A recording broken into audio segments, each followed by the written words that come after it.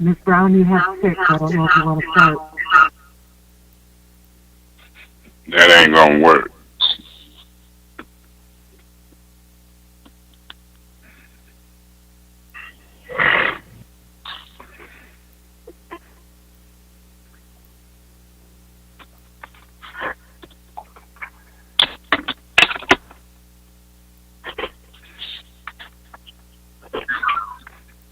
Hello, Councilwoman Galloway.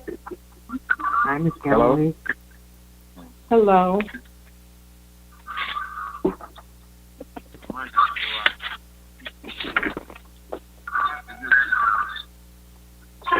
Okay, Ms. Brown, everyone is present. Present? Okay. Shall I start? You can if you want. You in control. You in control. Okay. Good evening. I'm Inez M. Brown, City Clerk, and I would like to call this Flint City Council meeting to order. Pursuant to the newly revised Open Meetings Act, each council member shall state that they are attending the meeting remotely and shall state where he or she is located, the county, the city, or state. Start at this time with Councilman Mays. First word. This is, we got some interference. I'm Councilman Mays, and I'm calling from Flint, Michigan, in Genesee County.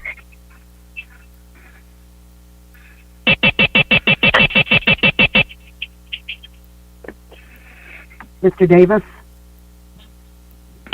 Yes, I'm Councilman Murray. This thing is beeping or something.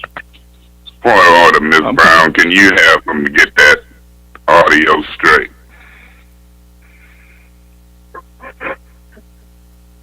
I'm Councilman Maurice Davis. I'm Councilman Maurice Davis, remotely attending this meeting in Genesee County, in Flint, Michigan. Mr. Guerra?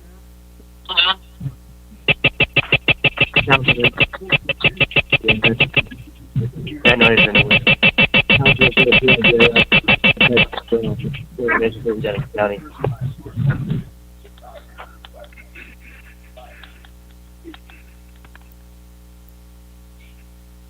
Did you hear that? Santino Guerra attending from Flint.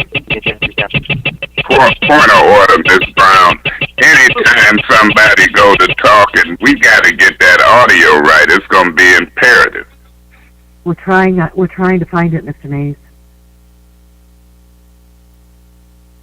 Sorry about that. Ms. Fields? This is Kate Fields, attending remotely from Genesee County, Flint, Michigan. Ms. Woodbury Carter? This is Jerry Winfrey Carter attending remotely from the city of Flint, Michigan, Genesee County. Mr. Winfrey? Yes, this is Herbert Winfrey attending remotely from Flint, Michigan in Genesee County. Ms. Galloway? Yes, this is Monica Galloway attending remotely from Flint, Michigan in Genesee County. Mr. Griggs? This is Alan Griggs attending the City Council meeting remotely from Flint, Michigan in Genesee County. Ms. Worthing? This is Eva Worthing attending remotely in Genesee County, Flint, Michigan. Madam Clerk, this is Davina. Yes. Before you move on, I just want to say I think I've located the caller that is having the feedback. I need to make sure that there's somebody that shouldn't be unmuted. However, from what I can determine, it's coming from people that are using the app, because I had mine on the app and I turned it off. But I think I've determined who it is, so that person, I keep muting you and unmuting you because it's your phone that's causing the problem. I just want to say that. And it's people that are using the app that are causing the problem right now. We're still working on it. Okay, can we commence with the agenda, though, at this point? Yes, ma'am. Okay, Madam, we'll proceed at this Madam, point. Madam Chair. Yes, sir. Yeah, thanks for giving me the floor. Madam Chair, I'd like to make a motion. I've had calls two ways. One of them, the motion will be to allow the public to speak first, and I so move. Point of order? Yes. Point of order, Madam Chair. We are not Yes. currently at the point in time to do changes to the agenda. That motion is not in order at this point in time.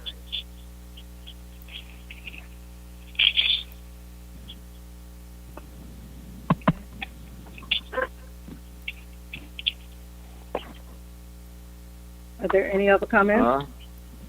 He trying to get in, let the little truck in. I don't know what he Are thinks you he's asking doing. for a second of his motion? Could you repeat that, Madam Chair?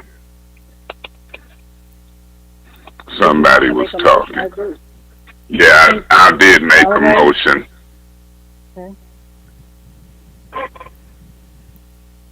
This is Councilwoman Galloway. I'll support that motion. Point of order, Madam Chair. Yes. When a point of order is called, whoever is chairing has to rule on the point of order.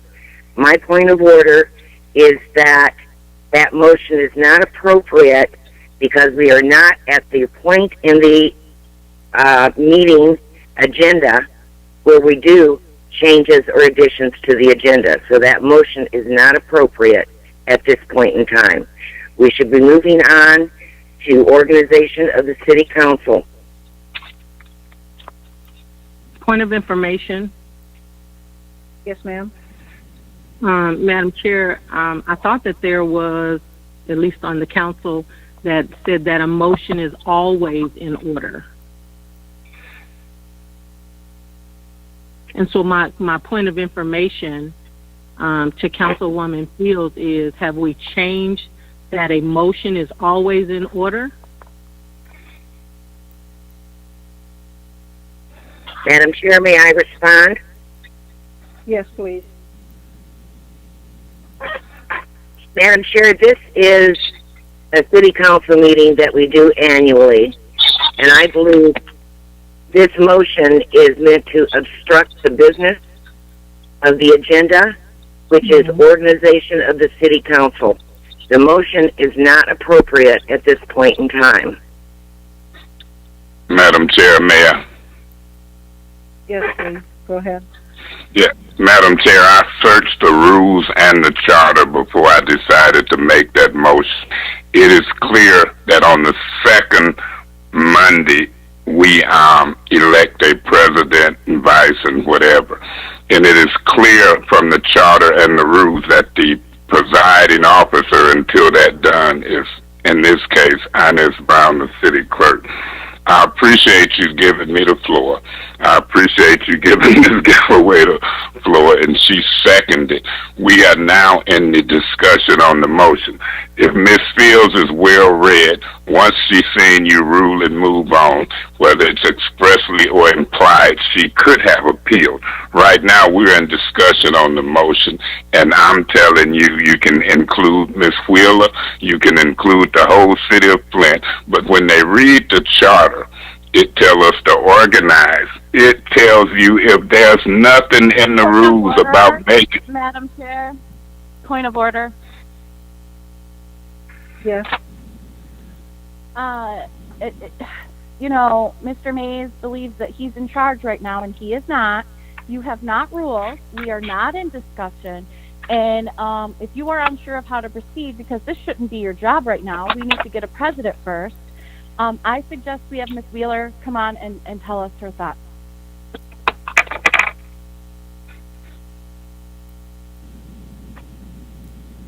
Miss Angela. You may Ms. proceed, Wheeler. Ms. Wheeler. the purpose of this portion of the meeting is under the charter, under 3-201, is to, for the city clerk to preside until there's a chosen president, and then thereafter the vice president is selected. So like I said, I think that's the one singular purpose that the city clerk has, is to preside over Point of information. Point of information. Madam Chair, point of information. Yes, Mr. Mays. Through you to Miss Wheeler. Miss Wheeler, can you look above that, and it'll tell you whenever something is not addressed in the council rules or the charter, we follow Robert's rules. Under Robert's rules, a motion is in order. Look above that, and it'll direct you, a presiding officer or chair. We conduct ourselves under Robert's rules. It doesn't limit Miss Brown to that. It limits her to chairing a meeting. We are the body. I made a motion. It's been second. Look above that, and it says if you don't see it addressed in our rules or state law, we follow Robert's rules. That's what we just did. Made a motion. Look above that. Madam Chair, Want me to? point of order. That was a point of information. We waiting on the answer. No, we're still waiting on the answer to the point of order, Mr. Mays. There's a point of order by Ms. Fields. There is no other motions until Ms. Inez Brown rules on that. Well, she's the chair. She'll make decisions. Right. She's not supposed to be the chair, Mr. Mays. She's just here to get our votes for president. And I feel like... I guarantee you it says she presides, she chairs. And then it also tells us we govern ourselves under Robert's rules. Point of order. Ms. Brown, Mr. Mays deliberately interrupted Ms. Worthing, and you had given her the floor. She had a point of order. I had a point of order. You have not ruled. And Mr. Mays cannot just take the floor. I did a point of information. After your point of information, you then interrupted Miss Worthing. No, Miss Worthing interrupted Miss Wheeler, who the point of information was directed to. She was out of order. She should be quiet and let Miss Wheeler answer. Is it above that? Miss Wheeler's answer was very clear. All we need is Miss Inez Brown to say... Point of order. She's still interrupting out of order. Excuse me. We're waiting for Miss Brown. Let's all be quiet, please. If I could go back to the very beginning of this particular meeting to state the purpose of the meeting itself, I wasn't able to do that. And the purpose of the meeting, of the first order of business for tonight's meeting, is the annual election of the City Council President. And I think for the record, it's important that I indicate that. I'm putting that on the table then, for you all to decide to do whatever. Point of order, Madam President. What point of order, Madam Chair? It's in compliance with Robert's rules. Point of order. It's a motion on the floor that's been properly seconded. Can we go into discussion is my point of order. Ms. Fuller, I'm going to defer to you on that, please. So again, back to what the charter says in 3-201, the city clerk shall preside until the council has chosen a president. The purpose of the city clerk is to take the vote to preside over the election of the council. That is the point of information. Can Miss Wheeler tell us what she's reading and what she's emphasizing? Let's just read it. 3-201B. That's what I read.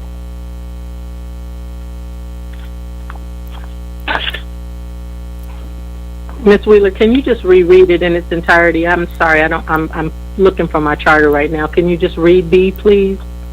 Yeah, on page 26 of the charter, 3-201, B as in boy, it says the city clerk shall preside until the city council has chosen a president.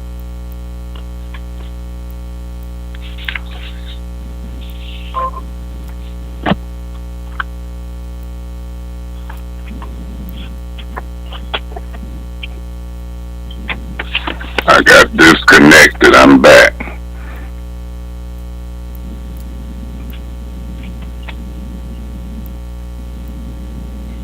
Ms. Brown is about to Madam call the Chair. roll. Madam Chair? Yes. Madam Clerk, through you to Attorney Wheeler. Attorney Wheeler, so you just read it in its entirety, and I don't want to belabor this. We can move on.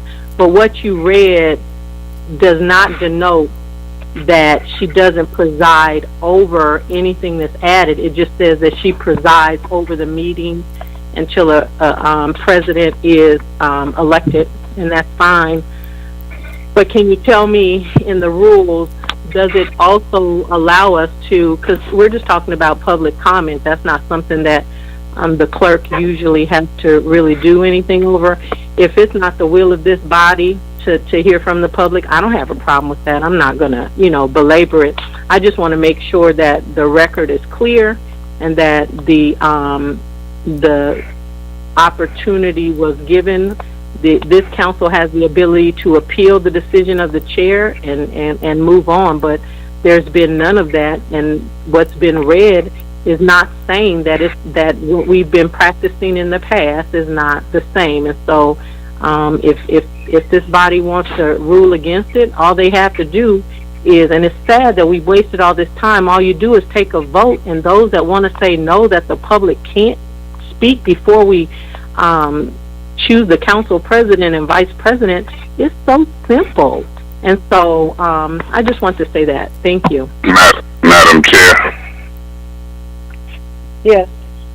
And Madam Chair, and that's exactly where we at. The council will vote and we'll move on. That's the procedure. And Ms. Wheeler, if you look at right above that, it tells you to resort to parliamentary procedure. It's saying she presides. It even language in there that say when we first get in office, we can do stuff up to 30 days. So she's presiding. She's a capable presider. There's been no appeal to her decision to ask, and it was a second. We're in discussion. We're discussing it. And I'm telling you, people will vote 5-4, 6-3, whether they want to hear from the public before they vote for president or anything else. I done got calls. And then my second issue would have been, since we didn't have committee meetings, to discuss the presidency publicly for 5 or 10 minutes before we vote, because it's serious, just like the President of the United States. And so I know what's going on in the city. There's been a motion made by a council person, properly second. We should be in discussion, and then it should be a roll call vote as to whether or not we hear from the public first. If Ms. Fields and Ms. Worthing don't like it, they can state these words: I appeal the decision of the chair, and we'll still discuss it. Madam Chair? Yes, ma'am. We can't appeal the ruling of the chair because the chair hasn't ruled on my initial point of order, which was, it's not appropriate for a motion at this time.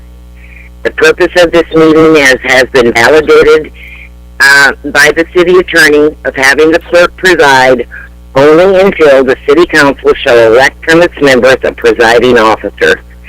So I believe, Madam Clerk, that I would encourage you to rule that we will move on with the elections of the council president.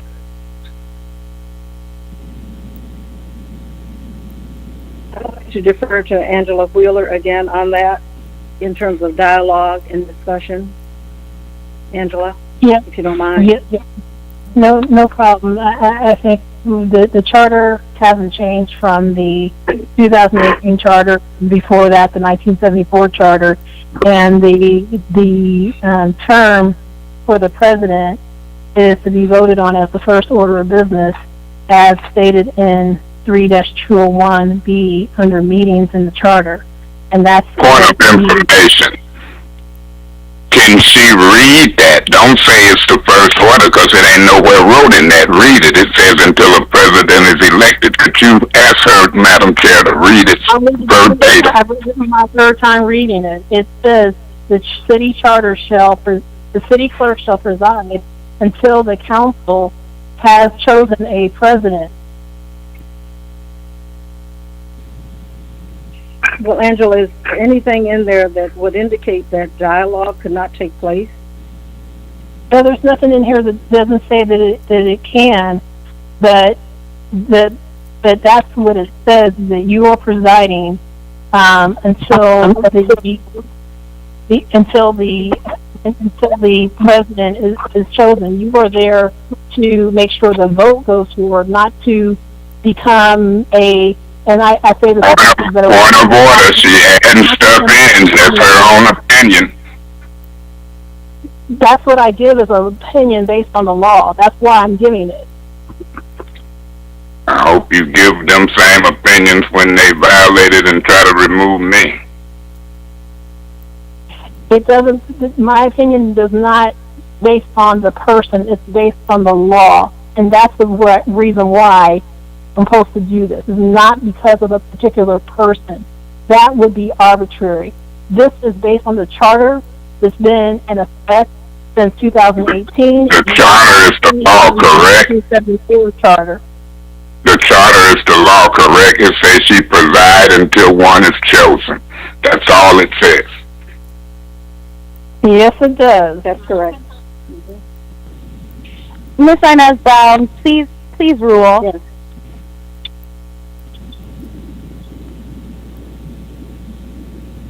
Well, I feel I'm caught in the middle here. Because number one, I guess I can understand where Mr. Mays is coming from in terms of wanting more information. But I can also understand what the other side is saying as it relates to the charter itself in terms of the lack of dialogue and so forth. So I feel that I'm kind of caught in the middle here in terms of making the decision. But I also feel that because if I can finish, Mr. Mays, because a motion was made to have someone come forward, I think it's up to you all. I'm going to put it back on you all to vote on it and make a decision as to what you really want to do. Madam Chair. One person. Madam Chair. Yes. This is Councilman Griggs. Who seconded this motion?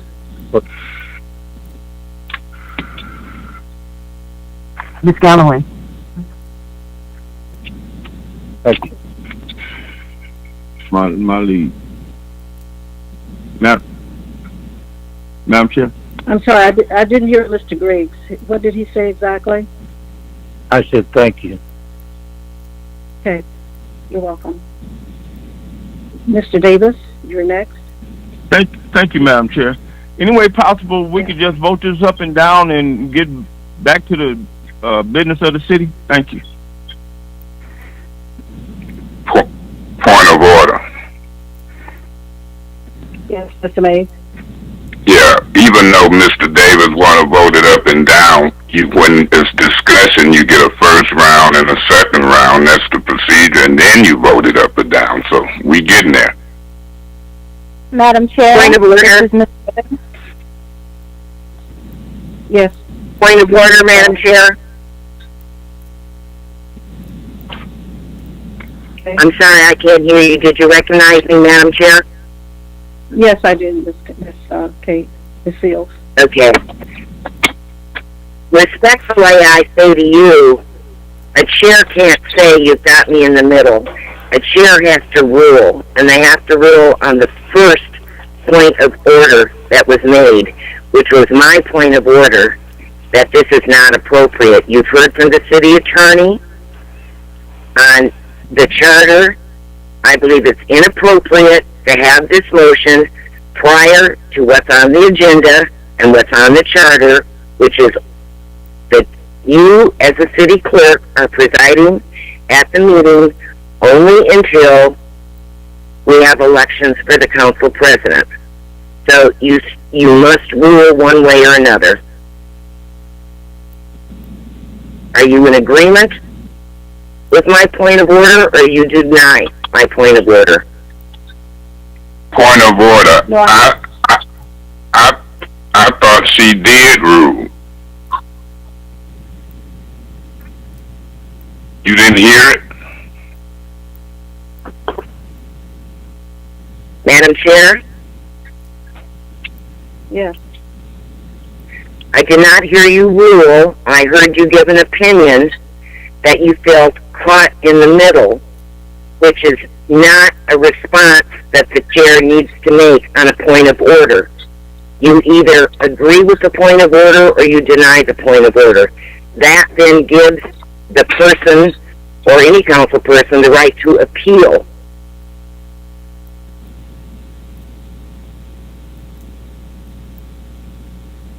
So I'm going to defer again to the city attorney, Angela. This is Angela. I think that the city clerk is being put in a position that is not what she's here for. She's here to preside over the vote specifically, and for you all to run your own meeting. And so the purpose of what the clerk is here to do is to make sure that you all vote, get your vote count for the president, and then the clerk steps aside and that person takes over the remainder of the meeting. That's how it's been this year, and that's how it's been for all of the years.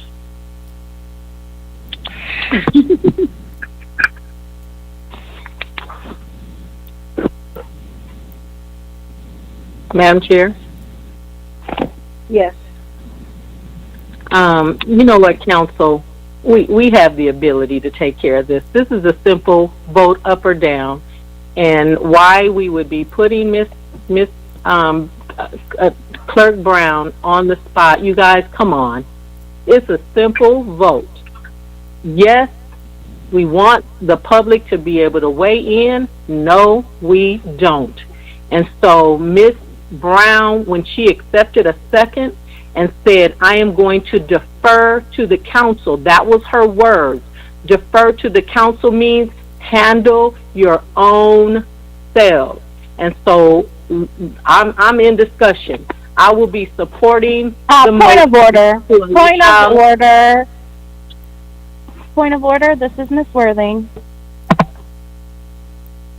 Miss Worthing? We are not in discussion. Miss Galloway is no longer a president, and she's right. Point of order. She's out of order. The point of order is talking about violating, and I have the floor, and you not using it for the point of order. You did not have the floor. You did not have the floor, Miss. I did. I asked for the floor, but you're not even You said you were in discussion. We are waiting for Miss Brown to rule. Please cease talking. You know Ms. what? Brown. You know what she is. You guys, hey, I withdraw my support. Eva Worthing, you should be ashamed of yourself. This is about letting the public speak, and you should be ashamed of yourself. Point of order, we in discussion, I would guess. Ms. Galloway, the point of withdrawing it don't work like that. It'd have to take a motion to vote. Just kind of let them keep talking. Let this keep flowing. Just relax. So, Ms. Brown, if nobody else... We are waiting for Miss Brown to rule. We still have not heard her rule on Miss Fields' point of order. He's out of order, you guys. Point of order. Miss Worthing is disrupting the meeting, and she's being argumentative, and none of this council is allowing her to be corrected, you guys. Miss Brown is not here for that. Vote yes or no and stop putting her in the middle. Madam Chair? No, stop, Miss Fields. You can't talk either. Miss Worthing, aren't you going to point of order? You are ridiculous. I feel sorry for you.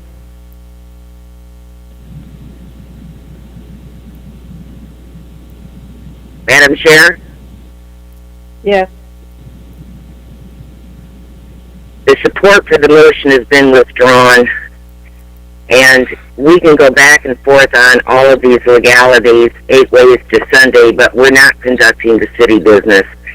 The purpose of the clerk chairing this particular meeting is simply to conduct the elections for the president of the council, who then proceeds to chair the meeting. I suggest that we move on, and that's what we do, Ms. Brown. Point of order. You have to definitive action.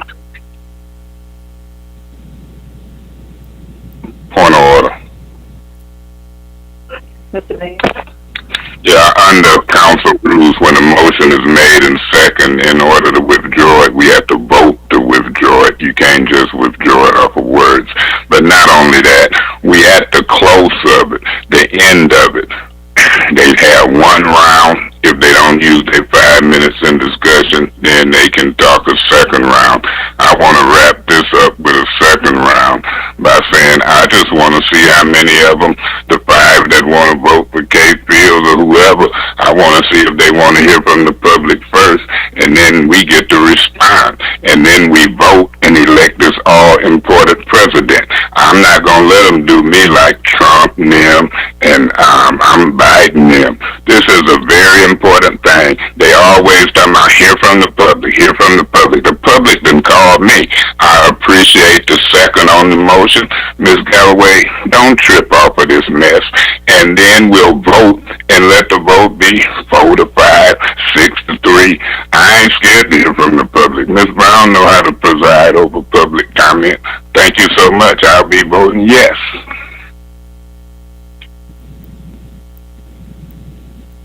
So, Madam City Attorney, is the motion back on the floor again? Should we vote on it? Should they cast a vote on it at this time? What appears to be happening is that they don't want to do, or not they, but the charter says what's supposed to happen. The charter says you're presiding, and you're presiding for the purposes of until the president. Point of information, it don't say purposes, it say until a president is elected, she presides. We know what presiders do. Don't make it up, Angela. I'm not making it up.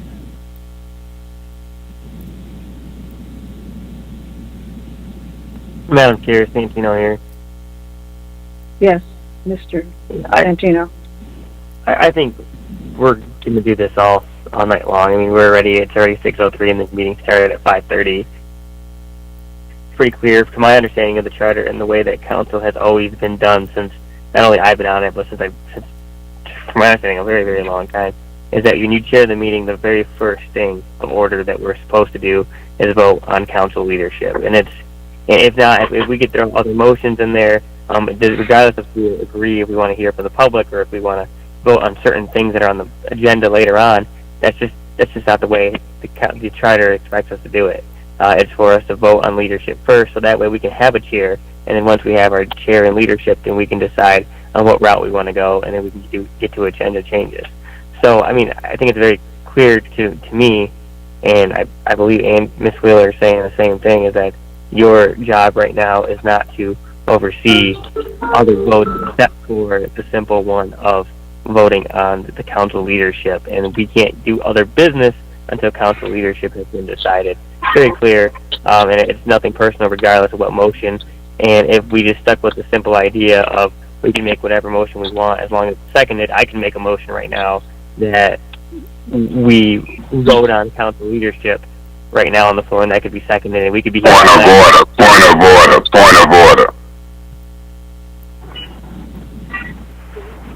So regardless... Point of order. My point of order is the young fella is wrong. You can't put a motion on top of a motion. You can't make another motion contrary to nothing. The point of what I'm saying is that the very first thing we're supposed to do on council on this day annually is to select council leadership. That's just the way it always has been. It's clear to me that's what the charter expects us to do.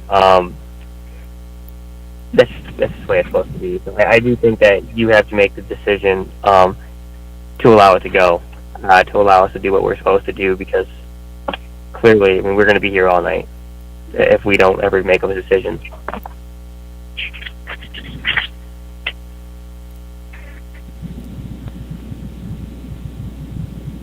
Okay, is there any other discussion?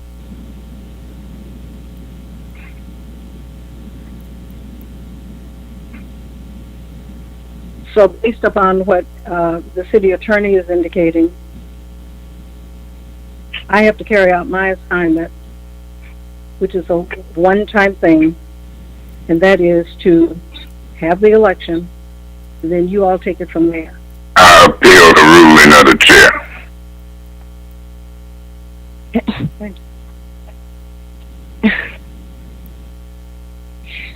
But I have to indicate, Mr. Mayor, that for as long as I've been here, I don't recall that we've gone. Point of order. If I say I appeal the ruling of the chair, the presiding officer have to say, is there a second? If Angela will allow, I will read into the record what it says. It says if it's not addressed in the charter or our rules, which is not, it just says you preside, then it says you go to Robert's rules. And Robert's rules allow the presiding officer to take a motion. I'm in a point of order. I'm in a point of order. You out of order interrupted my point of order. I'm trying to explain to Miss Brown that I appeal the ruling of the point of order. We in a point of order. Taking the floor under the guise of doing appeal to the ruling of the chair. You have to ask for a second. Support for his appeal. We agree. But he does not have the right to take the floor and start debate.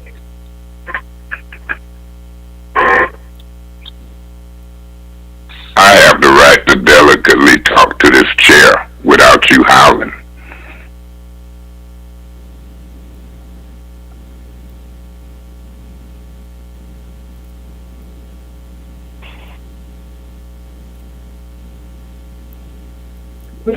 Time. Ms. Brown, would you see if it's a second to the appeal? Because if you had a rule they opposite, they would appeal. You rule opposite of me and Ms. Galloway's motion and second, so I'm appealing. If it's a second, if it's a second. If it ain't. You know, I know what the rules say. That's why I'm suing Kate Fields and them now. And Angela and them too. I'm asking for a second at this time. Madam Chair, Yes. I'll second that motion. Okay. Is there further discussion?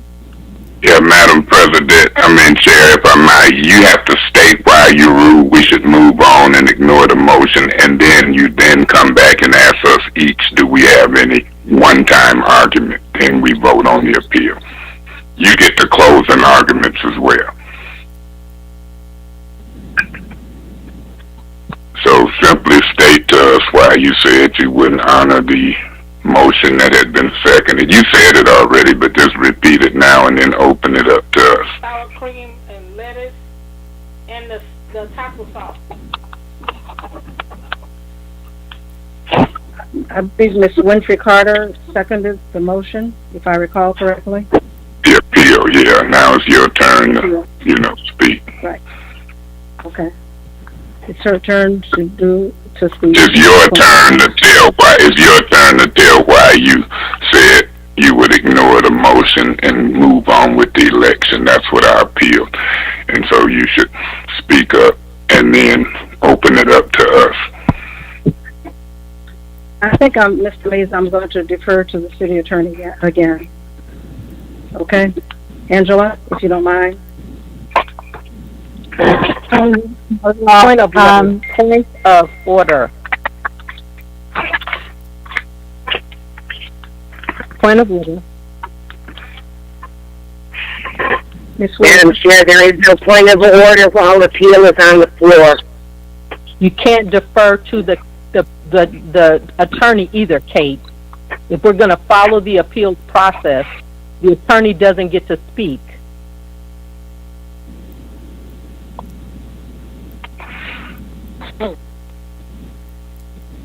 Ms. Brown, if you want to waive your opening, you could waive it and then just ask, do we have something to say? Let's get this over with. Well, do you have something you want to say? Any council person. If they don't, I will. Yeah, I'll say something. I appreciate if I have the floor. If you give me the floor, I'll say something. Madam Yes. Presiding, I can appreciate Miss Winfrey Carter in principle. Seconding this, I want to see what Santino and Mr. Guerra, Councilperson Guerra, and Mr. Davis going to vote. Do we hear from the public before they launch their vote for themselves, for Kate, or me, or whoever they going to vote for? But I know when the deck is stacked. So I appreciate the second on the appeal. Ms. Brown, you was headed the right way, getting the call for a roll call on the vote, and we'd be over. But they might have appealed you. I would have stood with that. So you have done a good job presiding. That's what you do. And when you preside, it clearly states, without making nothing up, you preside until we elect the president. We gonna get to that business. They know we gonna get to that business. They just don't want the public to chime in because Maurice was on Facebook saying who he would vote for prematurely and publicly. And so we know what's going on. I'll be voting on this appeal. I appealed it. So I can't vote with you on this one, Ms. Brown. You too nice. You let Angela and Kate and them, but you say let us figure it out. So we'll figure it out in appeal. This field probably will get more yeses agreeing with you, Ms. Brown, than no. But I'll be voting no, and I'll see if 5 other people do. And then once this appeal, and I'm wrapping up, once this appeal fails, then we'll get on with the election. And I want the whole city of Flint to see, and I want them to comment after the fact. And I want them to see who blocked them out before the fact. Because we just finished a fantastic election for a president. Character means something. God bless the citizens of the city of Flint. Madam Chair? Yes. Yes, Ms. Field. I'm going to be voting in favor of your ruling where you correctly stated that you believe you were there to preside over the council election. You've asked for the city attorney's opinion. She's read the charter 3 or 4 times, and I believe you ruled correctly. So I believe once this appeal is over, and I hope the appeal fails, because I do agree with your ruling, I hope you will then promptly move into the council elections. Thank you. Madam Chair? Yes. Ms. Winfrey Carter. Yes. I will be voting no. I am not in support of the chair's ruling. I think, okay, and I'm going to read this again. The charter says the city clerk shall preside until the city council has chosen a president. Until we get to that portion of the meeting where we elect a president, then that's when Ms. Brown's job is over. Okay? We had a motion. A motion is always in order. And I think it is beneficial for us to hear from the public. The public put us in these seats. So we should always hear from the public. They should always be able to weigh in. So I will be voting no. And I hope my other colleagues will see that the public is the reason that we're sitting in these seats, and they need to be able to talk about who they would like to sit up here as president. So I'm going to vote no. Thank you. Madam Chair, Ms. Worthing? Yes.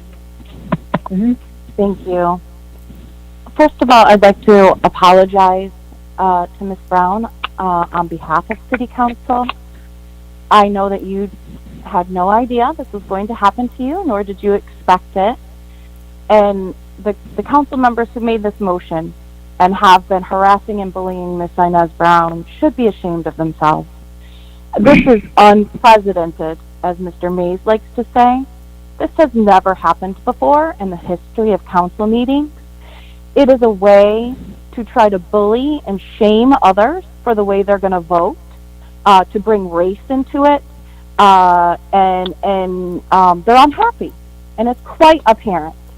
The vote is going to go down the way the vote will go down. It is not the public's job to choose the president. It is the city council's job. The public does not have to be subjected to abuse from a president, as we have been this past year. We do. We get to decide. It's not the public's job. It's not on our agenda. And again, now I apologize to the public, because now it's been 45 minutes into a meeting in which we should have a president and move along with business. But sadly, this is how things go with the council the way it currently is. My apologies, and I hope we can just move on. Thank you. Madam Chair. Yes. Thank you for indulging. This Councilman Davis. I'm looking at my agenda. My agenda say organization of the city council. Then it goes down to say call to order. We're not even in the meeting until we elect the president. So all of this time been wasted with foolishness. All your job was just like you stated, as well as Attorney Wheeler, to get us a president. Then we call the meeting to order and we go from there. Point of information. Through you to the speaker, Mr. Davis, can you look at your agenda closely? It's 2 calls to orders. Ms. Brown called this meeting to order.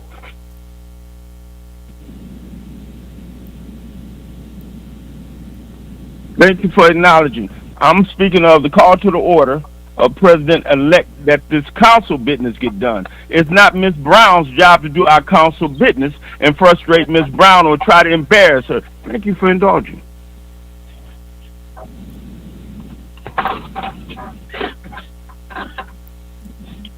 Are there any other comments?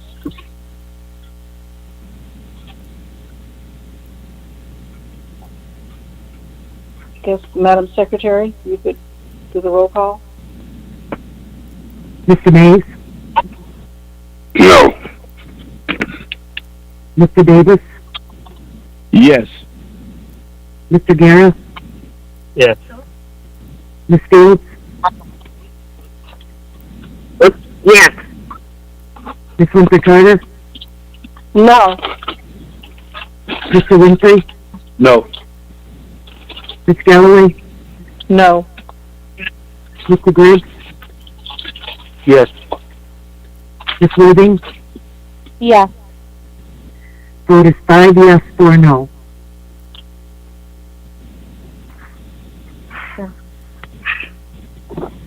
Ms. Brown, it's election time. At this time, it's the process for choosing a city council president, and I'll commence it with a roll call. And I'll start with Mr. Mays. Mr. Mays? Mr. Mays, vote. Somebody saying something? You would provide me with a name? Yes, I'm ready. Yeah. Okay, I hear what you say. I'll say Mays. Mr. Davis?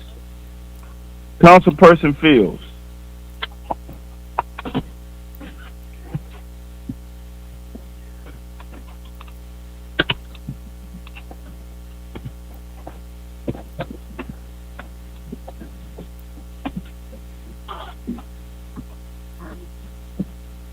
Mr. Santino Guerra? Councilwoman Fields. Hello? Pardon? Councilwoman Fields. Okay. Ms. Fields? Councilwoman Fields. Ms. Winfrey Carter,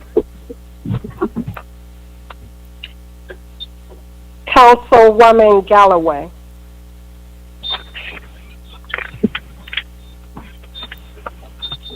Mr. Winfrey, Councilwoman Galloway.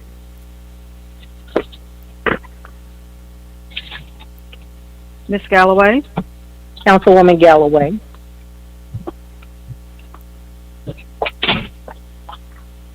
Mr. Griggs, Councilwoman Fields,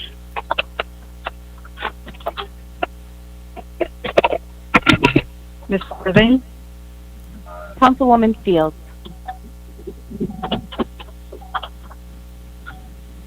It's not a laxative. It works differently. Linzette helps relieve belly pain and lets you have more frequent and... if you all could listen to the vote. 1 for Mr. Mays, 5 for Ms. Fields, and 3 for Ms. Galloway. So I believe Ms. Kate Fields, Councilwoman Kate Fields, received 5 votes, which then makes her the council president for this upcoming year. Ms. Fields? Thank you, Mrs. Brown. I appreciate your patience and your endurance to this. Before we hold the election for the council vice president, I'd like to thank my colleagues for their support. The job of being council president is not always an easy job, and I would like to also thank my predecessor for her time serving as council president. As this council moves into its final year of the current term, I have confidence that we can find ways to better serve and represent the citizens of the city. I hope you agree with me when I say we need to ensure that our meetings are efficient, effective, and professional. Our council meetings should be focused on only one topic, the business of our municipal government as specified in our city charter. Point of order. We at the organization of city council, y'all just argued about other stuff, so let's get on with the business, please, and do your speech on a special privilege. Let's follow the agenda, Ms. Fields. This is getting a little much. Mr. Mays, I haven't called the rest of the meeting to order, and I have one more statement I'd like to make, and I would like your... That ain't part of the agenda. You can do that next time. Point of order. You're out of order. Point of order. You got to recognize my point of order. Mr. Mays, what is your point of order? The agenda says that after Ms. Brown presides, and we do the organizational for president, it say that you ought to call the meeting to order and proceed with the organization of city council. Ain't nothing in there about no speech. So proceed with the agenda. That's my point of order. That's your duty. Your point of order is denied. Okay, I appeal it. I appeal that you won't call it to order as the agenda said. I appeal. Is there a second to Mr. Mays' appeal? Madam President. Oh, go ahead. Go ahead, Herb. Yes, Mr. Winfrey? I second that motion. The appeal has been supported. I would like to say that I only had one more sentence, and it is usual for the council president when first elected and the council vice president when first elected to be able to say just a few words. I had one more sentence before I was interrupted, one more sentence to finish, and then I was going to call to order of the rest of the meeting. So I would hope that my colleagues would agree with me that we have always given the newly elected president and vice president a moment or two to say a couple of remarks.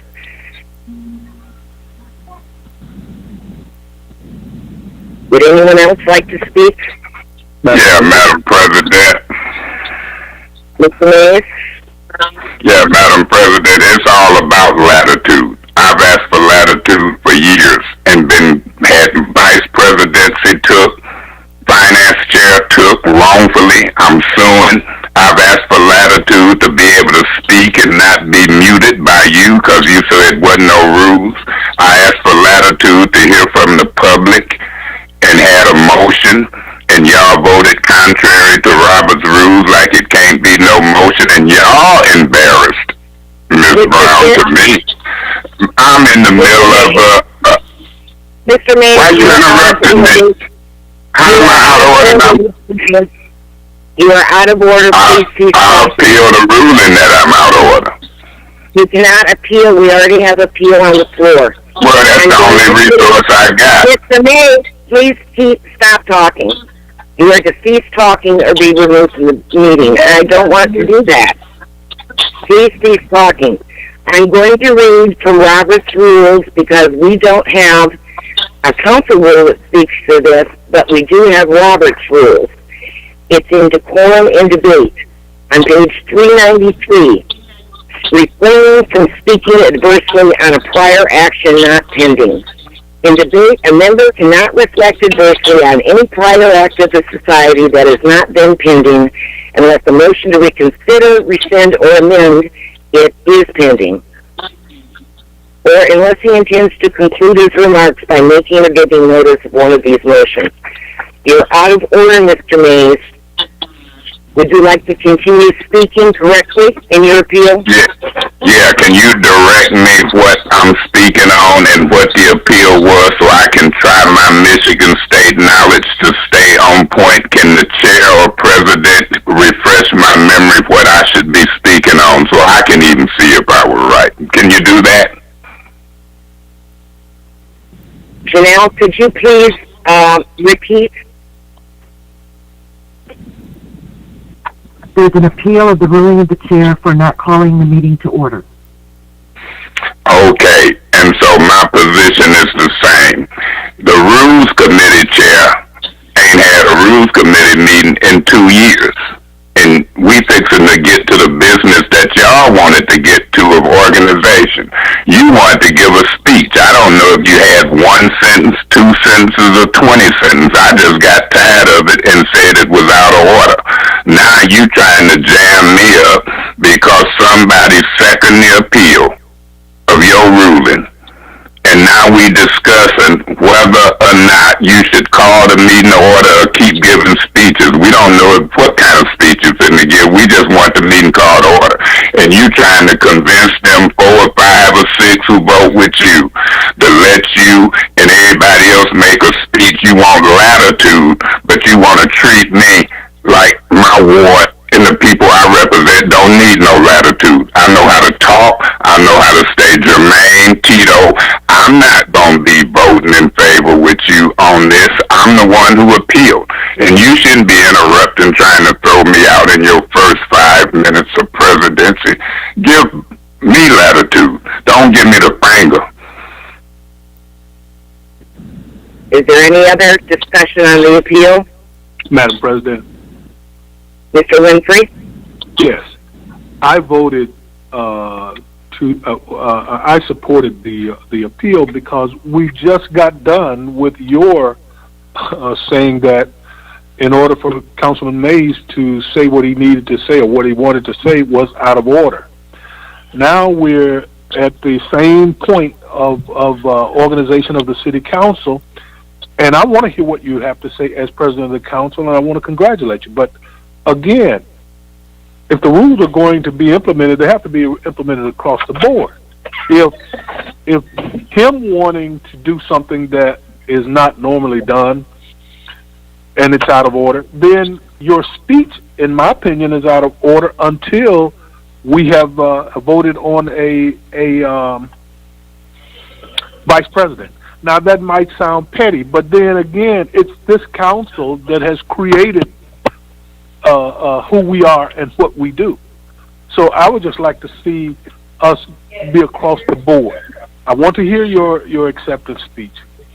I want to congratulate you as well, but I think we still need to be across the board. That's why I voted against, that's why I supported it, because, again, he called a point of order because we're not at the point where speeches ought to be made. We're still at the point, in my opinion, of the organization of the City Council.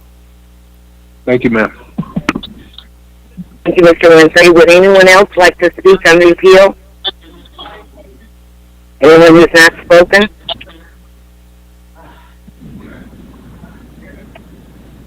Hearing no further discussion, roll call. Please. Mr. Davis?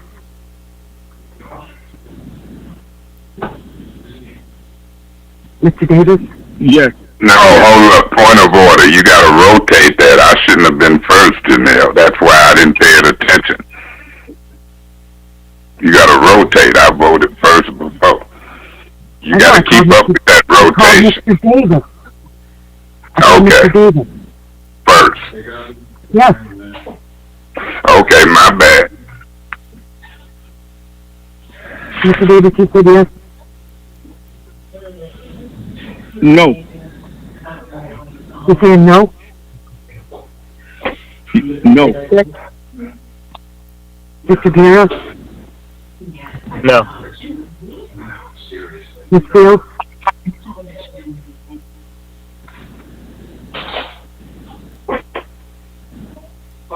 Ms. Fields?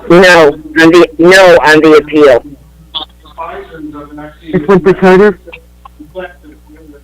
Yes. Mr. Winfrey?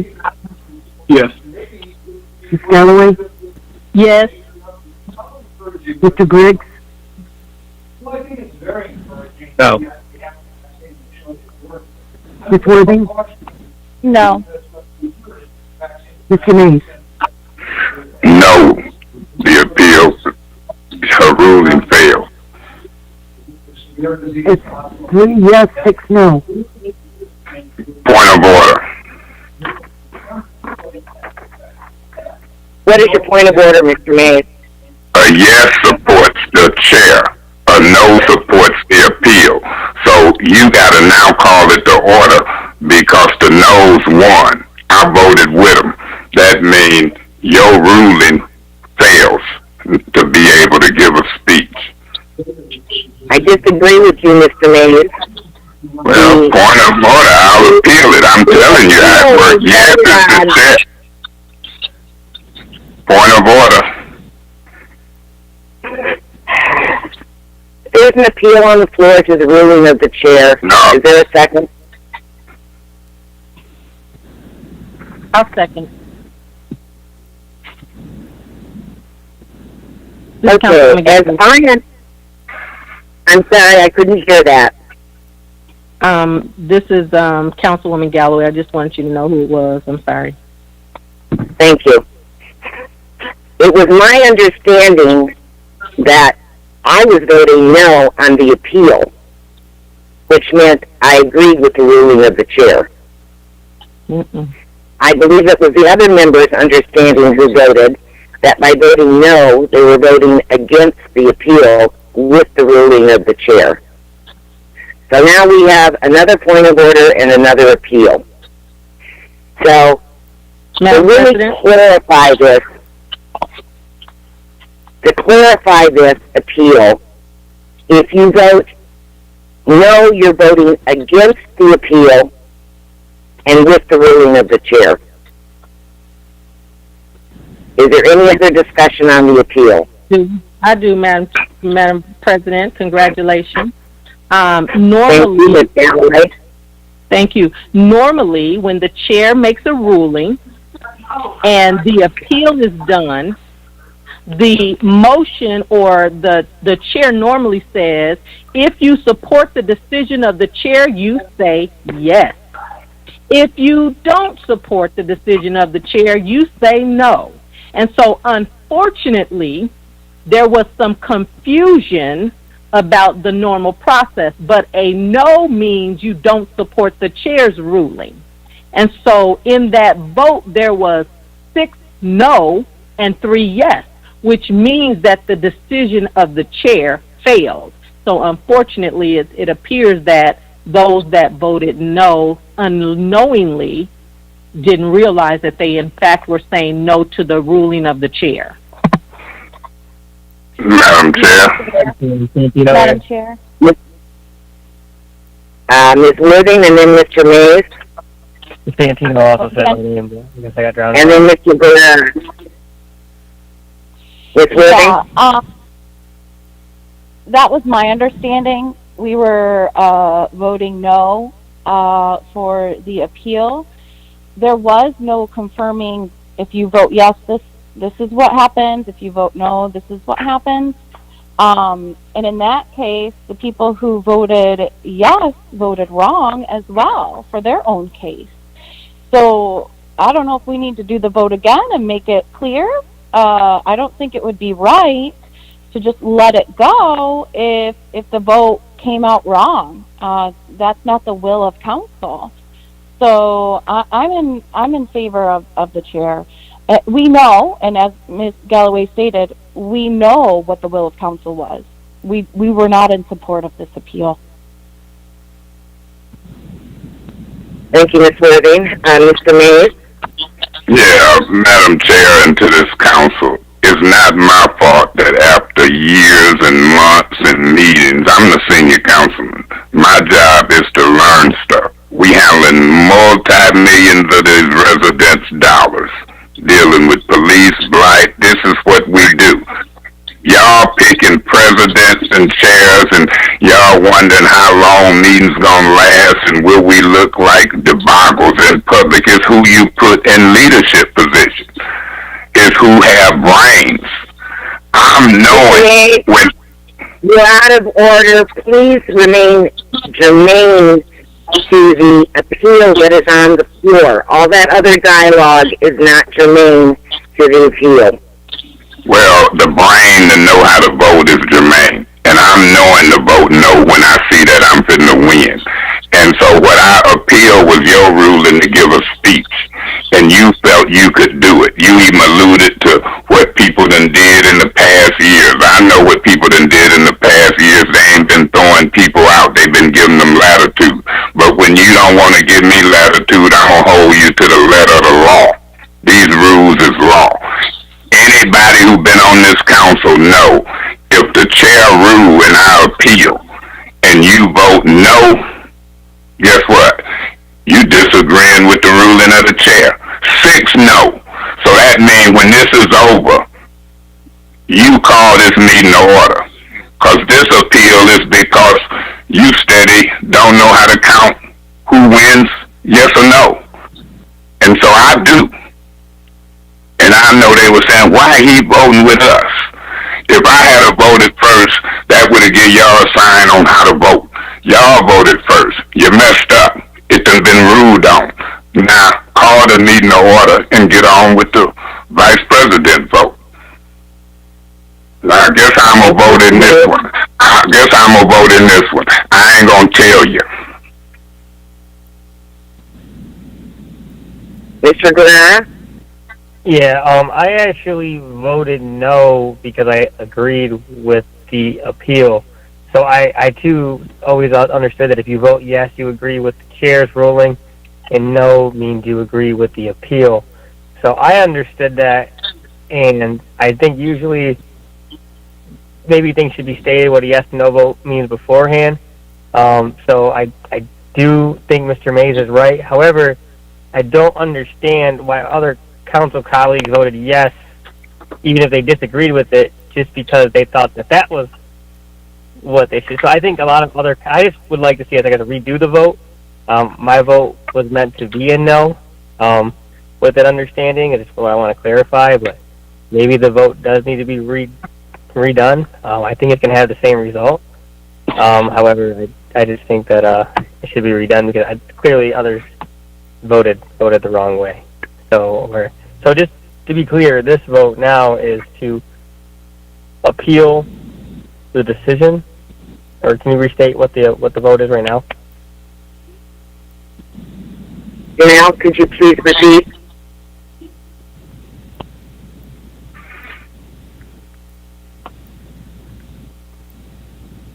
I'm sorry, Ms. Fields, I missed that. I'm sorry? I missed what you said. Could you repeat what this appeal is about?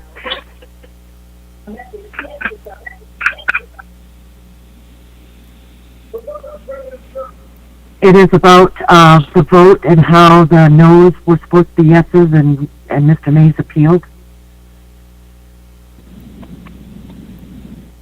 Okay. Thank you, Janelle. Okay. Is there anyone else that would like? Are you through, Mr. Guerra? No, because I mean I don't really see. I think that as a large, I think other maybe council members voted wrong, but I do think the vote was finalized, and I think that's the way it should stand. By the no meaning that you can't proceed, and then we just move on to the next. We move on to the next thing. So I don't really get the no's are supposed to be yeses unless we're going to redo the vote, which I think could also satisfy people. But if not, I think we should just move on to the next agenda item, picking the vice president. Thank you, Mr. Guerrero. Anyone who has not spoken on the appeal like to speak? Then I'll finish. I want to apologize because I actually agree with Ms. Galloway, and, you know, I've not chaired for a while, so you talk about having a little latitude. Number one, I made the mistake. I did not repeat, and I should have clarified what a yes vote meant and what a no vote meant. So I believe we do have the option of redoing that appeal or frankly moving on. And I do have one final sentence I would like to say, and I will say that as we get into the meeting somewhere.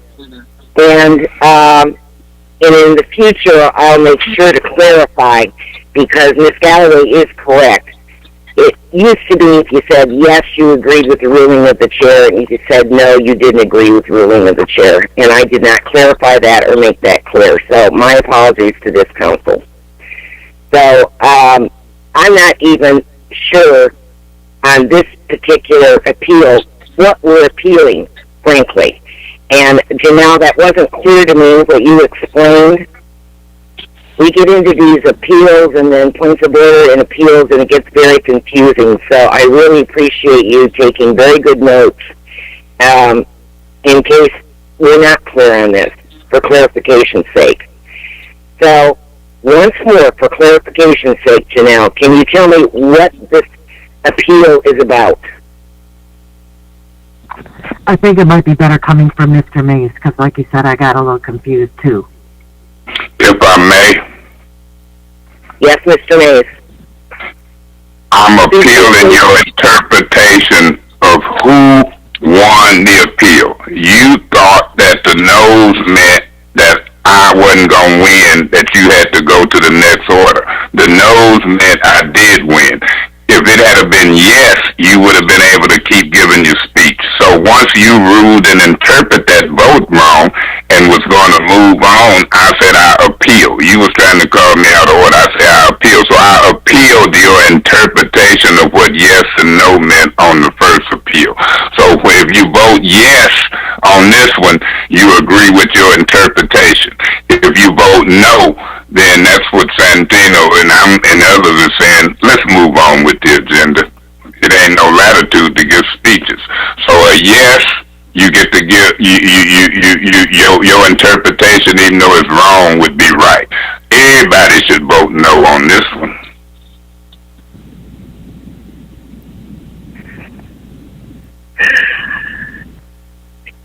Well, I said it would state. So if you vote yes, you're agreeing with the chair. If you vote no, you agree with the appeal. Roll call, please. Mr. Guerra? No.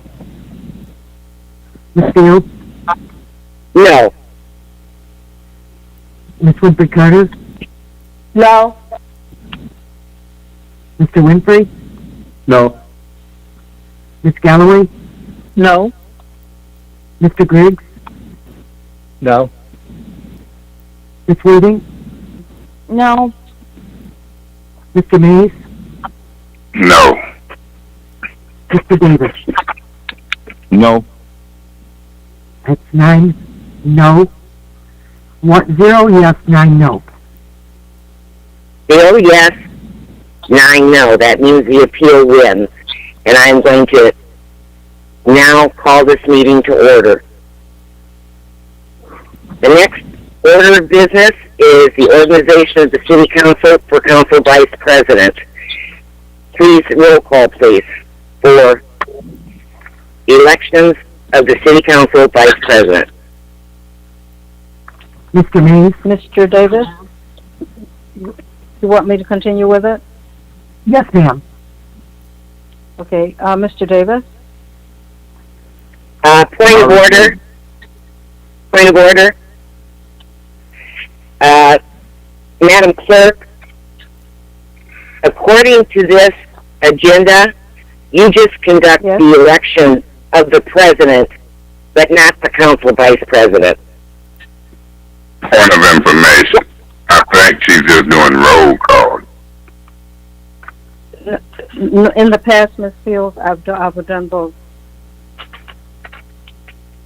Okay. Could you clarify, Ms. Brown, were you just doing roll call on the vote? I'm just doing roll call on the vice president. Oh, thank you. I misunderstood. Pardon me. Proceed. Okay. Mr. Davis? Maurice Davis.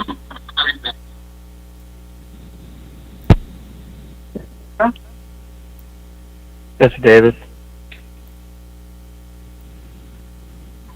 Ms. Fields? Maurice Davis. Ms. Winfrey Carter? Monica Galloway.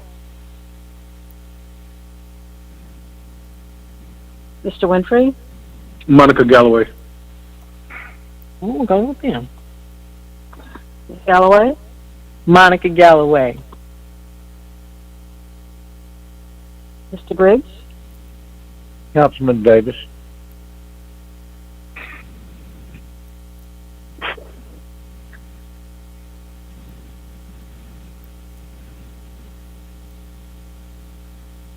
Ms. Worthing? Councilman Davis. Mr. Mays? Mays.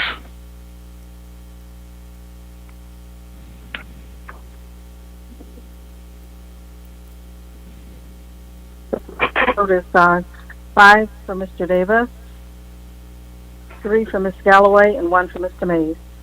Mr. Davis is the vice president. Thank you, Ms. Brown. Congratulations, Mr. Davis. Would you care to say anything? Point of order. I will later on in the meeting. Later on in the meeting. Thank you. Thank you, Mr. Davis.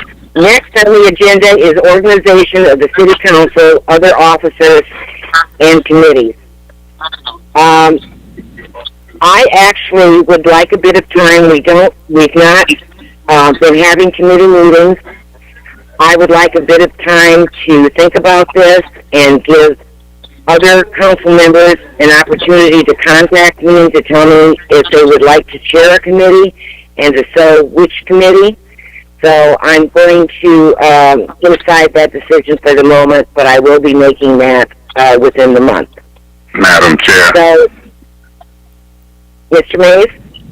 Yeah, Madam Chair, I'd like to make a motion that Monica Galloway be finance chair, and I so move.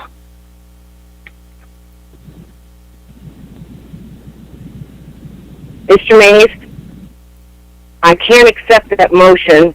You're Point of order. Point of order. Point of order. What is your point of order, Mr. Mays? My agenda, the council rules, says that the president can make those appointments unless otherwise directed by the council. And so my motion is in order, and if you rule it out of order and don't ask for a second, Madam New President, I'm going to appeal. Give me a moment, Mr. Mays. I'm going to read that rule. Can you direct me to the rule number? About when you get the floor, can you make a motion? You the president. I got time. Remember, I don't lead meetings. I want you and Andrew. He's talking. You've had a point of order. I'd like to rule on it, but I'd like to look at the rules before I rule on it. So I'm asking you politely, can you direct me to that rule? I'm telling you politely, you the president, find it. You looking to see when you give a person the floor, can they make a motion? Talking. Please cease talking. while I look at the rules.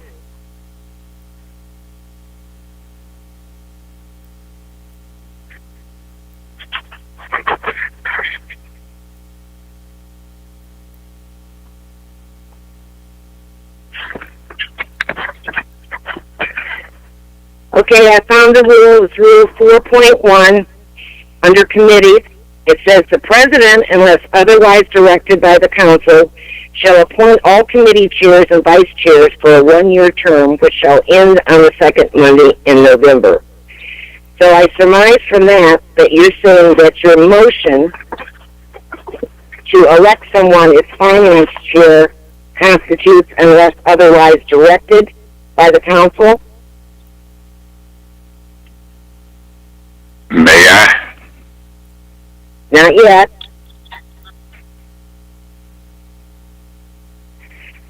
I'll consider that as otherwise directed. There's been a motion. Is there a second to that motion? Madam Chair? Ms. Winfrey Carter? Yes, I'll second that motion. It's been moved and supported that Monica Galloway be made finance chair. Is there any discussion?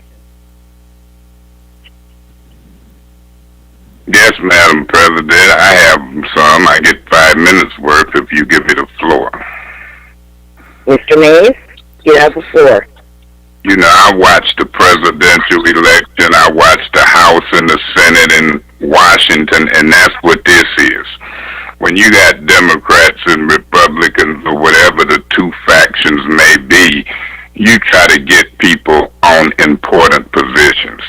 I done watched this council, and between me, Ms. Galloway, maybe you or whatever, I don't know what you got in mind or what y'all got in mind, but I'm open, honest, and public. We will see what the folk got in mind when we vote on this motion that was a proper motion, and if this one go, we might look at governmental ops and legislative too. Maybe we'll wait, but this is the third most important position, and I don't know what y'all done promised, because it seemed like y'all came in here locked and loaded, didn't want to discuss nothing, and coincidentally, everybody voting in a block. Let's see what they do with finance chair. I'm going to reserve the rest of my time and see who say what. I'll be voting yes for Monica Galloway for finance chair. Let's see what y'all do. Madam Chair? Mr. Davis? Thank you for indulging, Madam Chair. I think that would be a awesome choice, Ms. Galloway. She have the expertise. Only thing I would pray that, you know, and I know she's fair and I have conversation with her. We agree, sometimes don't agree. But when it comes to the finance of this community, that is the pulse. That is the pulse. And all I would pray, I know she can handle that because she's an excellent finance chair. I would pray that she would work with the administration because I'm so tired of the bickering. Like we done spent all this time right now to just pick a president and a vice president. Work with and get this city moving while we got a chance. We got a pandemic on our hands. But I know Monica Galloway is more than capable. And I have no prejudice, so people can quit calling me a rubber stamp because Maurice move and act on his own accord. I have no prejudice, 0%, against no colleague. But Ms. Galloway, give it all you got to move this city on one accord with administration, well as this body, and I guarantee I'll wholeheartedly support you with all I got. Thank you for indulging. Thank you, Mr. Davis. Ms. Worthing? Madam, Ms. Worthing, you have the floor. Thank you. Can you hear me? Yes. Okay. Yeah, I'm not enthusiastic about that at all. One, it's been customary that the president chooses, and in fact, when Ms. Galloway was president, last year, she immediately decided who was going to do what. No consideration for anyone else but what was pre-decided beforehand. And I will not support this. Ms. Galloway has proven that she cannot work with others. She is constantly rude to staff. She would not work with administration.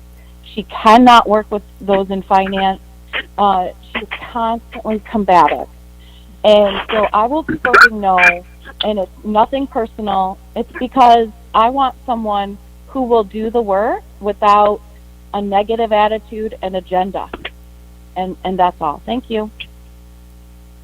Thank you, Ms. Redding. If you know. Mr. Guerra? Yeah, I just want to say is I have no doubt that Galloway can do the job of finance chair. I don't know if she's done it before, and I know that she's definitely educated in how municipal government works. However, I think it is precedent that the council president originally chooses the finance, and all three other chairs additionally. Now, if they don't work out, I've seen it in the past. We have changed chairs and leadership, which is totally understandable.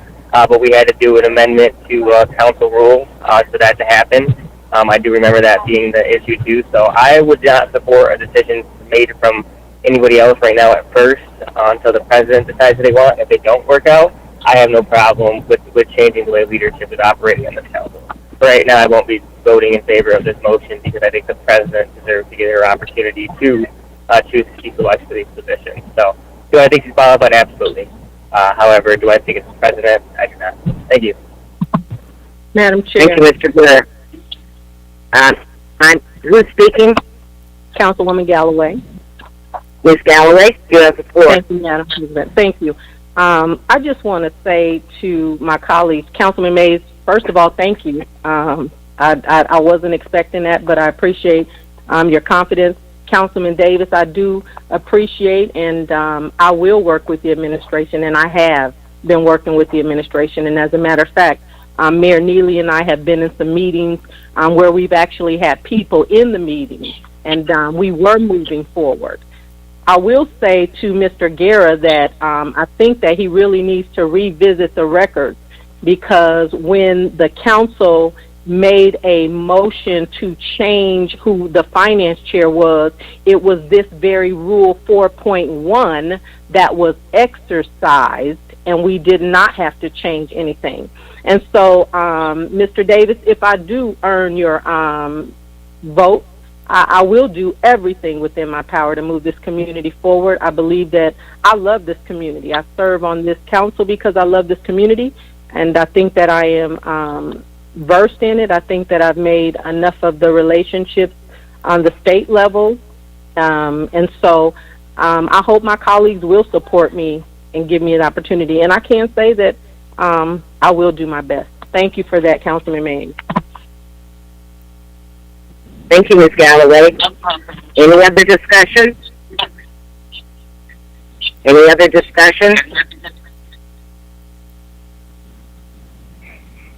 No one else for a first round. We'll move to the second round. Mr. Mays? I would suppose that you didn't have nothing in the first round, and that's fine. But Mr. Guerra, that's exactly the rule. Y'all removed me and put the finance chair the majority of the council wanted. You got to be consistent with these rules, unless you're going to make me the chairman of the rules committee, and I can get some stuff in order and make it easy for everybody. So I hear your argument. I'm just watching the vote. God bless the citizens of the city of Flint. Any other discussion? I would like to say something. I guess I did not take the first round, and then I'll recognize, I believe, Mr. Davis. Okay. I would like to say that every other council president... Point of order, Madam President. What's your point of order, Mr. Mays? Seemed like you sacrificed the first round of yours, so let him do his second round and take all yours in the second round last. That's really you the president now. I'm aware of that, Mr. Mays. Thank you. I will continue. Every other president has been accorded the courtesy of, as per our rules, of choosing the committee chairs. I don't know why this time should be any different. The last time where we actually voted on a finance chair, it was only because the original chair who was appointed had to be removed. Point of information. Point of information. Did I have to be removed? That's my point of information. You recognize me? Point of information. I'm to the speaker, you. Did I have to be removed? Yes, Mr. Mays, you had to be removed for abuse of the authority of the chair. Now I'm going to continue, and please, I would appreciate not having any interruptions if possible. I would like to say that while Ms. Galloway does have financial expertise, I would like the same courtesy that other presidents have been given, including Ms. Galloway, Mr. Winfrey before her. While this present council has been in office, I stated that I would like some time to think about this in order to hear from other council members on their thoughts and ideas and their willingness to serve, what they're interested in, and if they would like to chair at all, or perhaps they don't choose to chair. But I will be voting no on this. It is saying nothing against Ms. Galloway. It's for the principle that the president of council has always been allowed to choose the chairs of the committees. Mr. Davis? Thank you for indulging, Madam Chair. I'd like to say this to Ms. Galloway. I'm very confident in all your ability, Ms. Galloway. We got different personalities, and that's how God made us. But at this time, we got a new presidential administration. The day need to be the day we reconstruct the council, as well as our direction and our history of being a clown show. I will be supporting Ms. Galloway as finance chair. Let me tell you why.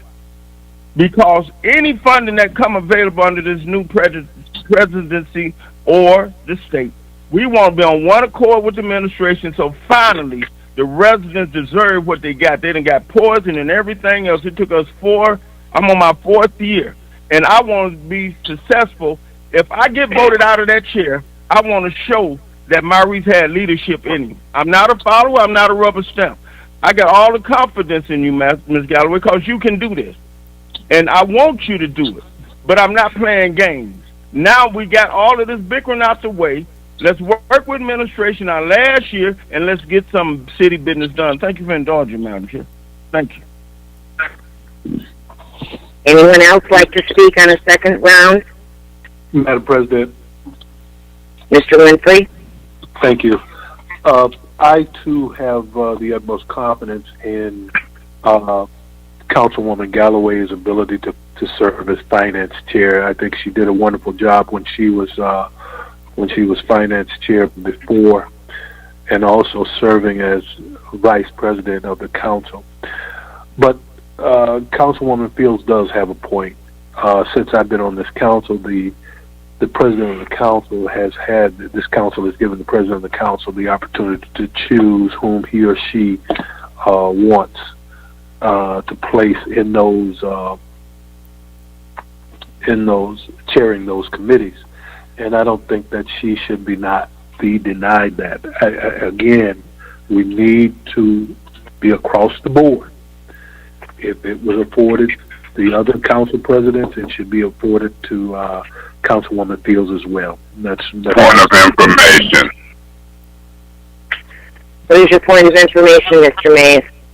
Through you to the speaker, shouldn't we be afforded our whole year across the board and not take it from me? Across the board is across the board.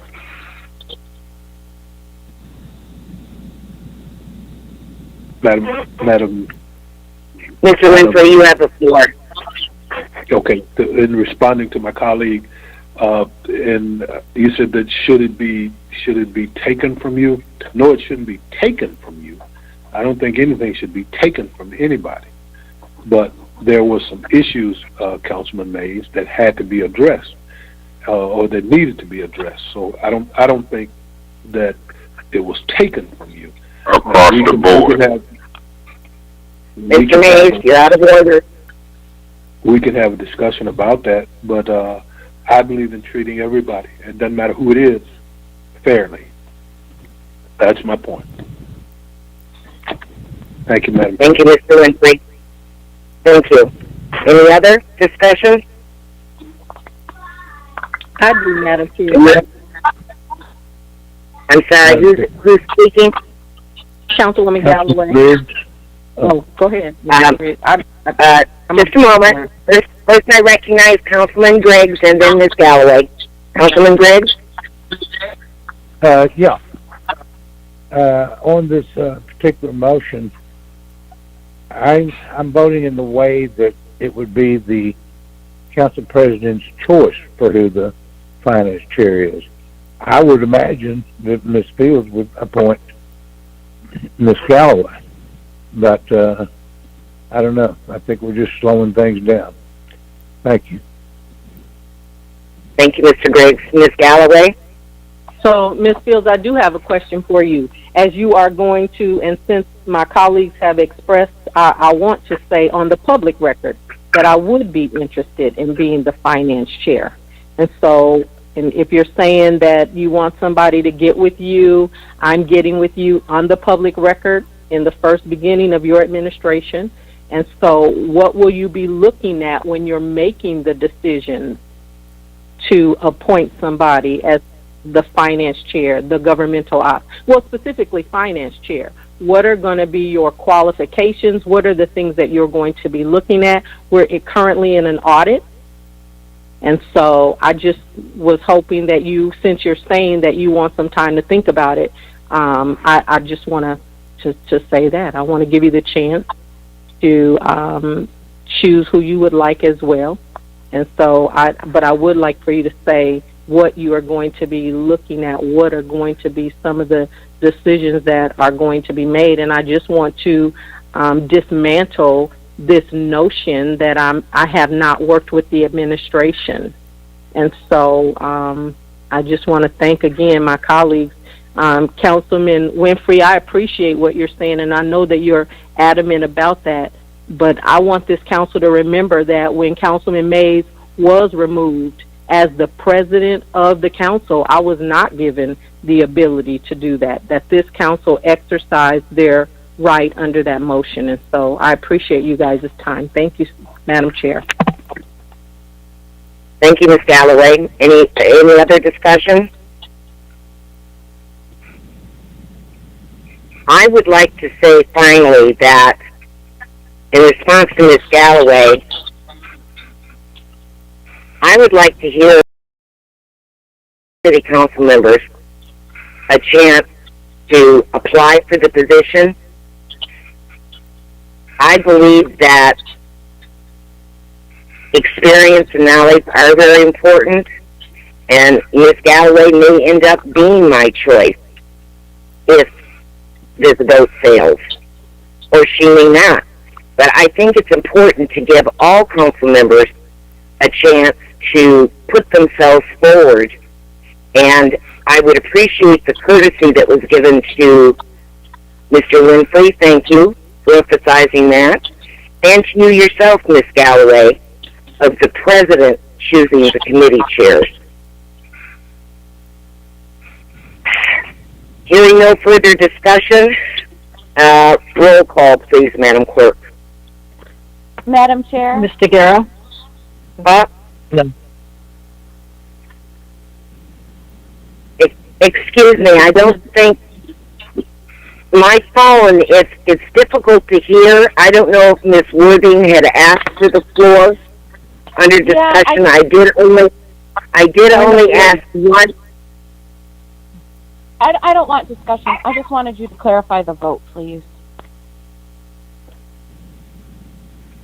This vote is to vote in Councilwoman Galloway as finance chair. If you vote yes, then she becomes chair. If you vote no, then the president gets to choose the chair. Roll call, please. Mr. Guerra? No. Ms. Fields? No. Ms. Winfrey Carter? Yes. Mr. Winfrey? No. Ms. Galloway? No. Mr. Griggs? No. Ms. Irving? No. Mr. Mays? Yes. Mr. Davis? Yes. The vote is 3 yes, 6 no. Fails. The motion fails. I would like to move on. The agenda says... Point of order.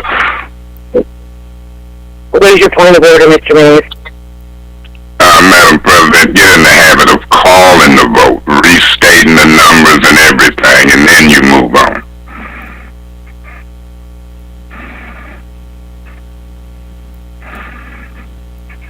Mr. Mays, I thank you for your assistance, okay? But there is not, excuse me, there's someone that needs to be muted. I don't know who said shut up, but that certainly isn't appropriate. Can you ensure, Janelle, that that person is muted? I'm ruling on the point of order.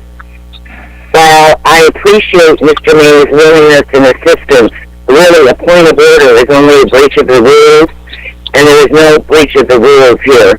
But I will accommodate him this time, and we'll try to remember to do that. The motion failed. It was 6 no for voting Ms. Galloway in as finance chair and 3 yes. The chair will now choose, the president will now choose the chairs of the committees.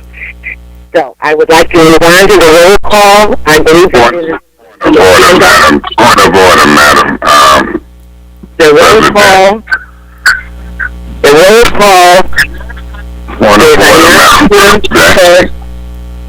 You're not recognized, Mr. Mays. I am on the chair. Is there an appeal to the ruling of the chair? Is there a second? I support that.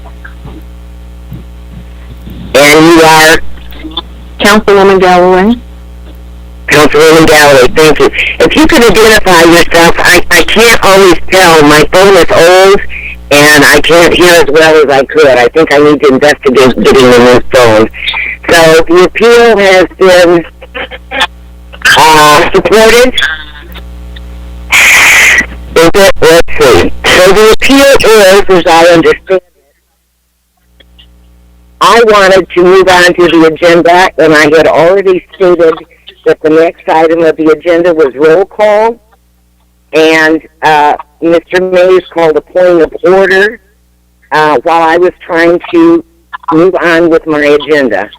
There was no reason to have a point of order. I didn't breach any rules. I have the right to move on to the agenda, and I had moved on to the agenda. So, is there any other discussion on the appeal? Yeah, Madam President. Mr. Mays. Yeah, Madam President. I said... You ready? Mr. Mays, you have the floor. Yeah, I said point of order. A point of order is always in order, and your job is to have everything stop and say, what's your point of order? You said you wasn't going to recognize it. You don't even know what it was. I didn't even state it. I probably won't do it now, but I was going to make a motion that for me to be governmental operations. That's the next important committee, and we was on that. So I was saying point of order because you figure when you won on finance chair, that was it. Now, I might not have did it for all 4 committees, but when I say point of order, you out of order when you don't say, what's your point? Everything stopped. So I appeal your ruling to ignore a privileged motion, a point of order. When you were setting out the president, you was all on Ms. Galloway about points of orders, appeal of the chair, you and Eva. So you the president now. And it's more difficult when you're sitting there than you know when I was chairing meetings. You gave people the business, so you gotta brush up and get sharp. It ain't no dictatorship. A point of order is a privileged motion. I'll appeal your ruling to just say out blatantly. I'm not going to recognize it. I'll be voting no because you did wrong.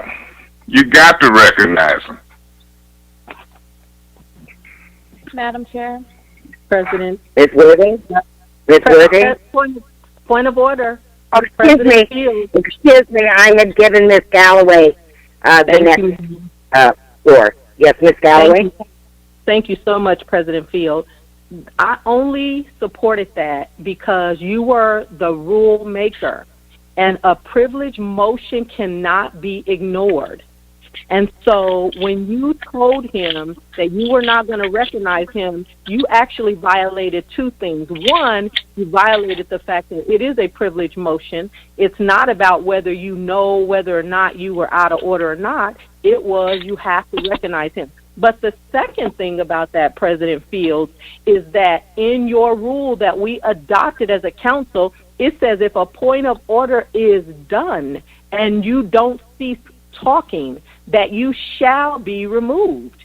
And so I'm just asking that we would be fair. And in this point of order, this appeal of the decision of the chair, every council person on this council, Ms. Fields, President Fields, might I say, including yourself, should vote against yourself because you know for a fact that a privilege motion cannot be ignored, whether you agree with it or not. You have to listen to what it is to find out if there's any weight in it. And Ms. Fields, as you go forth as the president, I have no doubt that your leadership will excel.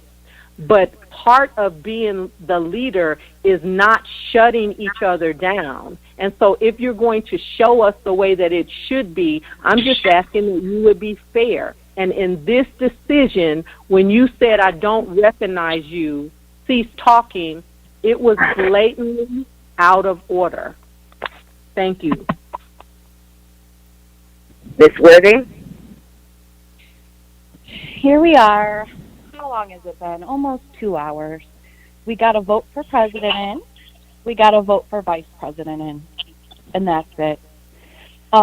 People are unhappy. They're not president, and their person didn't win. They don't have their perceived power. Point of order. Point of order. What is your point of order, Ms. Galloway? We are in a point of order. There is no point of order. She's out of order. Everyone stop talking, please. What is your point of order, Ms. Galloway? Now, Ms. Fields, you just went in and read Robert's rules to Councilman Mays about not being germane and speaking adversely, but you are not saying the same thing to Ms. Worthing. She is not being germane, and you haven't once told her that she's out of order based on what you read into the record. And she didn't cease talking, which according to the council rules, she shall be removed. And so if we're going to be fair, she's got to be fair. Nobody is upset. Decisions are made. This is our democracy. But she can't be blatantly rude and interruptive and not be germane. So are you, that's my point of order. What is your ruling on that? Your point of order is denied. And the reason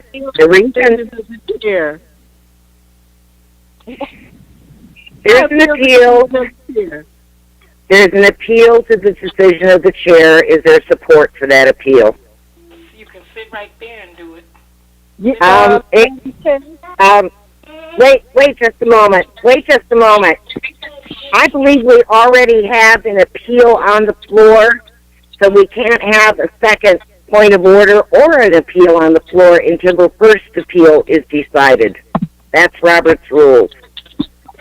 So that's why I'm denying your point of order.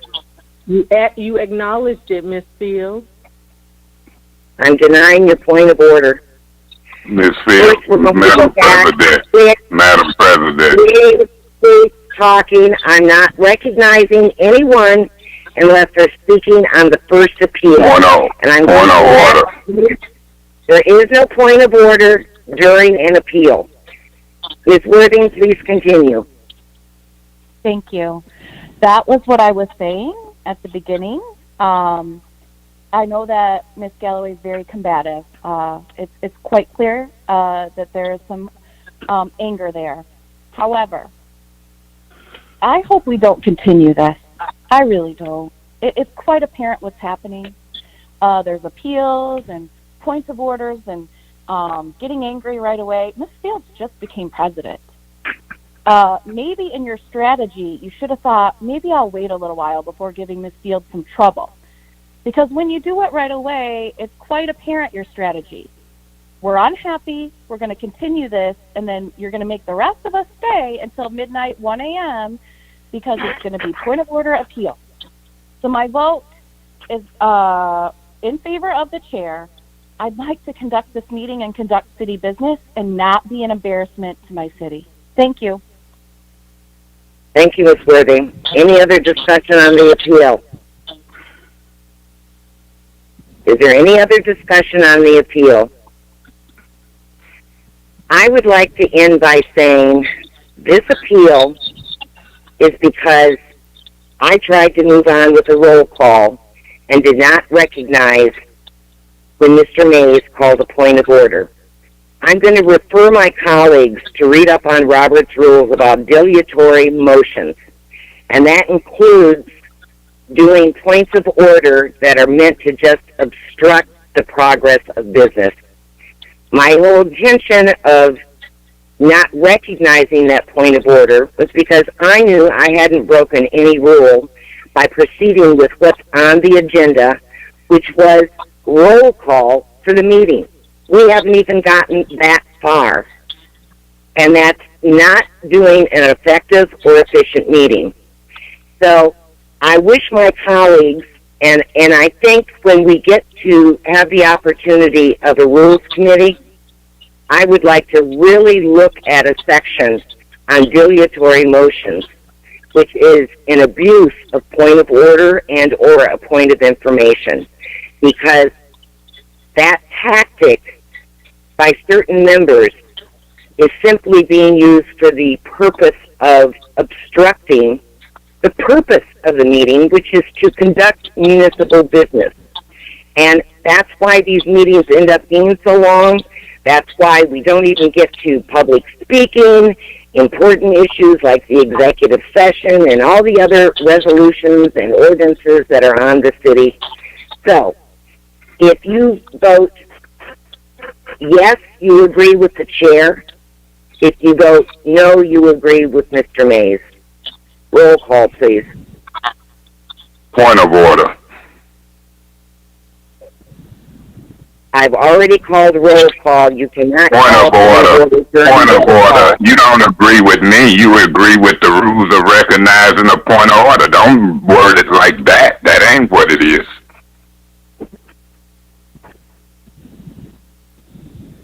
Roll call, please. Ms. Fields? Yes. Ms. Winfrey Carter? No. Mr. Winfrey? Yes. Ms. Galloway? No. Mr. Griggs? Yes. Ms. Worthing? Yes. Mr. Mays? No. Mr. Davis? No. Mr. Guerra? Yes.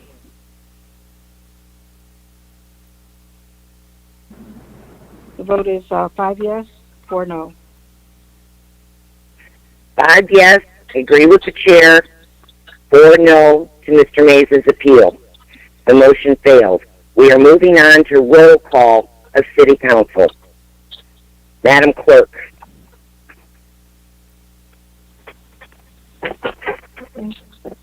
Mr. Mays? Present. Mr. Davis? Present. Mr. Guerra? Present. Ms. Fields? Present. Ms. Winfrey Carter? Present. Mr. Winfrey, Present. Ms. Galloway, Present.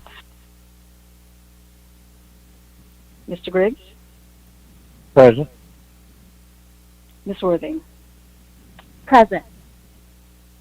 Thank you. Thank you, Madam Clerk. We now will move on to the Pledge of Allegiance. Ms. Winfrey Carter, would you lead us in the Pledge of Allegiance, please? Sure. I pledge allegiance to the flag of the United States of America and to the republic for which it stands, one nation, under God, indivisible, with liberty and justice for all. Thank you, Ms. Winfrey Carter. We now come to prayer or blessing. Would anyone like a moment of silence? Madam President, this is Councilwoman Galloway. Yes, Ms. Galloway. I ask for a moment of silence for the passing of Bishop Harry R. Jackson, Jr. and his family. Madam Chair. And also for the Bogart family, Anthony Bogart, his stepfather passed. So if we could have a moment of silence for them as well. Thank you. Madam Chair. Thank you, Ms. Galloway. Who is that? Councilman Davis. Councilman Davis. I'd like the moment of silence for Bishop Rance Allen passing earlier, well, last week now, but we haven't had a council meeting, but Bishop Rance Allen. Thank you. Thank you, Mr. Davis. Anyone else? Santino here. Mr. Guerrera. Yeah, I'll ask a moment of silence for Lydia Guerra and the rest of the Guerra family and the Reeves family for her recent passing. Thank you, Mr. Guerrera. Anyone else? I'd also like us to take a moment of reflection to think about all the people in this country and on this planet that are being affected by this horrible pandemic. Those who were ill, those who have passed away. So we'll now have a moment of silence.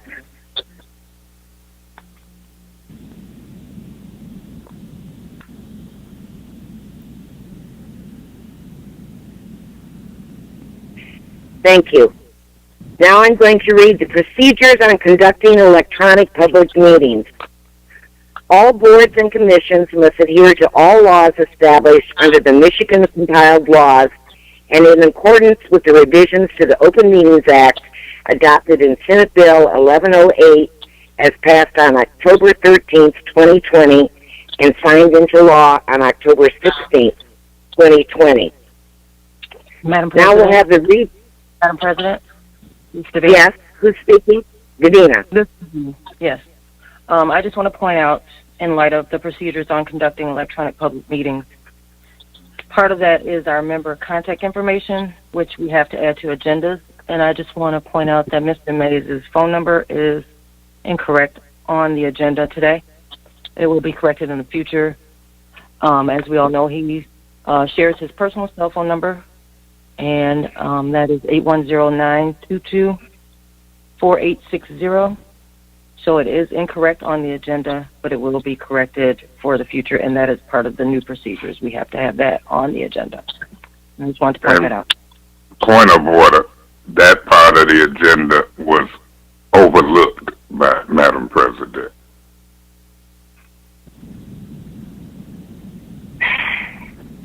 Mr. Mays, thank you for pointing that out. Now I'd like to move on to the reading of disorderly persons city code subsection 31-10. Any person that persists in disrupting this meeting will be in violation of Flint City Code section 31-10, disorderly conduct, assault, and battery, and disorderly persons, and will be subject to arrest for a misdemeanor. Any person who prevents the peaceful and orderly conduct of any meeting will be given one warning. If they persist in disrupting the meeting, that individual will be subject to arrest. Violators shall be removed from meetings. Now we're at requests for changes and or additions to agenda. Does anyone have any requests? President Fields, this is Madam Councilwoman Galloway. I'm sorry, you were garbled. This is who? President Fields, this is Councilwoman Galloway. Okay, Ms. Galloway, you have the floor. I would ask that we have public comment immediately following any of the changes and or additions to the agenda. So prior to executive closed session, as well as I would ask that special orders would happen after the master resolution.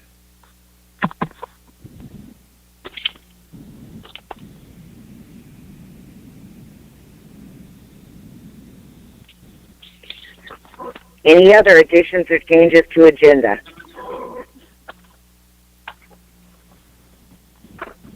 Yeah, Madam President. Yes, Mr. Mays? Yeah, Davina already did it, but I want to re-emphasize that member contact information on the agenda, it needs to be changed. That number, my cell number is 810-922-4860. So, Ms. Galloway, I guess you're saying that not only public comment, but council response. Public comment and council responses to come after the request and changes and before executive session. And then you want the special orders to come, did you say after resolutions? Madam President, may I respond? Yes, Ms. Galloway. Yes, sir. No, I want them to come after, before, or at least one of them. I want 200467. You requested, Miss Galloway, that the blight person that we know of, Duval Murdoch, be here. I want that special order. I don't know if I want it to come before or after public speaking, but I'd move that by itself. The rest of them can come where you want them to come, but I want that to come right after or before public speaking. We can talk about it when we get there on the discussion.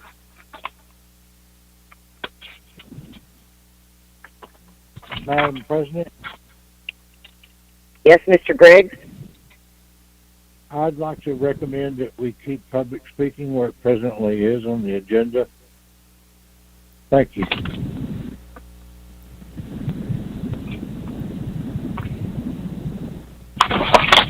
Any other requests for changes or additions to agenda? Madam President, let me read about this executive session right quick and see who it is, if you can hesitate for 30 or 40 seconds. I can, but meanwhile, are there any other requests for changes or additions to agenda?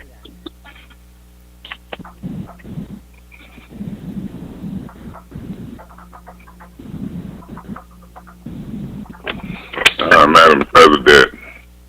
Mr. Mays? Through you to Ms. Wheeler, this agenda says an executive session for the purposes of updating the city council on the status of water litigation. Is it people waiting here in the wings? Yes. Okay, well, let them, I hope they at least wait till we hear from the public. It's been a while since we've been in session. We waiting on them, they can wait on us. Okay, I don't have no more changes. Okay, we'll handle them one by one. Ms. Galloway has asked for a change to have public comment and I believe council response prior to the executive session. Is there any discussion? Yeah, Madam President. Mr. Mays? Yeah, I support that. I will vote yes. You know, I had been wanting to hear from the public. The public has been waiting long enough. That's who we work for. That's who decides our fate. So I want to hear from them. They know what's happening. They keep up with stuff, and they shouldn't have to wait till we go into unknown how long executive session if we go. But the point is this: our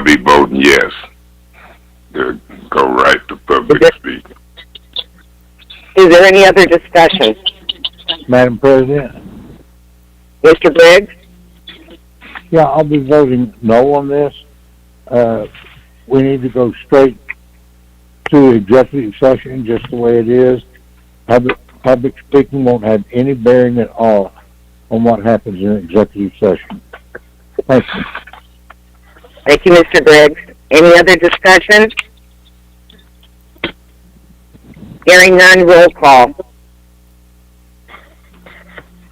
Mr. Winfrey? Yes. Mr. Winfrey? Yes. Galloway? Yes. Ms. Galloway? Yes, ma'am. Yes. Yes Okay. vote for public speaking. Okay, Mr. Briggs? No. Ms. Worthing? Yes. Mr. Mays? Yes. Mr. Davis? Yes. Mr. Guerra? Yes. Ms. Fields?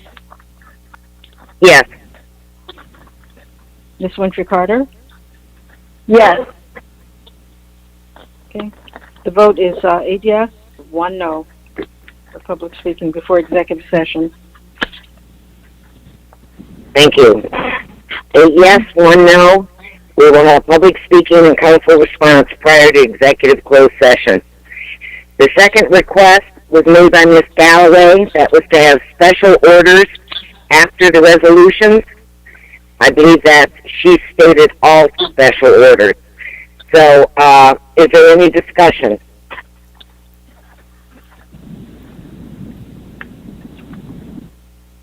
Is there any discussion? Yeah, Madam President. Mr. Mays?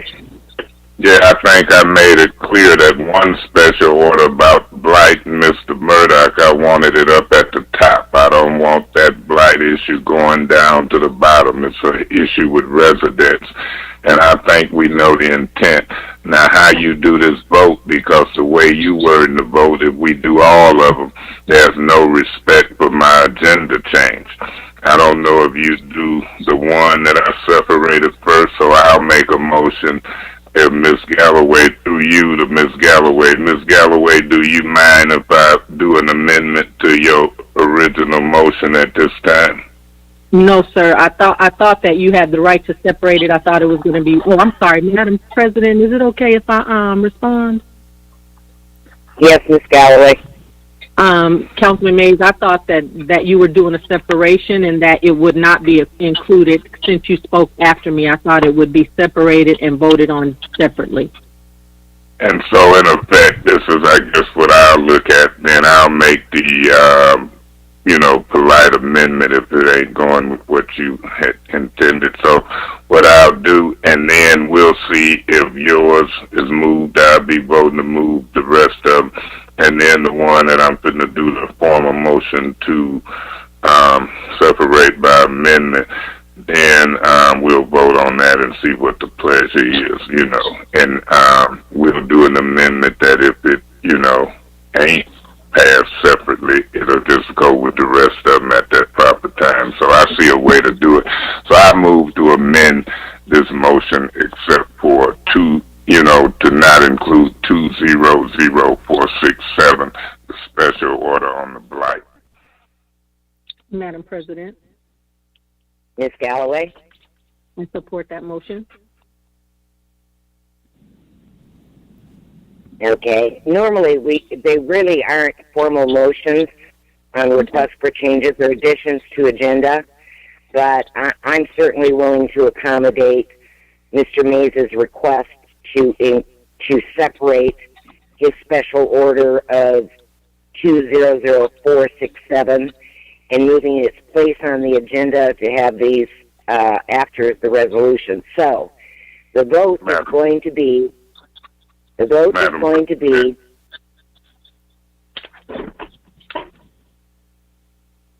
Mays, can I finish my sentence?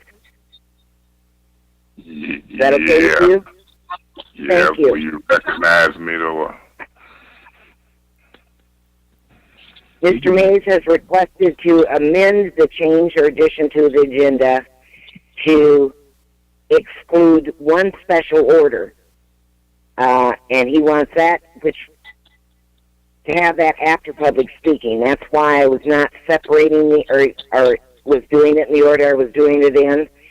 So this vote on change to agenda is to have all special order with the exception of 200467 after the resolution. Point of order, Madam Chair. Yes, Ms. Galloway? There's someone that's not muted, and so it seems like there was some talking going on when you were talking. Okay, Ms. Galloway, that actually, you don't need to do a point of order on that. Just ask for the floor for anyone in the future, because the sound quality does vary and we do have interruptions. Please just ask for the floor, and I'm glad to accommodate any comment under that consideration. Thank you. Okay, so is there any more discussion on having all special orders with the exception of 200467 come after the resolutions? Madam President. Mr. Mays? Yeah, I would like for it to be that easy for me not to be scared to ask for the floor or call a point of order, because either way seems like I'm trying to be chastised, but I'm a big boy politician. I can deal with it. My point to you was this when I was trying to get your attention. Didn't want to abuse your point of information or point of orders, but I don't think it's factual for you to say normally we don't vote on agenda changes. That's exactly what we're doing. We always vote on agenda changes, so you're not doing me a favor. It's the motion to make an agenda change, and we vote on them, and I'm doing a legitimate amendment. Quit singling me out like you're doing me something different. Learn these rules. God bless you. Mr. Mays, I didn't say we don't vote on it. What I said was we don't make a motion. Okay? We ask for a change or addition to agenda. We have discussion, and then we vote on that request for a change or addition. Point of information. Point of information.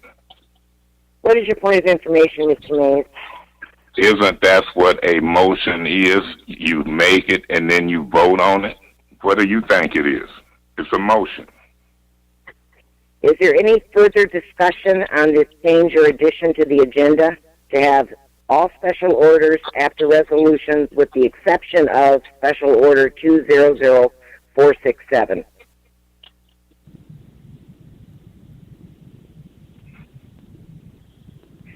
Hearing none, Madam Clerk, roll call. Ms. Galloway? Yes. Ms. Galloway? Yes, ma'am. Yes on the motion. Okay. Mr. Griggs? Yes. Mr. Griggs? Yes, okay. Ms. Worthing? Yes. Yes. Ms. May? Yes. Mr. Davis? Yes. Mr. Guerra? Yes. Ms. Fields? Yes. Ms. Winfrey Carter? Yes. Mr. Winfrey? Yes. Vote is 9 yes, 0 no. Vote is 9 yes, 0 no. We will have special orders after the resolutions with the exception of 200467. Madam President. Mr. Mays? Yeah, as through you to who's ever listening, Mr. Edwards, whoever is Mr. Duval Murdoch, presently waiting on the phone. Madam President, may I respond? Yes, Mr. Edwards. Mr. Murdoch has been officially reassigned to a different task. However, we do have an appropriate individual, Lindsay Crawford, who will be happy to respond to any questions related to blight. She's been actively at the center of a lot of blight activity. So she is on the line and will be prepared to provide you with all necessary responses. So, to make a long story short, Miss Galloway asked for Mr. Murdoch, and you telling her and us that he won't be here, or can he be here? That's what I'm asking, because I'm trying to line this up on where to put it based upon what's convenient for y'all. I don't want people to say they couldn't be here till 11 o'clock. Can you answer the question in that way as it relates to the councilwoman's request? Your request is about blight, if I understand it. No, the request was it's in writing, Deputy Chief of Staff Duval Murdoch, to discuss blight. He got some knowledge. That transition might just be happening. I mean, you got to grant our request. So you saying, can you grant it? Is it impossible? Should we reset it? We got to make a serious decision where we put this in the agenda. What's your recommendation? Because the councilwoman can speak for herself. I'm just interested in it.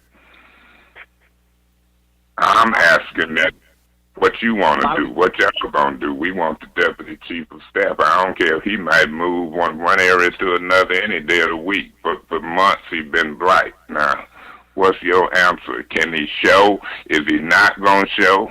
I'll gladly talk to Lindsay. Excuse me, Mr. Mays.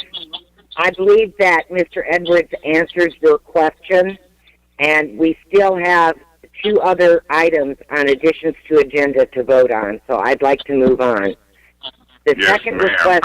Yes, ma'am. I would like to move on as well, but may I continue with getting the answer? Can I get the answer from Mr. Edwards rather than you as it relates to can Mr. Murdoch be available? It's been asked, Mr. Mays.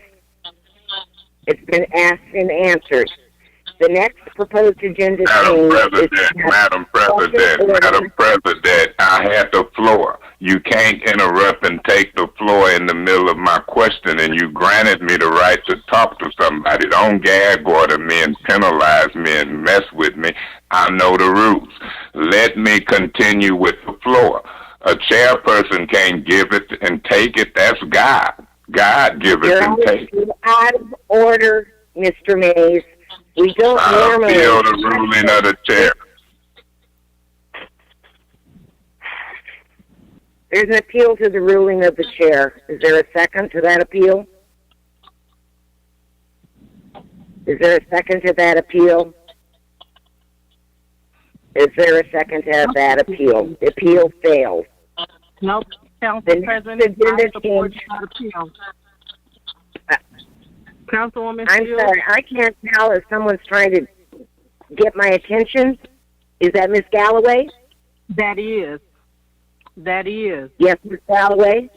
I supported that appeal. I'm sorry, I did not hear you support that. I know, you were trying to speak up. Yeah, you're kind of garbled. I don't know the connection between my phone and yours. I'm getting a little garbling, but... so there is a second to that appeal. All right. I said that the question to Mr. Edwards had been asked and answered. I ruled against Mr. May's point of order because it's not a breach of the rules. I don't believe there's any rule that speaks to allowing a council person to question staff during the middle of changes or additions to agenda. I was trying to accommodate Mr. Mays, so I allowed him to do so, but there is no rule that was breached because there is no rule that speaks to that. I simply wanted to move on with the next request for change in addition to the agenda.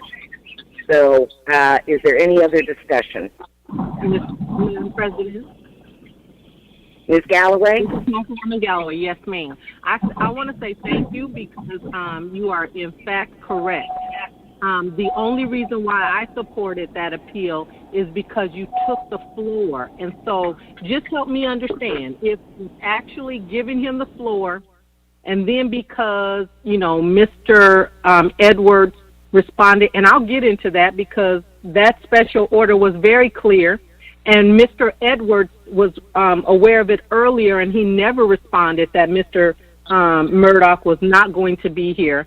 But Ms. Fields, you gave him the floor. It's not that it wasn't okay to move on, but I just want to understand, how are we going to proceed when someone has the floor? Do you have the right as the chair to take it away from them in that fashion? And if in fact you do, and that is going to be the way that you are going to be chaired, I just want to know so that I can understand. But in my opinion, the reason why I supported the appeal is because although you thought he should be done, he wasn't done, and you in fact gave him the floor, and at that moment you took it away. So that's the only reason why I did that. Madam President. Madam Chair. Mr. Mays, and then Ms. Worthing. Yeah, Madam President, not only did you give me the floor, but you gave me the opportunity when I said through you to Mr. Edwards or whoever else was in the hearing, and you allowed that. And our rules allow us to talk to people, and the purpose I was talking was to see where to put this special order at, since I had separated, might postpone it or whatever. But you can't be a chair that give people the flow and then just against all council rules take it arbitrarily and say, I'll answer the question for Mr. Edwards. It's been asked and answered. No, it had not. This is recorded. Anybody with sense know that I'm trying to see, can they call and he come on the line? Is it going to be impossible? Is we limited to Lindsay? I know what's happening with Blight. I know about these couches and stuff on Russell Street. I know how often it dumps. I know the 6 council people that voted no on Blight. And so this is agenda change. Let me decide how important Blight is to my reelection, because I'm going to tell on folks who, when I call them, the residents know we calling. We want a clean neighborhood. It's a priority. So don't tell me I'm out of order. Don't give me the flow and juke me, and then don't let me go through you. I'm being polite. I'm calling you Madam President. I'm saying through you. I'm asking for the flow. You telling people points of orders ain't to be recognized. You saying, but Ms. Galloway, if there's something you want to interrupt, just say my name. You don't have to say a point of order. Do you really think that you being fair? I know not. And it's the infant stages of your presidency. So I appeal you. I appreciate the second. I don't care if the 6 people violate Robert's rules, the charter, the law, voting and bending over backwards to make you think you're right. You're wrong. And if this is how we going to govern ourselves, we in a world of trouble.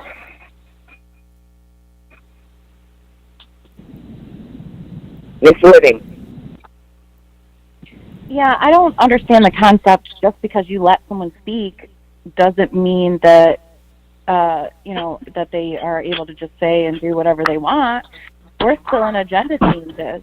If we want to get to that special order and talk during the special order about this, great. But we're just voting on agenda changes, and I think that's why Ms. Fields ruled the way she did. The question was asked and answered. I heard the answer. We all did. And the answer was, he's not there. He's not even in that position anymore. And Ms. Garcia is going to take his place to speak. So the question was asked and answered. We all have enough information to vote now, and let's do that. Is there any other discussion? Madam President? Mr. Griggs. Yeah, I also heard Mr. Edwards state that there was a replacement on the line for Mr. Murdoch. So right now I think we're just wasting city time. Thank you, Mr. Griggs. Any other discussion? I would like to say on this appeal Yes, I do think I am fair. In fact, I really bent over backwards trying to accommodate Mr. Mays, as Miss Galloway had also agreed and pointed out. There is no accommodation to let a council person question staff members during requests for changes and or additions to agenda. But I allowed Mr. Mays to do that. I gave him that courtesy.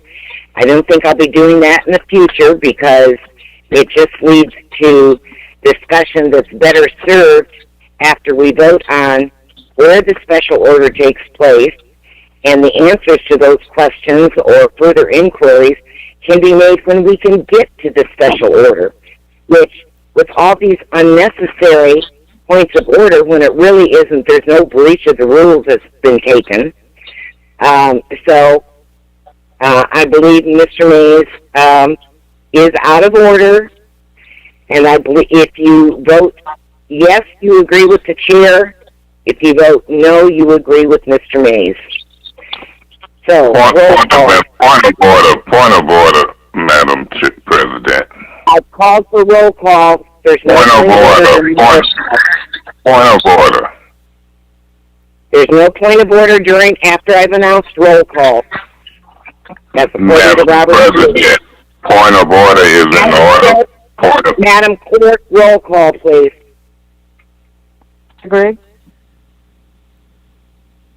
Mr. Griggs? Hello? No. Miss Worthing? Miss Worthing? Oh, sorry, I was muted. Yes. Miss Worthing? Did you hear me? Hello? No, I didn't Can you hear me. You. I said yes. I can hear you now. Okay. Mr. Mays? No. Mr. Davis? Yes. Mr. Guerra? Yes. Ms. Fields? Yes. Ms. Winfrey Carter?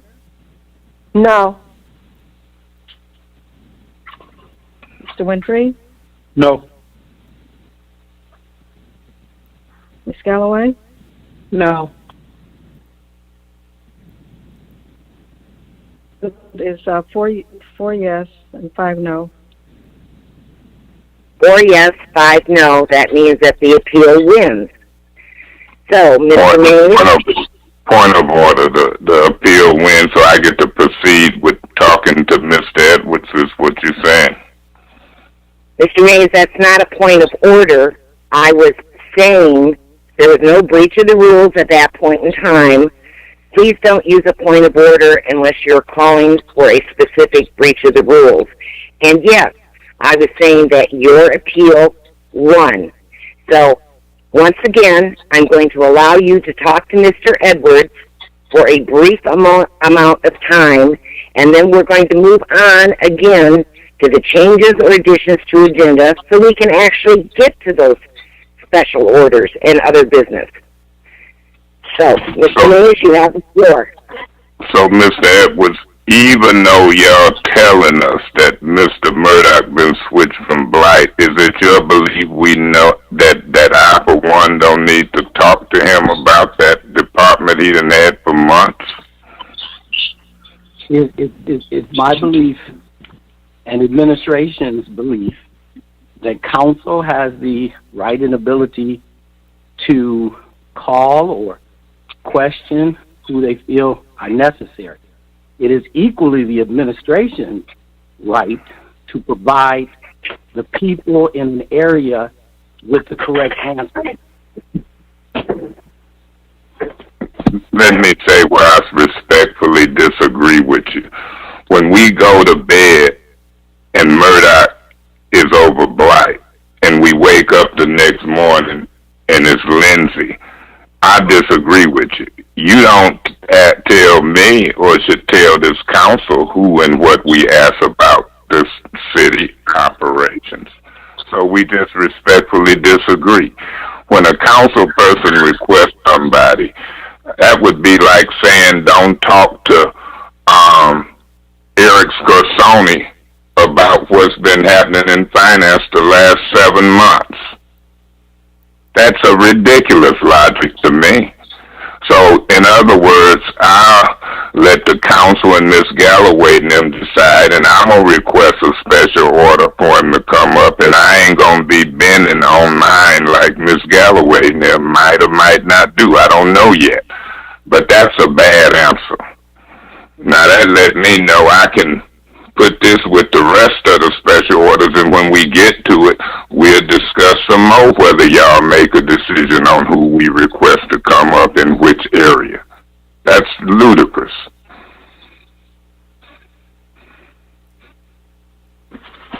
Mr. Mays, are you now requesting that you withdraw your request to have Special Order 200467 after public speaking?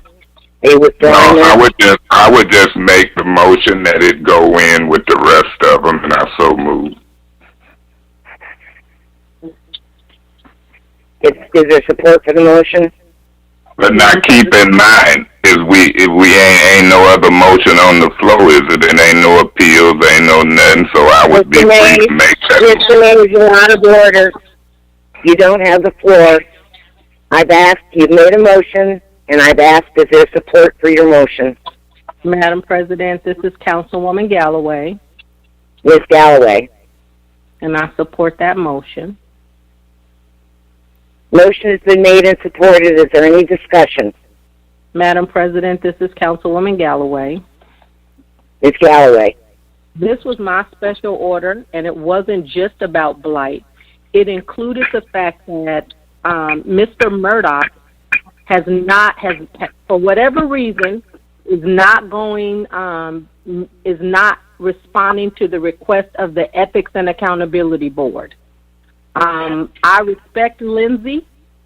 Lindsay is not a department head, and so although she has much expertise, and Lindsay, I appreciate you so much. You are always responsive. You do an amazing job. That was not what this special order was. And I don't know what the administration is doing, but as a council, I think that my colleagues should support any of us that makes a specific request for a person who, up until we just found out now, was in charge of the blight department. That is a concern. It may fall upon deaf ears with this council, and that's fine. But I have a platform as well, and it doesn't have to be just in this setting. And so I will get the answers that I need. I requested Mr. Murdoch. Mr. Edwards is aware of it. He responded to an email when Janelle sent it earlier today reminding him about this, and he didn't respond saying that Mr. Murdoch wouldn't be here, but Lindsay would. That would have been a common courtesy. We shouldn't be hearing about it in this open setting. And so I'm not satisfied.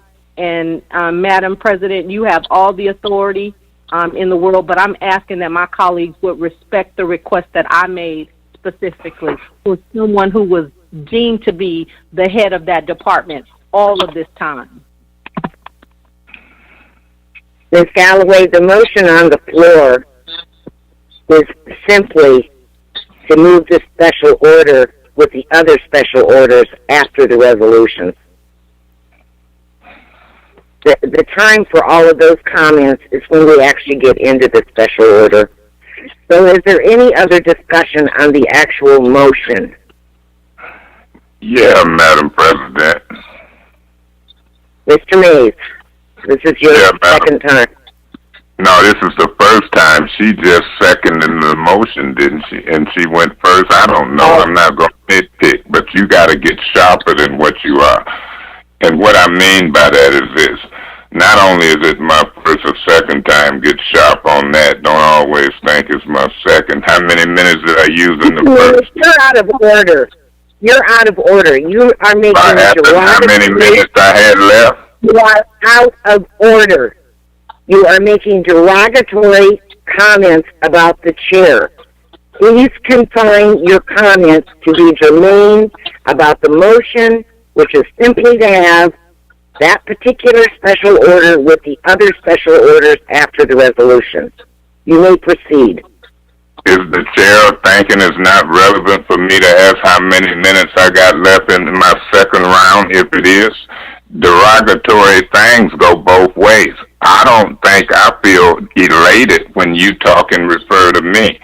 And so, it's all perception. I got a right to ask how much time I got left if it is my second time. If I think the chair's wrong, if it's my first or second, derogatory or rerogatory, I'm going to ask it and say it. Be cool. My point is this.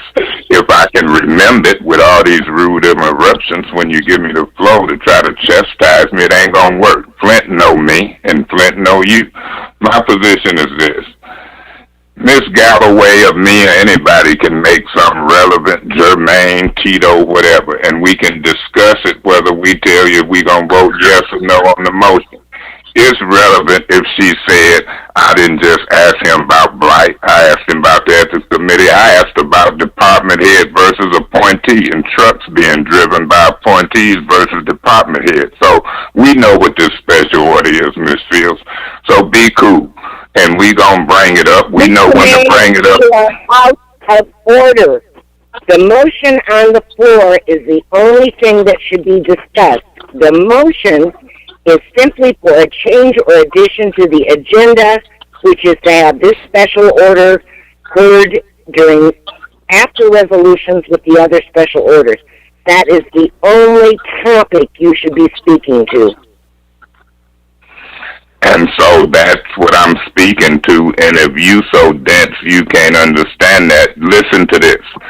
So that means I'm going to vote to move it to wherever. So when it moved there, I can talk about it in these type of details so Mr. Edwards can prepare, because he said in this discussion when we were making the motion of a disbelief of what our reasons was.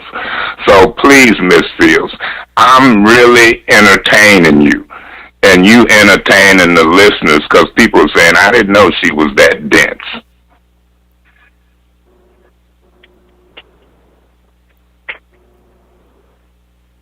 Is there any other discussion on the actual motion? Hearing none, roll call. The motion on the floor is to include Special Order 200467 with the other special orders, which are to come after resolutions. Okay. Ms. Worthing? Eva Worthing? Yes. Yes. Okay, Mr. Mays? Mr. Mays? Yes. Mr. Davis? Yes. Mr. Guerra? Yes. Ms. Fields? Yes. Ms. Winfrey Carter? Yes. Mr. Winfrey? Yes. Ms. Galloway? Yes. Mr. Griggs? Yes. The vote is 9 yes, 0 no. The vote is 9 yes, 0 no. The motion carries. The Special Order 200467 will be with the other special orders in order after the resolutions. The last request for a change or addition to agenda is a bit tricky. It is by Mr. Griggs, and he asked to keep public speaking where it is on the agenda, but we just previously had a vote, which was approved, to have public comment and council response after, where was it? After... Point of information. Ms. Galloway, what's your point of information? We already voted on that, Madam President.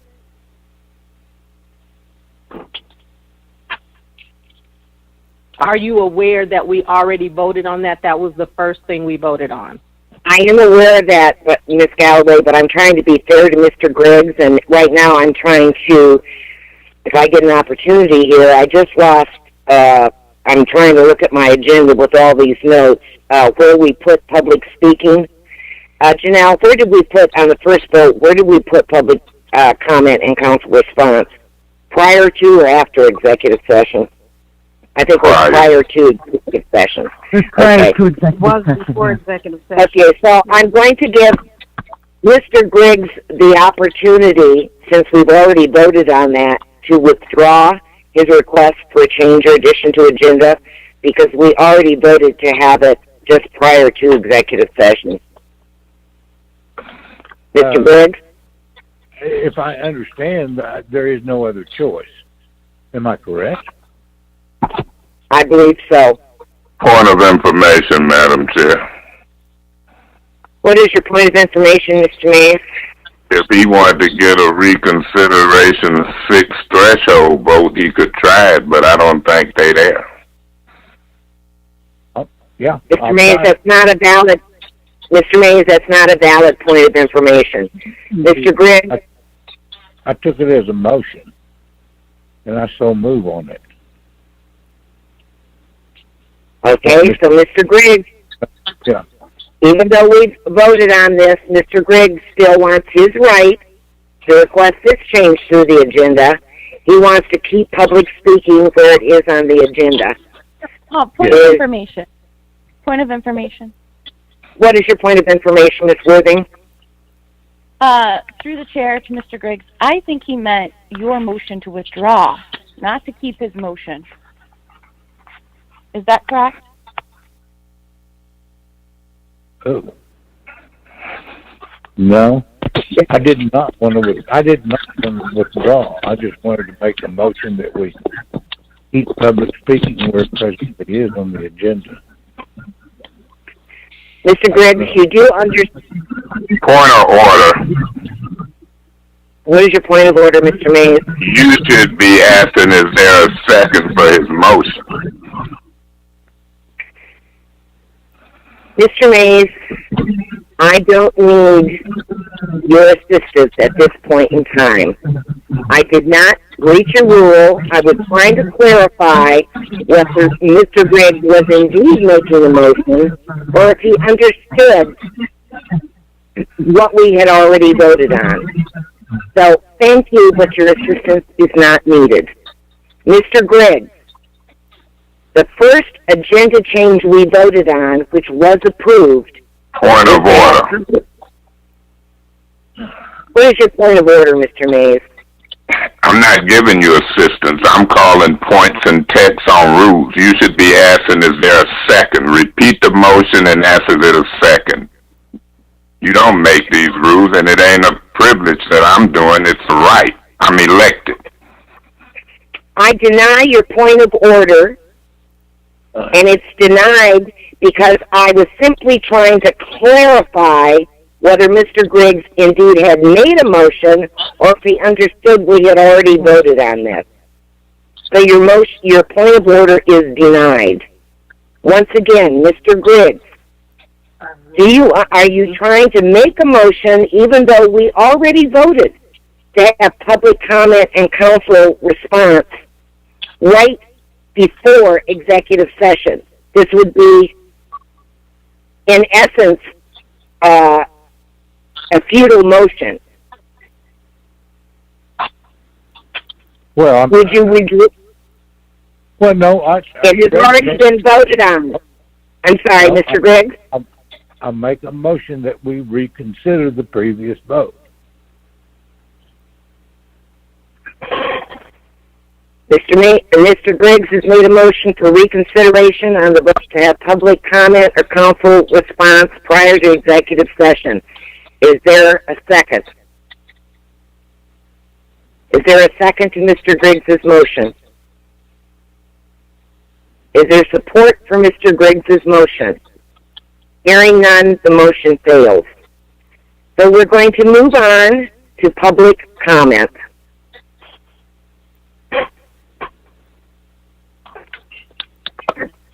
Madam Clerk? Yes, ma'am. I believe Janelle has copies of everything. The first speaker has been unmuted. If I'd like to speak. The first person has been unmuted. Hello?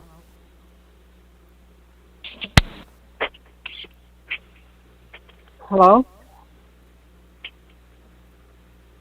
I don't know if he heard me. I don't know if he heard me, but the first person has been unmuted if they'd like to speak.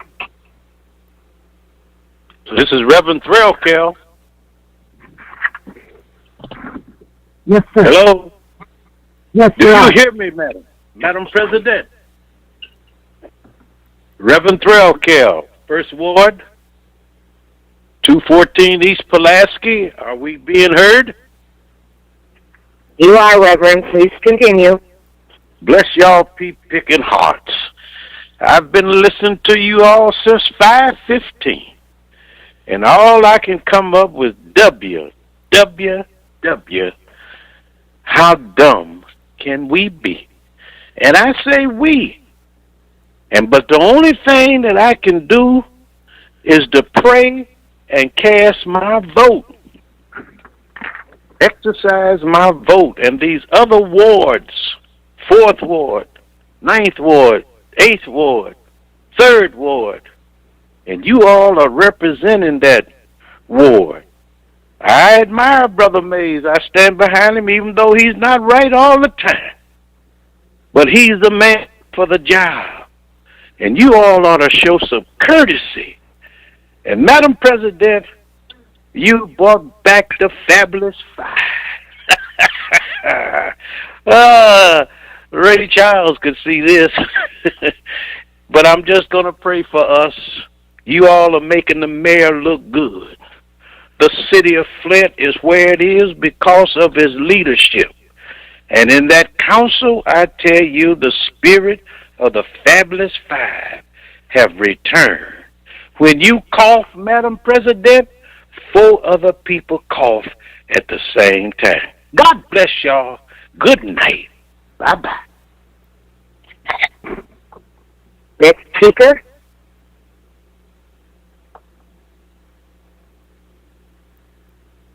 The next Hello? person has Can you been- hear me? Hello. Yes. Okay, my name is Barbara Moore, and again, I am really appalled at this. This is just a mockery. Mr. Maurice Davis, Councilman Maurice Davis, I had high respect for you, but no more. You say that you're not a bootlicker and all this, and you're going around saying black people never done anything for you. How do you think you made it through with your music career? How do you think you made it with your beauty salon? And for you to go on your podcast with all of your vulgar and sexually explicit language sitting at a council seat, that's a total disgrace and embarrassment. Total disrespect for the office. And then you even had the audacity to say that you was going to nominate Kate Fields as the president. Then you went on to say that you were going to make her the president. And the only reason you could say that was because of what Pastor Threadhill just said. You got the 5 votes. But you know what? It's not going to go according to your plan. I'm looking at it tonight, and I pay close attention to detail. Your votes was messed up a couple of different times. Maurice Davis voted yes on one thing, and when he saw that he had voted the wrong way and that Janelle didn't hear him, he changed the vote from yes to no. Didn't nobody detect that? Somebody probably detected, but they didn't speak on it because they were part of the group. And then Councilman Griggs, he messed up the vote. See, you all think you're being smart, but it's obvious that Kate Fields don't know what she's doing. She's not the right person for the position. Whenever you can sit up there and tell your colleague, F you, what do that say about you? And then you got to have Janelle to keep telling you to read something, to reread it, when you should be abreast of what's going on yourself. And like I said, you realize, same thing happened with Trump. It's a guy. You got another Trump in office amongst the city council. Thank you.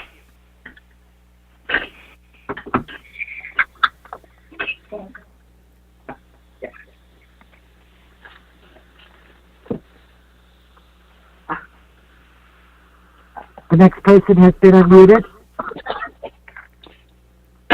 Yes, my name is A.C. Gilmas. Excuse me, and I reside in the 3rd Ward, City of Flint. I just want to say that I'm just appalled to this council meeting. What else can I say? It sounds like a dictatorship, Miss Fields. If you don't like it, then you rule against it. And I'm just going to caution Brother Mays to be careful, because you're just waiting to throw him out of a meeting. And Eva Worthing is your cheerleader. She's a cheerleader. And so I'm like the previous speaker, we understand what's happening. We understand corruption. And we do understand that, there is a God that rules both earth and heaven. Now, saying that, I would ask that this Flint City Council vote no to go into executive session for the water settlement. And reason I say that is because I think the people ought to have a voice about the settlement. And also, I've learned from my attorney that this settlement would exclude adults. It will exclude adults, and very few children would be in the settlement, very few, from this company, this lawyer from New York. And if it's brought up on the floor, I would hope that you all would vote no on the floor. This is a bad time we're living in, and I just think this water settlement is ludicrous. Don't nobody understand it. Going to executive session and signing a non-closure agreement, that's a lawyer's term, meaning you can't say nothing. Well, you couldn't say anything in executive session, but I certainly wouldn't let them tie my hands. So again, the council election is next year. Mr. Mays and those righteous people on the council, when I say righteous, those who want to do right, just hold on till next year, because a change is going to come. Thank you.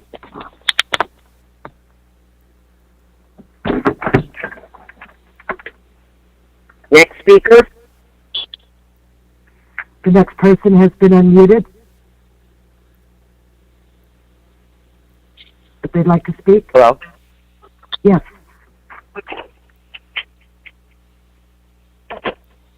Go ahead.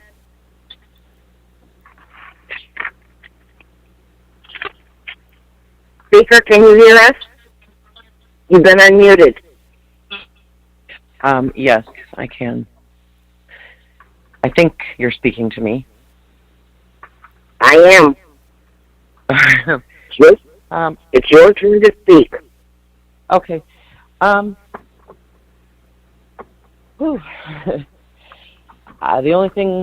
of the things I want to say is, Could you please state your name for the record?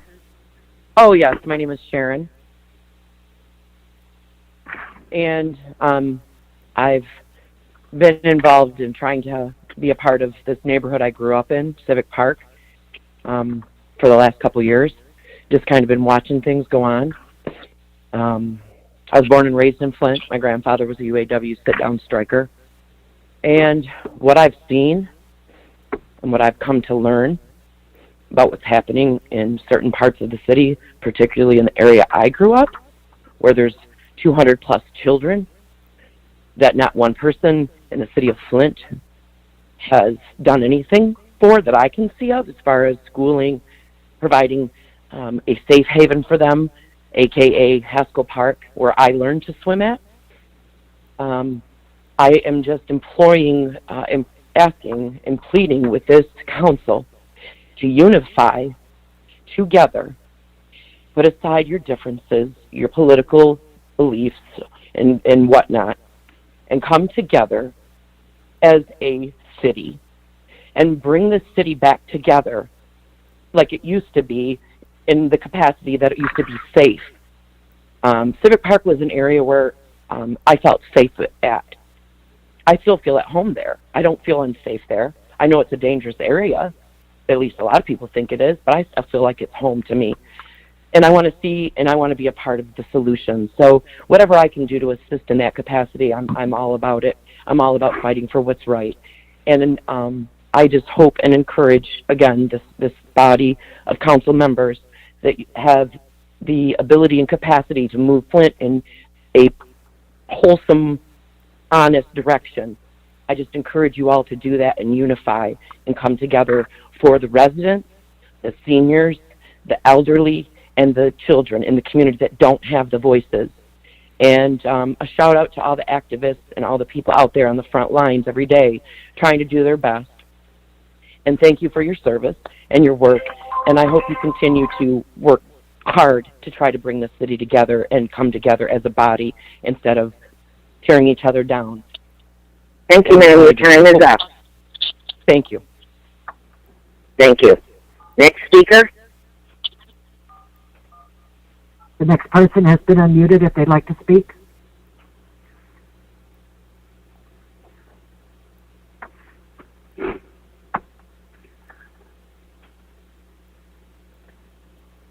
Muted.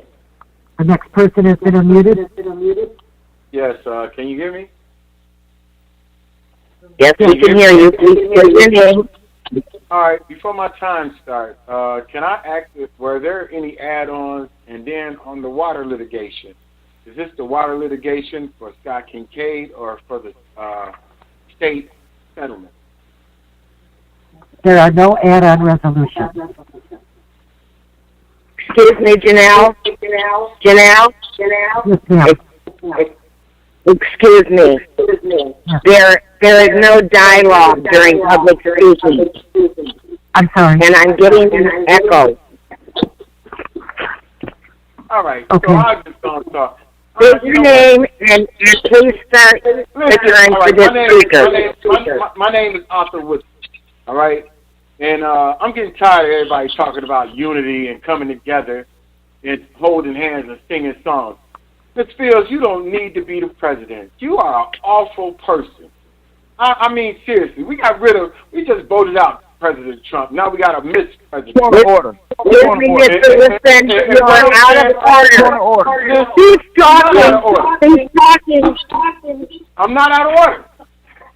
I didn't say anything derogatory. Mr. Woodson, please mute Mr. Woodson. I'm going to read Council Rule 29.6. Any person while being heard at a council meeting may be called to order by the president or any other council person for failing to be germane, for vulgarity, for personal attack of persons or institutions, or for speaking in excess of the allotted time. I will give the floor back to Mr. Woodson, but he must follow this rule or he will be declared out of order and muted. Proceed, Mr. Woodson. Point of order. Point of order. Point of order. Again. Point of order. Point of order. What is your point of order, Mr. Mayor? Have you ruled that he was being Have you ruled that he was being vulgarity and out of order because he was criticizing you? And if so, I want to appeal that. Mr. Mays, can you hold a moment? I'm getting a terrible echo and feedback. Janelle, Davina, can we fix that? It's hard. I think it's live as he's speaking. We're getting echoes back from everybody. We'll wait until you fix it. How about that? Yeah, that's better. Very good. Mr. Woodson, you have the floor. Point of order. What is your point of order, Mr. Mays? I'm asking, did you rule that he was attacking your presidency or you personally, or have you ruled him out of order? I want to know how I need to proceed. Yes, Mr. Mays. Mr. Woodson said that I was an awful person, which is a personal attack. I'll be watching this close. Mr. Woodson, would you like to proceed? I said you was an awful president already, not an awful person. As much as Councilwoman Eva Worthing attacked Miss Galloway, and you denied her appeal, then you want to sit up here, and then Councilman Davis wanted to hurry up and jump in because he knew he was next. Councilman Davis, I will be coming for your seat. Councilman Griggs, you will be coming out in May because I will be going out there getting those signatures myself. I don't care if it's raining, sleet, snow. I don't care. I will put on snowshoes and drive a snowmobile to get those signatures so that I can remove that fifth vote. Now, since everybody want to talk, why don't you ask the city if they got that plan sent in to Judge Lawson because our water has not been safe for the past two lead copper rule sampling. Now ask that question. Miss Willard, I need to know, y'all getting ready to give Goyette that $1.1 million that they had sued the city for, if I'm not mistaken. What documents do you have that changed your position that you had under Mayor Weaver, where you fought tooth and nail and said that they didn't go through arbitrary, so they wouldn't go to court? So why are you giving them $1.1 million? Is it because they contributed to Mayor Neely's campaign? Is that the reason why? To where it paid him back his $13,000 that he loaned to himself? What is really going on here? And everybody's following the leader.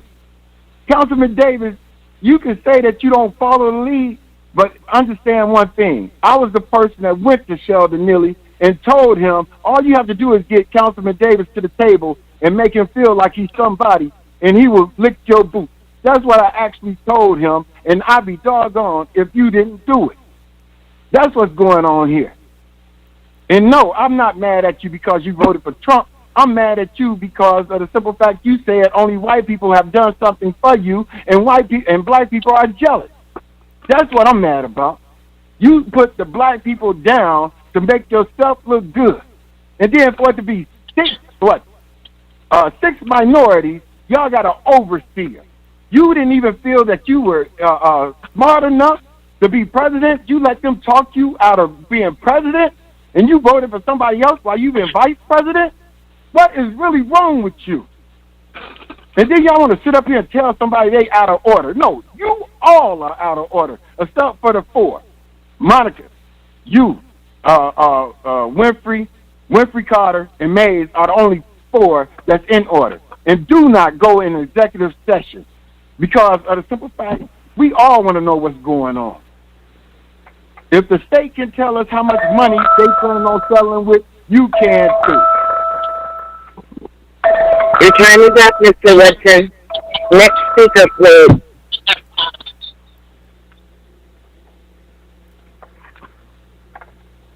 The next person has been unmuted. Yes, thank you. My name is Chris Del Moroni, and I live in Flint, Michigan. This is becoming quite a council meeting. I want to bring up the issues of blight, which I consider blight. So there would be the basketball hoops out in the street. Now, you know, ironically, you cannot park your car within 35 feet of the curb, more than 8 inches from the curb. You cannot park it on the no parking side of the street. But yet, the basketball hoops are allowed. You call the blight department, nothing happens. I'll say it again, in order to get rid of blight in Flint, you need to get rid of the blight department. At least now we found out we have a different person in charge, so I'm hoping we'll see things get done. But when I call in a dead tree between the curb and the sidewalk, and I've called in many of them, a half a dozen here in the last couple months, nothing happens. Blight says, we don't do it, we hire it out. Well, when it doesn't get done, it's telling me the contractor is ripping off the city and maybe saying it's been done, or the blight department needs to follow up and say, hey, did you get it done in 30 days or whatever the requirement is? I'm not going to drive around the city again and call in dead trees to a dead department. It's ridiculous. Again, you know, speeding in the city of Flint, University and Nolan, there was another accident there the other day. The people ran away from the car. They alleged that it was stolen. I think it wasn't, but that's my opinion. How do we allow cars in Flint to be driven on our streets with no license plate? Now, I'm not talking about not a current license plate. I'm just talking about no plate at all. I mean, when does this stuff stop? I call 911 about a car, no plate, and they say, well, that's the blight department. Well, you know, if I leave a car on Ballinger Highway, Chevrolet Avenue, Gord Highway, just park it and leave it without a plate, they're not going to sit there and give me 2 weeks to move it. They're going to tow it. And that's what we should be happening in our neighborhoods. It's called a little tough love. You know, it's a lack of leadership. The I-475 project, that's a bad idea without a plan. Now, the mayor is saying, hey, we want the community input. Well, if you want the community input, how do you already have drawings for it? How do you already have it sent off for engineering studies? They're going to try and make this a done deal. What will happen? U of M will try to expand their campus. You know, the people with the deep pockets, they'll be in there buying the land up or whatever they want to do. In regards to the water settlement, I'm trying to find out who's entitled to a water settlement for damage to the pipes and the washing machines and things like that. The current owner of the property, the owner who was living there before, the owner who was living there before that's now deceased. Who's entitled to that money? The money should be going to the property and not to whoever is, was, will be in the property. But, you know, if you go to you're breaking all up again. So, if you go into executive session, ask some of them questions. Who's entitled to the water money for the damage? We do the... Mr. Langley, I believe your time is up. Thank you. The bell now? Thank you. Yep. Next speaker. The next person has been unmuted.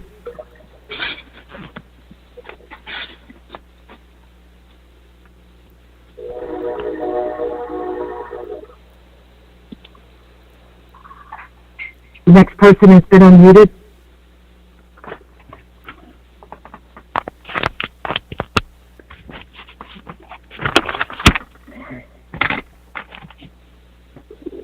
The next person has been unmuted.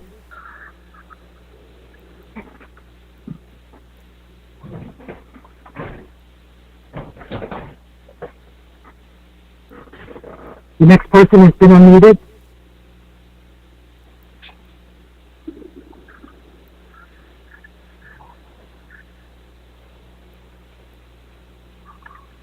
The next person has been unmuted.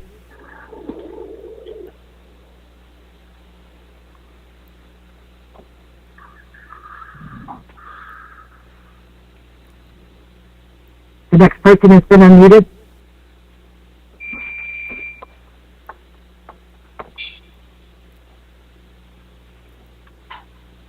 The next person has been unmuted. Hello? Nothing. Yes. Can you hear me? Yes, we can. Your name, please. My name is Charles. I've been following City Council since 2015, and it's amazing to me to see what's going on tonight. Everyone has the right to do and choose what they want to choose. But real quick, to Ms. Worthy, it's interesting that Ms. Worthy says something and she goes after people real sarcastically. But yet and still, this time last year, when you guys were voting for position, on that hot mic, Ms. Worthy sat right there and said to all of her colleagues that I went with a bunch of idiots. Those were her words. That's what's on you guys' recording. Now, to Mr. Davis. Mr. Davis, I had a lot of respect for you, sir, until I saw your podcast. I don't care about the politics. But for you to sit up there and put...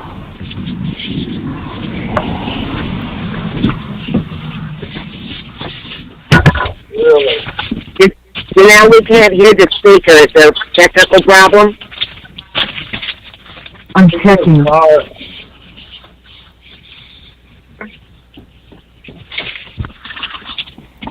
You shouldn't be. Well, we can no longer hear the speaker. That's okay. Go to the next and let him come back. Next public speaker, please.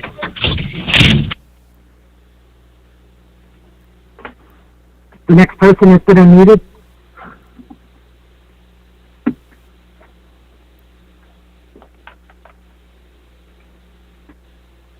The next person has been unmuted. Hello? Hello? Am I the next person? Yes. You're up. Okay, thank you. Members of City Council, my name is Greg Fiedler, and I'm a homeowner at 1802 Ramsey Boulevard in Woodcroft Estates. I want to request that there not be a variance to our A1 single-family resident zoning at Woodcroft Estates. There is no variance. The law allows it. Point of order. Excuse me. That's Mr. There's one speaker. There's one speaker. Everyone else, please be muted. Hello? Proceed. Mr. Fiedler, proceed. The owners of 1702 Kenwood are seeking a variation in the zoning code with the purpose of opening a commercial group home. Modifications have already been made to the structure, gaining building code variations obtained illegally. It is difficult to maintain integrity in a neighborhood in Flint, Michigan. It was difficult before 2008, and it's become even more difficult since. I was forced from my home of 28 years at 505 West Patterson Street in 2008, mostly due to the City of Flint's inability to close an illegal drug operation across the street from me. After moving, I rented the home for 2 years, but the mass exodus of homeowners and the number of homes boarded, burned, and demolished was so high I could no longer rent the home or sell it. There were literally no takers. Thieves began breaking in and stealing HVAC and pipes, and my insurance was canceled due to the property not being inhabited. Eventually, I had to make the devastating decision to let my beautiful tutor that I had invested my time and money in for 30 years go to the land bank. However, loyal Flint man, I chose to stay in the city of Flint, even though I was advised to get out while I could. I could have moved anywhere in the county at the time, but I had faith that the Woodcroft neighborhood would survive, so I purchased a home there. I was surprised upon moving into the neighborhood that we were under a constant onslaught of home invasion. My home was broken into twice within the first 2 years. We reached out to City of Flint staff for help, but they refused to try any of our suggestions. Some of our suggestions had been approved in other neighborhoods and had great success, but they were denied to us. We had to band together and form a bond through our neighborhood association to protect ourselves and keep our neighborhood safe, even though we pay some of the highest taxes in the city of Flint. At one point, a drug dealer actually did move into a home previously owned by former Mayor of Flint, James Rutherford, just a block away from me. Fortunately, after a couple of years, they decided to sell and move. Our association finally got together and hired a private security company, charging each of us $500 a year to each homeowner. We also formed a phone bank called Code Red so we could inform everyone within minutes of any suspicious activity. Mr. Fiedler, your time is up. Your time is up, sir. Next speaker. Next person has been unmuted.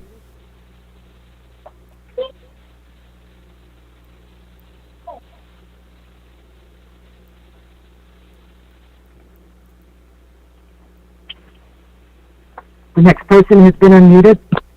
Hello? Hello? Hello? Hello? Hello, please state your name and then you have the floor. Margaret Best, can you hear me? Yes, we can hear you. Please proceed. So I'm calling because of the tone of the chair this evening. We are all watching new officers, and we. Sorry. Can you state your name for the record? Margaret Beth. Thank you.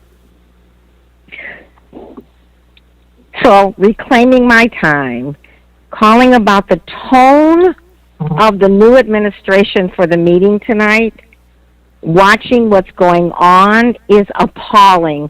It seems as though certain people are being singled out and harassed and bullied. Sometimes we call those people Nancy. And sometimes we want that to end. And tonight is a good night to end all of that.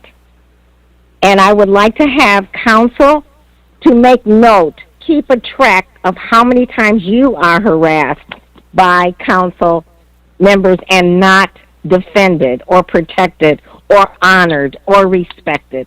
It's appalling. It is absolutely appalling. And the world is watching, Flint. We've already been identified as a community that's in poverty and a water crisis and a pandemic and voting for a man who will not even walk out of the White House. And we have to contend with this tone. I think the chair should take some training on management, elocution, how to talk to people, how to get respect, how to be a leader, not a follower, not an insulter, not a hater, and not perpetuating those negative acts. I give my time back to Mr. Mays or Miss Galloway. I appreciate both of you fighting for the city this evening. Thank you. Thank you. Next speaker, please. The next person has been unmuted.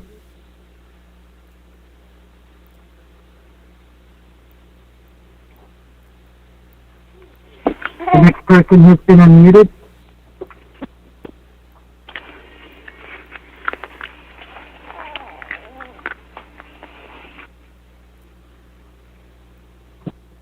The next person has been unmuted.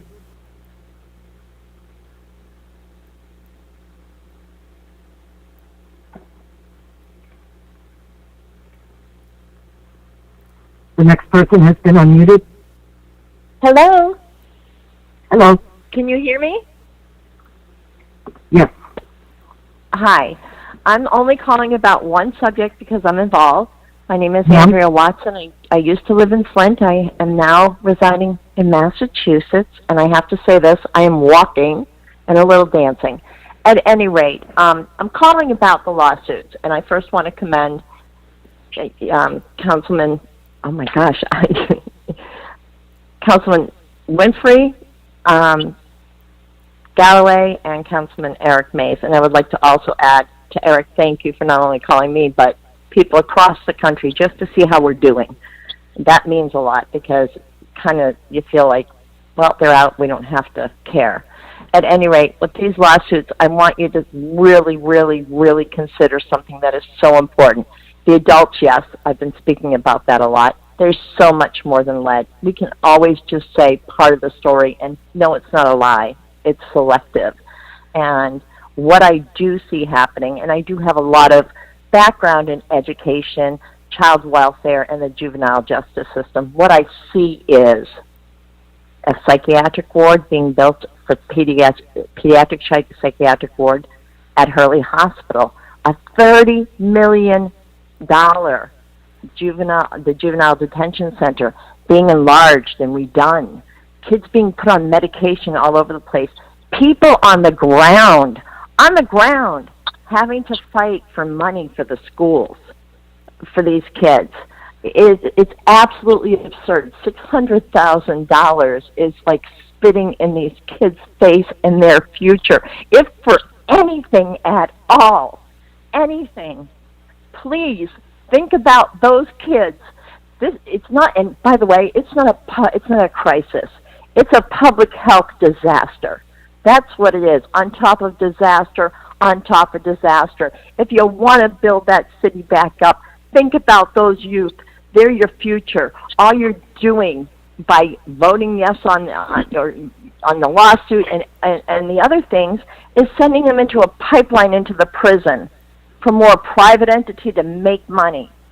And that's not what any community is about. When I was in Flint before, it was booming. Education was so important. People were working. They were getting along. So before you go in there, please, whether you have children or not, think about those kids. Could you do that, please? Hello? Hello? There's no dialogue, madam. Oh, no, I was just, okay. Madam?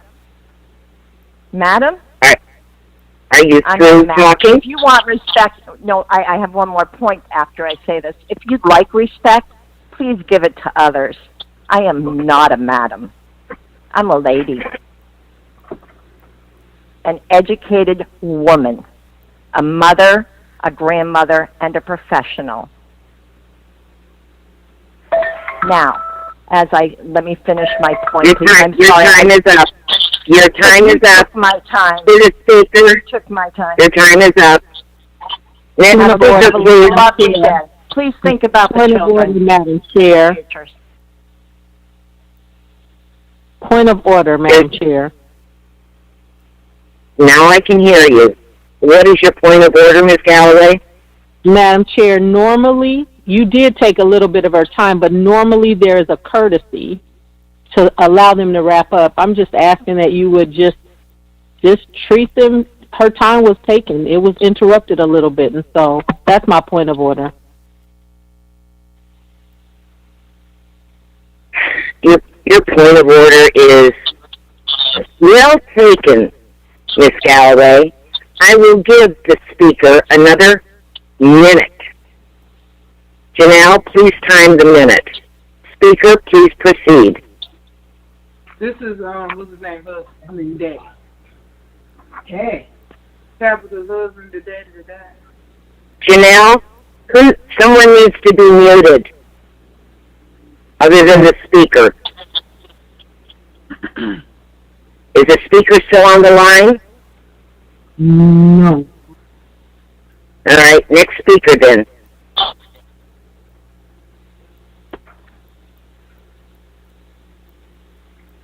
The next person has been unmuted.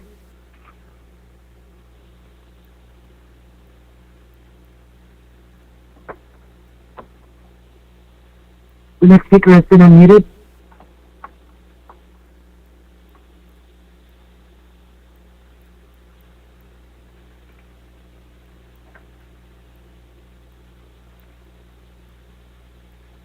The next speaker has been unmuted.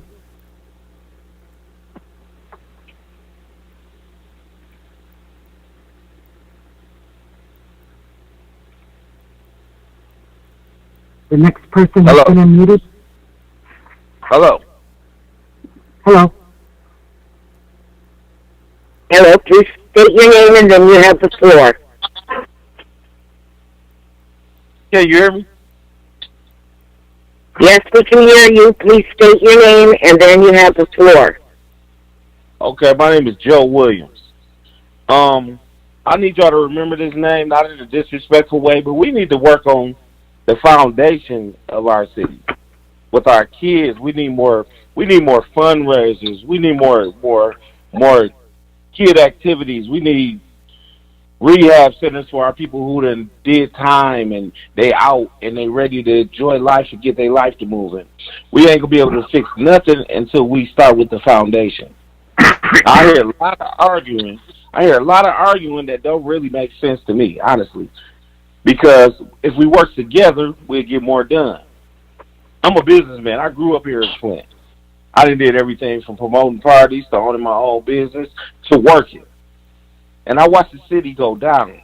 And it ain't just about no water, because we could do good without the water. Honestly, we just need to stick together. We stick together and build it from the ground up. Meaning that we need transportation programs for single mothers to get back and forth to work. We need talent shows. I just heard somebody talking about a basketball rim in the streets. Okay, if we had more places for the kids to go, they wouldn't be in the streets. When I was growing up, we had a lot of things to do, a lot. Right now, there's nothing to do, and everybody's just bickering back and forth with each other instead of getting it done. Now, if we got to take it into our own hands and start building ourselves, we can do that. Do we need to do that? Or should we depend on our government to do it? Because either way, we will get it done. And that's all I have to say. Thank you, Mr. Williams. Next speaker. The next person has been unmuted.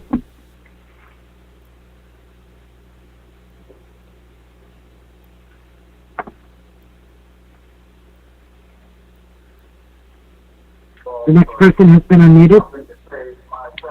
Nothing.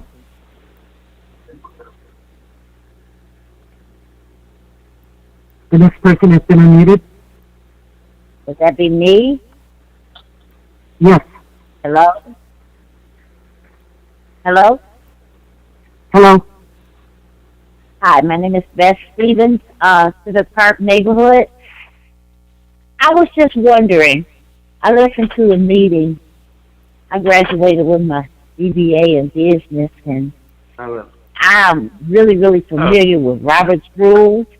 And I was just wondering if maybe there's a class at Mott, or somebody could come give some instructions on Robert's rules. Ma'am, could you hold just a moment? We have someone on the line that's not muted, and they're interrupting you. Janelle, can you mute that person? I believe I got it. Thank you, and adjust the time a tad. Please proceed. I just feel like everyone's not really familiar with Robert's rules and kind of guessing around at them. And maybe there's a class at Mott Flint School, or you could get some instruction at your meetings on how Robert's rules actually go, and there will be a lot less confusion. Thank you.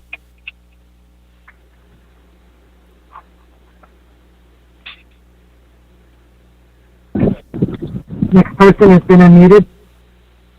Yes, good evening. Yes, good evening. Hi. Hello? Yes, Please state your name and then you have the floor. Yes, good evening. Mr. Martin, I'm calling. This is a total disaster and disgrace. Mr. Davis, you first, sir. You fell into the biggest trap of the conquer and divide. For you to allow Kate Fields to separate this in that manner, man. I saw so much more in you. This is a total disgrace for the city of Flint. She wants to be the chair that bad, and for you to come in and allow this to happen like this, that's terrible, brother. Total terrible. Miss Galloway, you tried to stay strong tonight. You almost got weak. Don't let them push you around that way. You are an awesome chair. I applaud everything that you did in your time. But this right here, what's going on right now, there's no way the city of Flint will ever move forward with Kate Fields at the chair. I wish I could say more, but her tone alone tonight shows her true character and her puppet that follows her and seconds everything that she says. How can the city move forward with leadership like that? So let her continue to talk and show her true character tonight, and everything will come to the light. Because there's no way that this is going to go on, and no better can come from this, especially with backdoor meetings with her and that crooked mayor that you guys have running the city. So I pray for the citizens of Flint, because they're in bad shape. Brother May, I wish you had more power, brother, because truth be told, you're the smartest one up there. You might have a little attitude, but as far as politics, you know it. Hey, anybody with a brain on that council, Kate Fields not the way. Have a good night.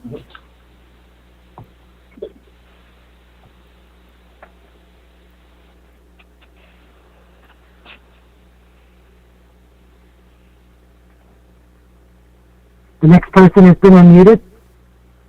Hello? Yes. Hello? Can you hear me? Yes. Hi, yes. I was on earlier. My name is Charles. What I was saying, I'm not gonna get on here and bash anybody, but it's gonna be facts. I've been following you guys since 2015. Hey, can you state your name? And my name? Charles. And okay. It's interesting with Miss Yes, ma'am. Excuse me. Janelle, we need to always ask for a first and last name because this is the second time we've had a speaker that just identified themselves as Charles. And speakers can only speak one time. Point of order. Right. Point of order. What is your point of order, Mr. Mays? When you really research these rules, you might find out they don't even have to say what you asking them to say. So I'm going to say carry on, but when you check it out, it's going to surprise the heck out of you about what they have to tell you about who they is. That's an invalid point. Excuse me. Can I say something? Yeah. This is Janelle. It's very difficult when people call back in to know what they've spoken already, so I apologize for that if he's already spoken. I'm just stating. No, he got cut off. He got cut off. Mr. Mays, you don't have the floor.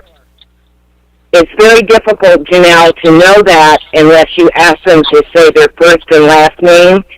And the reason we're asking for that is because this is an electronic meeting, and by our rules, speakers are only allowed to speak one time. So now I'm going to rule on Mr. Mays' point of order.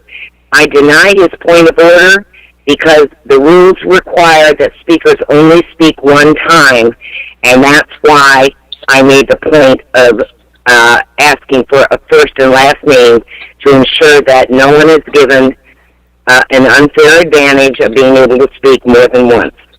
Okay, so Charles, have you spoken before? Madam President, I'm just asking, do you know, Madam President, point of information. What's your point of information, Mr. Mays? Would it surprise you if the state law and these rules say you can't ask them certain things? I'm just cautioning you. Angela, can you check that out while she continues to try to not hear what I'm saying? Thank you, Madam Chair. I'm out of the way. This is Angela. You can comment on your one, please. Angela? Yes? Yeah, there's nothing in the rules that prevents the governing body from making council rules to ask a person to state their first and last name. Thank you. Now I'm addressing the speaker. Charles, have you called in and spoken once before? Yes, ma'am. I was Charles that was muted, and you couldn't hear me anymore. Well, I don't think we keep track of how many minutes you have left, but I will give you 1 minute to conclude. Thank you, Madam President. What I said earlier was that even with this time last year with Eva Worthy, she sat right there on that hot mic in y'all city council and called all of you guys, except for you, Madam Chair, and Mr. Griggs, idiots. Mrs. Davis, same thing for you. Do you remember back in May 2018 when you were reading the charter and Ms. Fields said that you had a lack of understanding when it came to that charter and you took that offensive? But it's not about the politics for me with you, Mr. Davis. I have a lot of respect for you until your podcast. How dare you pick up a Bible and you read Romans 1:21, but you have a shirt on saying, fix this, you know what? That right there is blasphemous. So you need to sit up there in one answer and exalt Charles, and internal. Charles, can you wrap up? You've had 1 minute extra. Yes, ma'am. I'll wrap up. But, Mr. Davis, it's not about your politics. It's about the fact that if you're going to hold up God, you can't cuss in the same sentence. Thank you. Thank you, Charles. Next speaker, please. And Janelle, please ask for the first and last name. That's still on.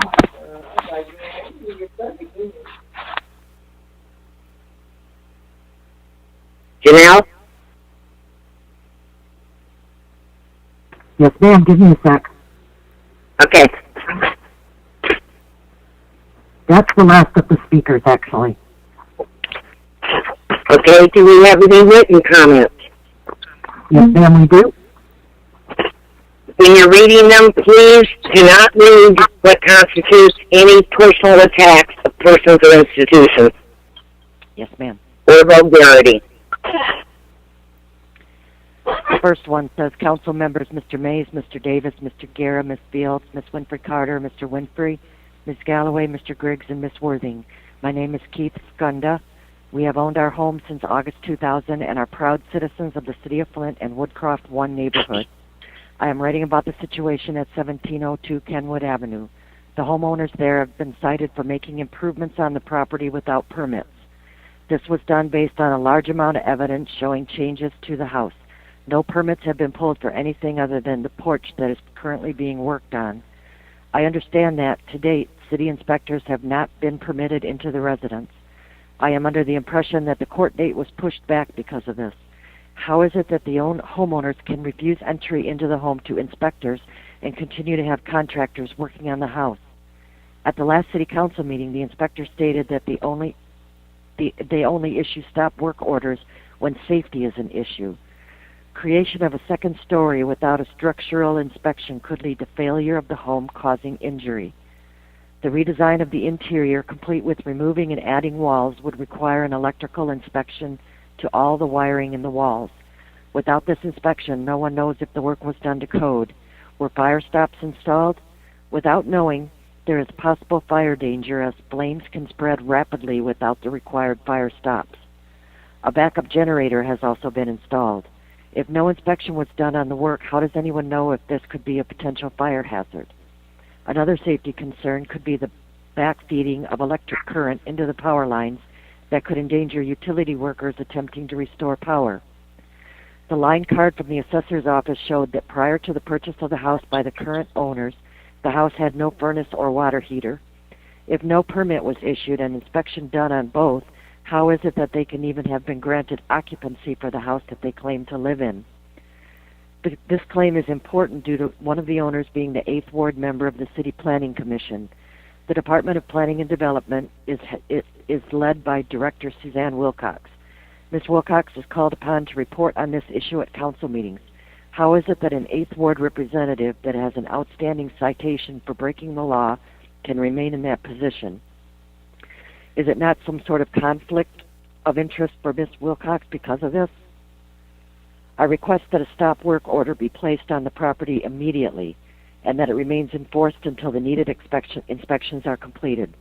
These inspections should be done as normal and no consideration given to avoid any removal of work to allow critical view of internal work. The owners plan to make this a group home. This should demand that they do everything by code and by the law to make a safe environment. No board position or affiliation with council members should overrule code and law. And that is where the 3 minutes end.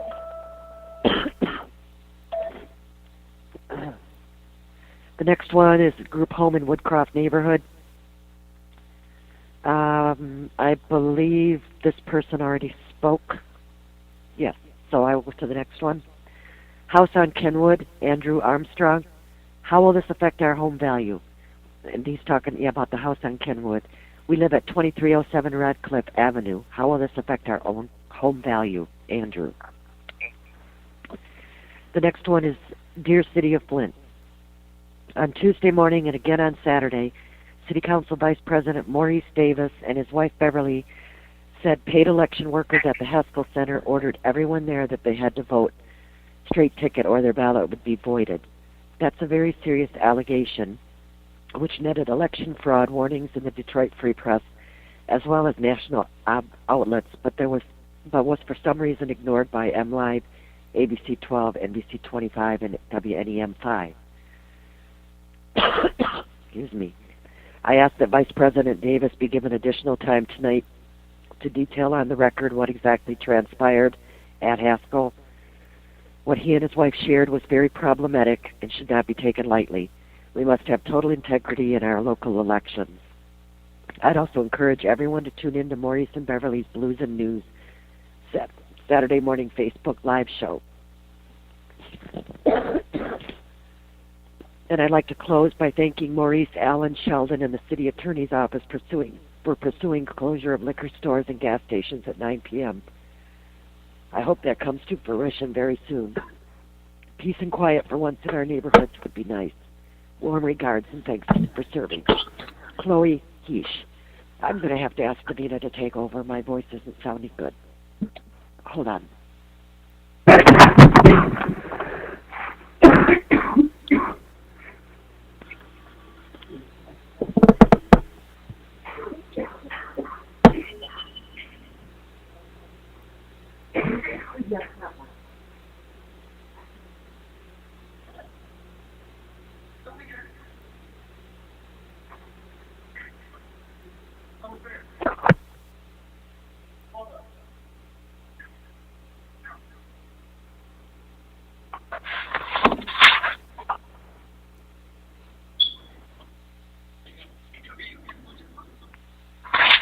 Okay, this message is from Kelly Swanson. Kelly in the 6 wards. Can someone ask the police chief why is speeding unenforced? It's 25 miles an hour on Sunset, University, and Chevrolet, and cars are doing 100. An innocent elderly man was killed on DuPont on Saturday. Are we waiting until a Kettering or elementary school student is killed to write reckless driving tickets and impound cars? Then you have these store owners fueling violence, crime, addiction, and decay all night.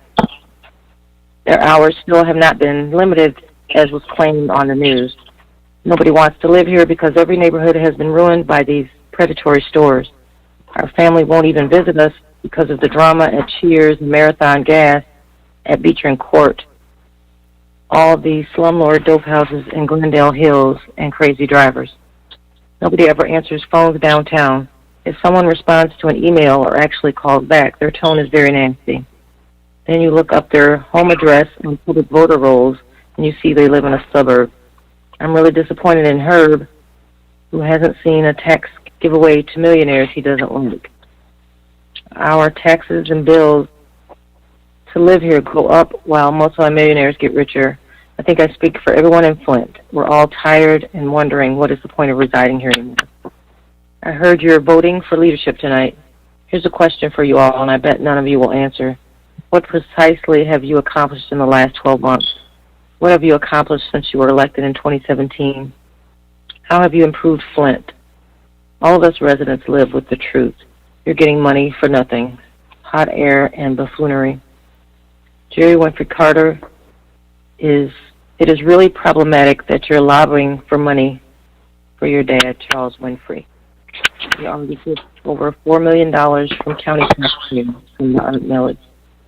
You need to recuse yourself from all votes and comments pertaining to grant dollars going to your dad's theater.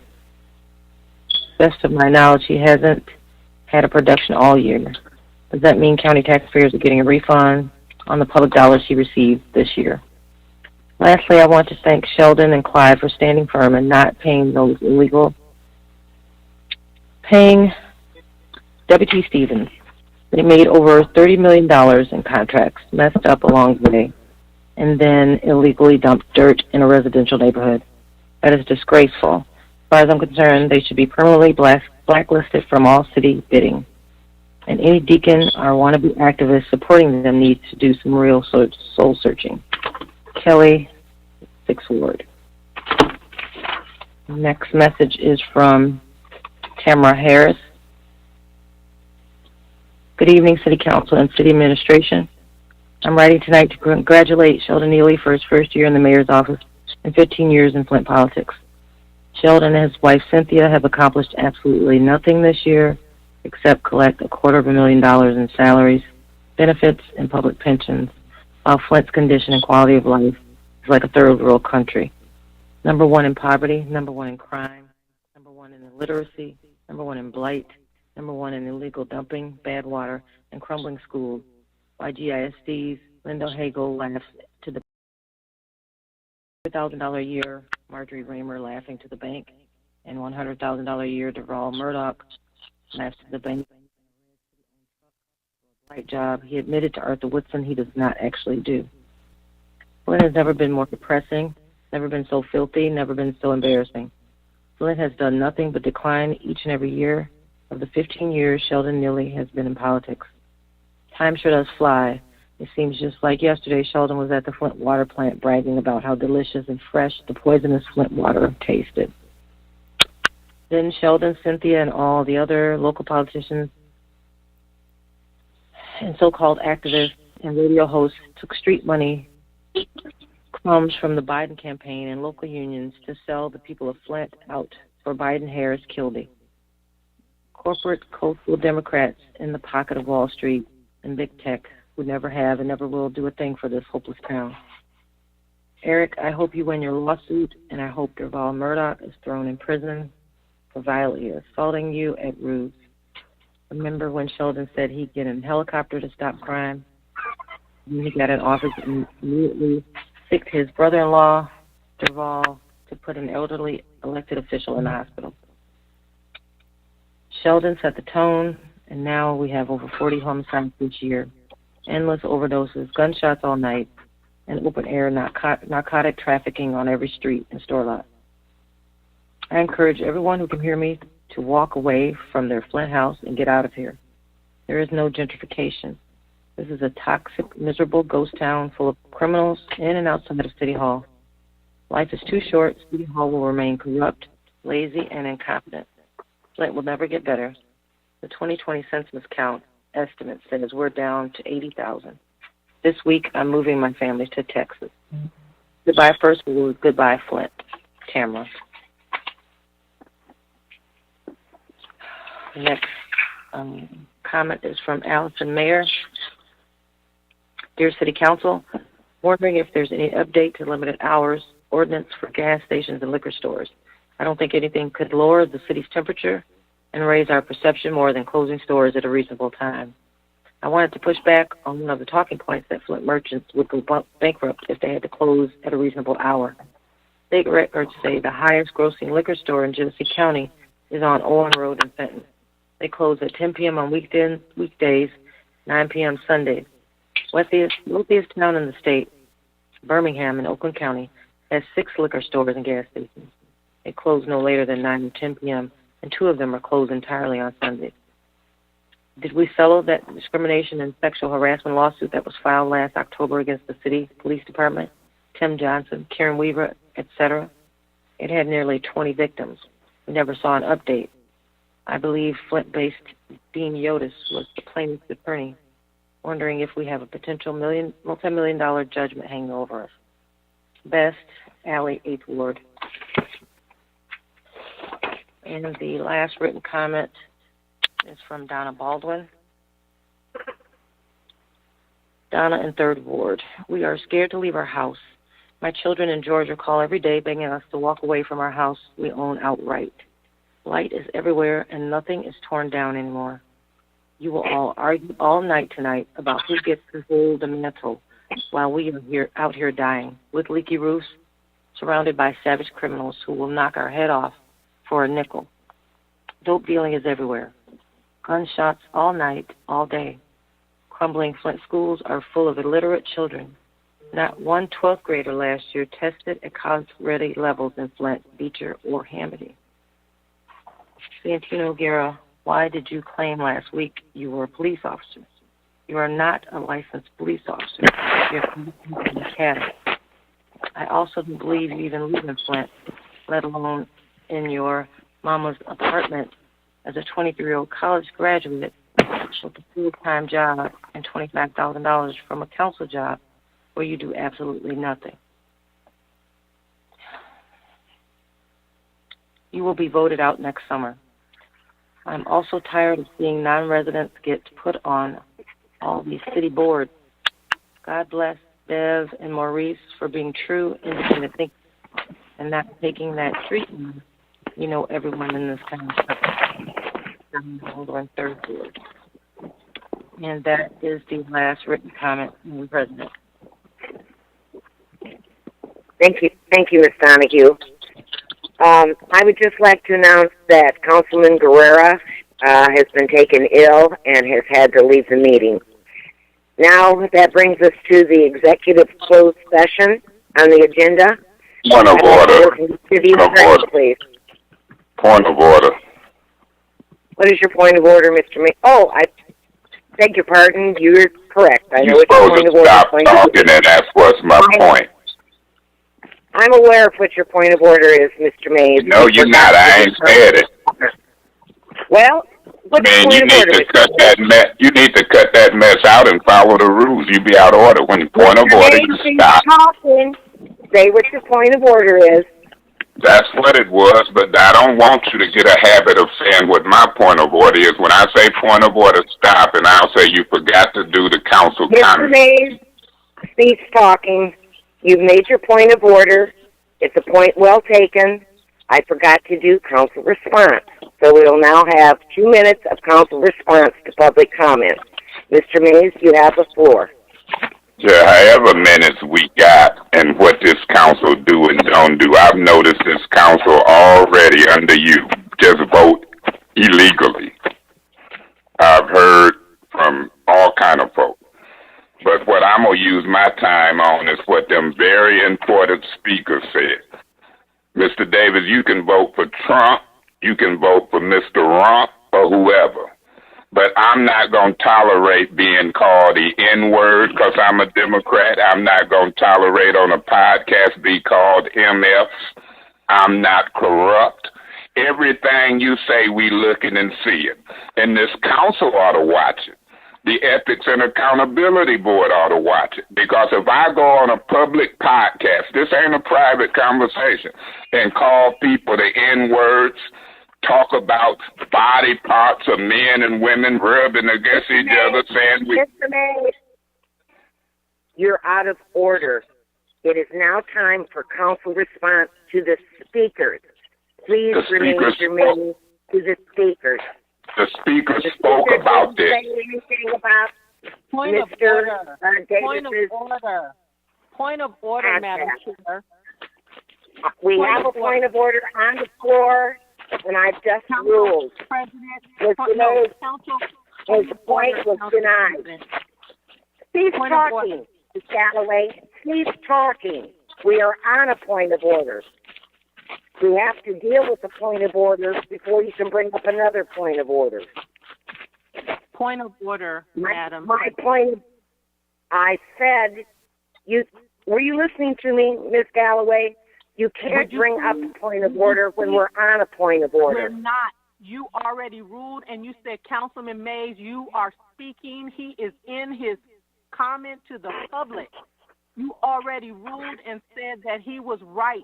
We are not in a point of order. And I want you to chair fairly, Ms. Fields. He has the floor to respond to the public comment, and I am doing a point of order. Your point of order is denied because I was telling Mr. Mays that we are on the agenda to response to public I speakers. appeal to the ruling of the chair if you denying her point of order. There's an appeal on the floor to the ruling of the chair. Is there a second? Is there a second? Councilwoman Galloway, I second that. Ms. Galloway seconds the appeal. You have to be germane and speak to what's on the agenda. And on the agenda is response to public speakers. Mr. Mays was proceeding to talk about Mr. Davis's podcast. No one talked about Mr. Davis's podcast or any of the things, the claims that Mr. Mays was making. Okay? We are only to respond to comments that the public speakers made. Would anyone else like to discuss the appeal? Madam President, this is Councilwoman Galloway. You have the floor. President Fields, you are so adamant about ruling Councilman Mays and anyone else that doesn't agree with you out of order, and you are clearly not listening.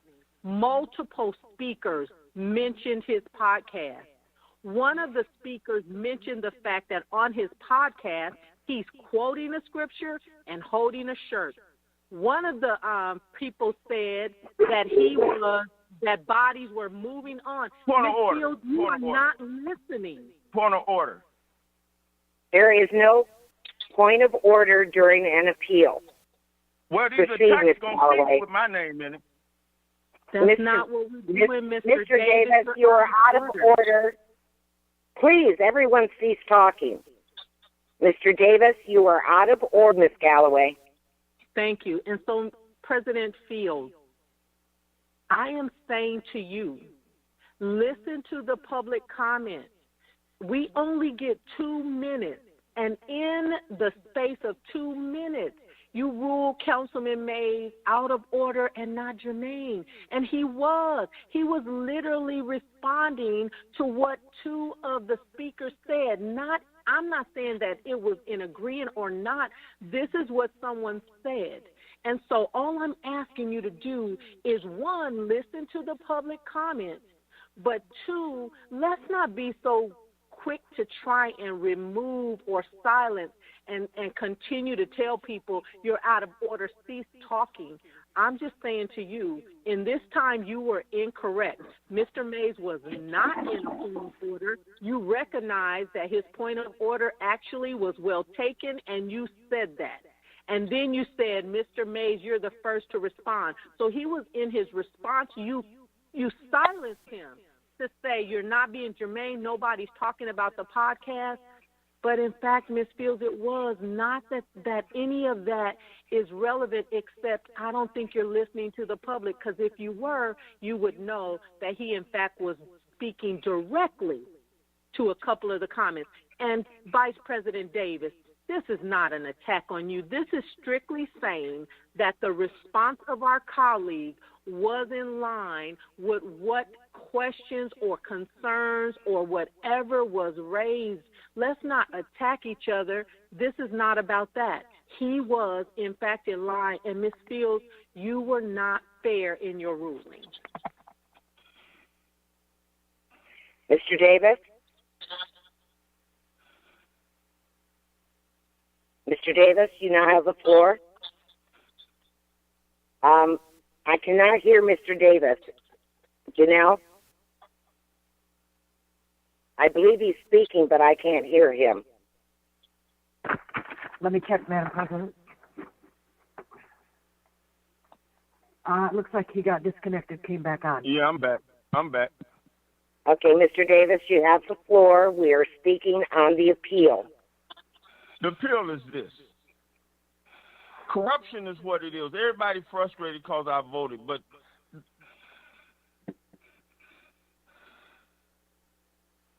he got his little few friends and imps together with what's in them. That for me. Mr. Davis, I request that you speak on the appeal, be germane to the appeal, which is I ruled Mr. Mays out of order because he wasn't being germane to responding to public speakers. And his appeal was, I believe that he was. I don't know why my phone keeps dropping. Okay. But let me tell you something. This is my appeal. I'm appealing all these attacks that I'm taking politically because I won't do what the corrupt out in the street, Woodson them and Mays them want me to do. I'm not going to do it. And they crucified me over AC Dumas radio, Mays them. I don't talk about them, that money he getting when he in California corruptly. I'm not doing that. But he need to keep his mouth off me. Woodson and all of them.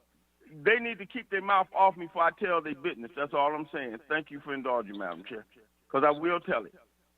Madam President. Thank you. Chair. Just a moment. Ms. Worthing.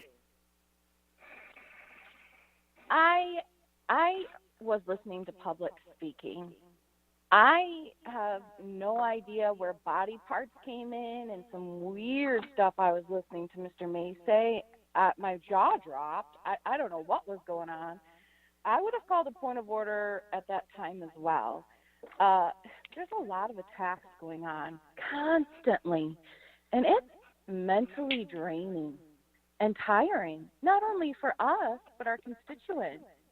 I would hope that we can move along in this meeting and be kind and say kind things and not say gross, nasty things. Let's be professional. That's all. Madam President. Madam President, this is Councilman Mays. Mr. Mays? I really wish that people had listened to the public comment and they would have heard people criticizing Mr. Davis for what he was saying on the podcast. If Ms. Worden think that my comments were alarming, I dressed them up and fixed them up. Mr. Davis was nasty. He say when in Spain, he talk as to Spanish. In Rome, he talk. My personal podcast. Mr. Davis, you're out of order. Mr. Mays has the floor. It's about time to warn him.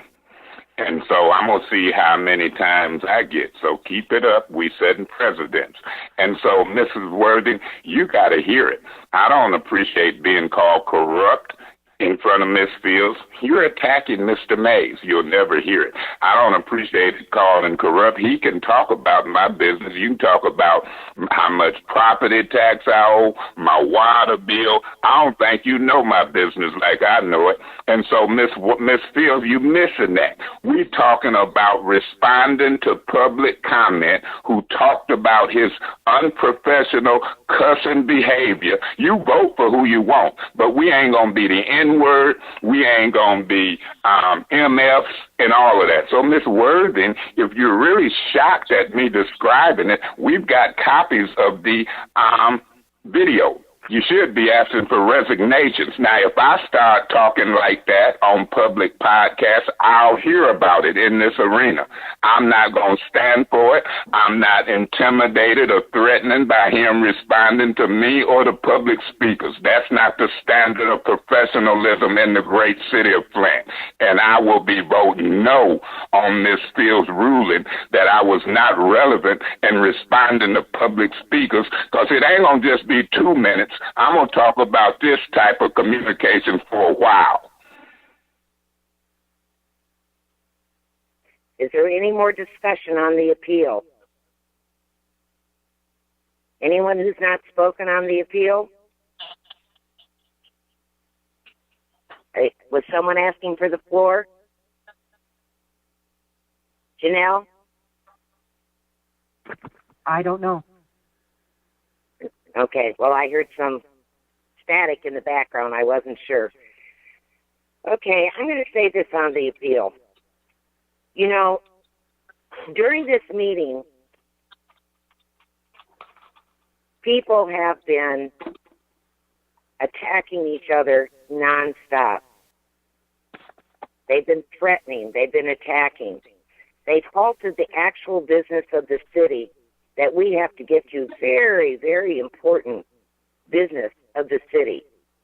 All I'm asking is that people try to act professionally, quit saying derogatory things about each other, stay germane, and this portion of the council is to respond to comments the public made. I did not hear the public say anything about Mr. Davis's podcast. I did not hear that. And that's why I said that Mr. Mays was not being germane in speaking in council response to public speaking.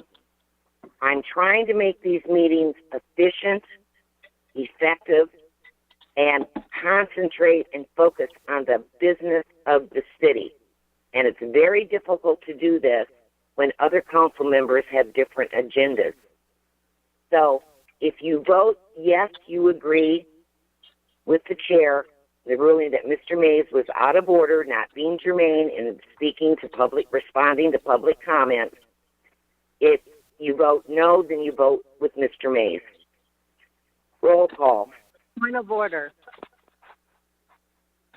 What's your point of order? There is no point of order during an appeal. Madam Chair, that wasn't the appeal. The appeal is that you would not allow my point of order to be recognized because you said that we were in a point of order, not that Councilman Mays was out of order. That is correct. Janelle, can you read this back? Because I thought the point of order was what I just stated. Well, that's what I have, that Mr. Mays was not being germane during council response. That was and then Mr. Mays appealed that. So roll call. Point of information. What is the point of information, Mr. Mays? I appealed on behalf of Ms. Galloway's ruling, Ms. Fields. Right. Janelle, can you once again read back what the point of order and the appeal was? Well, I told you what I thought it was. Maybe I missed something. I don't know. I thought it was Mr. Mays not being germane. Madam Chair, she did get it wrong. I was asking for a point of order. You said that we were in a point of order, so my point of order would not be recognized, and you said that I needed to cease talking. And I said, point of order, Madam Chair. We are not in a point of order. Councilman Mays actually has the floor to respond to the residents, and you said you are wrong, and Councilman Mays appealed your decision on my behalf. You had not ruled him out of order. I think you're wrong, Ms. Galloway. I disagree with you. The appeal on the floor is my denying Mr. Mays' point of order. And it was on her behalf, Ms. Fields. No, on his appeal. Roll call. If you agree with the ruling of the chair that Mr. Mays was not being germane to responding to public speakers, vote yes. If you vote no, you're agreeing with Mr. Mays. Roll call. No. Mr. Davis? Yes. Ms. Fields? Yes. Ms. Winfrey Carter? No. Mr. Winfrey? No. Ms. Galloway? No. Mr. Griggs? Yes. Ms. Worthing? Yes. It's a 4-4 tie. The appeal fails with a 4-4 tie. No, the chair's ruling failed. I'm not sure about that. I believe the vote was on the appeal, so the appeal fails. It was a 4-4 tie. Point of order, Madam Chair. What is your point of order, Ms. Galloway? Whenever there is an appeal, the stating of the chair is, if you support the chair's ruling, you say yes. If you say no, you don't support the ruling of the chair. So therefore, the chair does not give 5 votes. Her ruling fails. The burden of proof is on the chair. Point of order. Well, wait a minute, Ms. Galloway. I'm going to ask for the city attorney. Ms. Wheeler? What was the question? I'm sorry. On the appeal that Mr. Mays against my ruling, the vote was 4-4. I believe that means that the appeal failed. Ms. Galloway is saying that the ruling of the chair failed. The motion failed. The motion failed. The appeal section, point of order. Just a moment, Ms. Galloway, you don't have the floor. Ms. Wheeler, could you explain that again? Yeah, there's not enough to support it one way or the other. So you have to go back to where you were before in the meeting. Okay, thank you. So we're going to go back to where we were. And Janelle, once again, I hope you're timing this. I can't talk on the phone and time at the same time. How much time does Mr. Mays have left?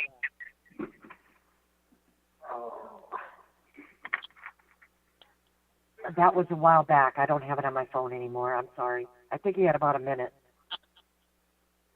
Okay, Mr. Mays, you have a minute. Proceed in your council response to public speaking.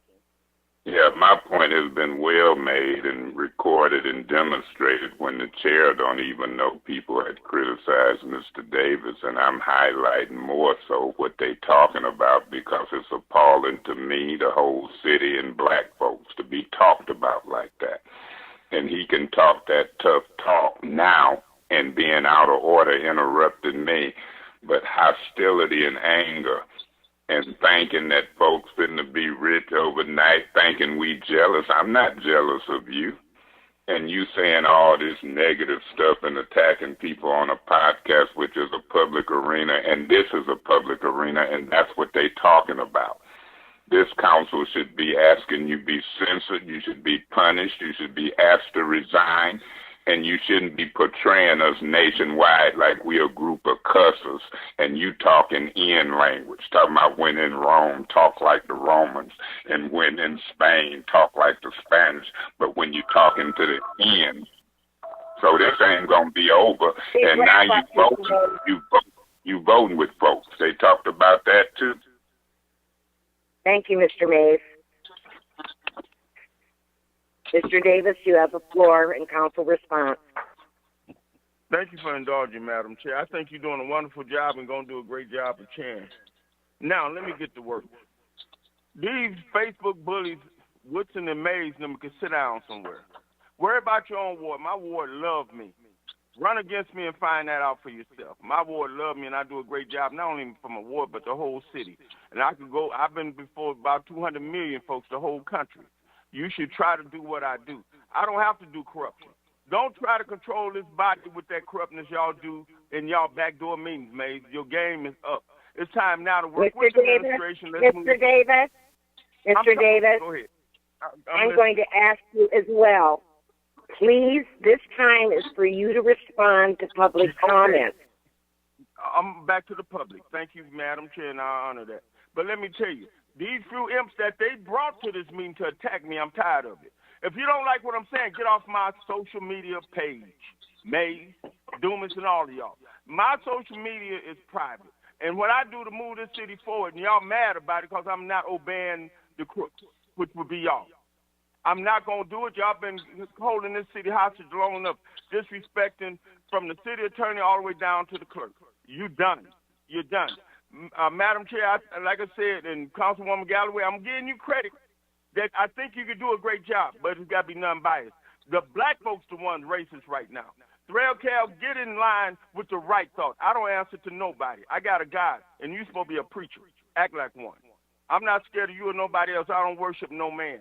And I'm responding to the callers. And the young lady that live in Civic Park, we're doing a lot of rehab work with the administration of Haskell Center. You're in the right neighborhood. We had $2.6 million, and you can't see one dime of that money spent because the money went in corruption. We get $1.8 million a year on the north side. The north end don't know nothing about that money, but Davis trying to get that money over. Madam President. My time up. My time up. Why she talking? Janelle. Yes, Janelle. I need my time reset. Yes, ma'am. Point of order. What is your point of order?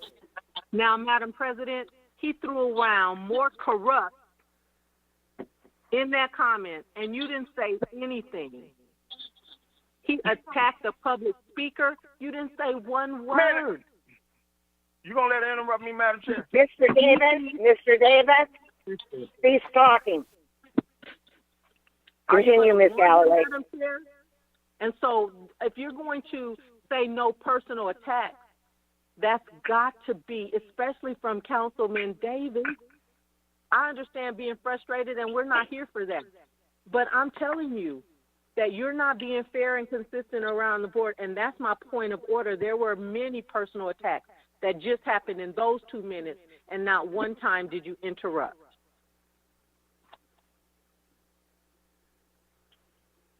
I'm going to deny your point of order because I did interrupt multiple times. There was no breach of the rules. I tried to keep council members from attacking each other, trying to get them to stay germane to what the speakers were saying. And there are many council people who are not being germane. There are many council people that are spending their time and their effort disrupting the meeting, obstructing the meeting, slowing down the meeting, the business we're trying to get to, including yourself, Ms. Galloway. I have tried to be fair, and I believe I am being fair. Apparently, it's really, really difficult to keep members from attacking each other, as you well know, including yourself. You continue to attack me, saying I'm not being fair. So I've denied your point of order because I am trying to be fair, and I did say something to both Mr. Mays and Mr. Davis multiple times on the subject. But they're adult people, and sometimes it's difficult to get adult people to collect themselves stay calm and just respond to what they're supposed to respond to on the agenda. So I deny your point of order.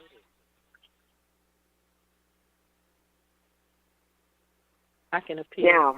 Now, Janelle, Yes. I believe. Don't I have the floor? Yes. Yes, you do. I don't know where Mr. Davis is on his time.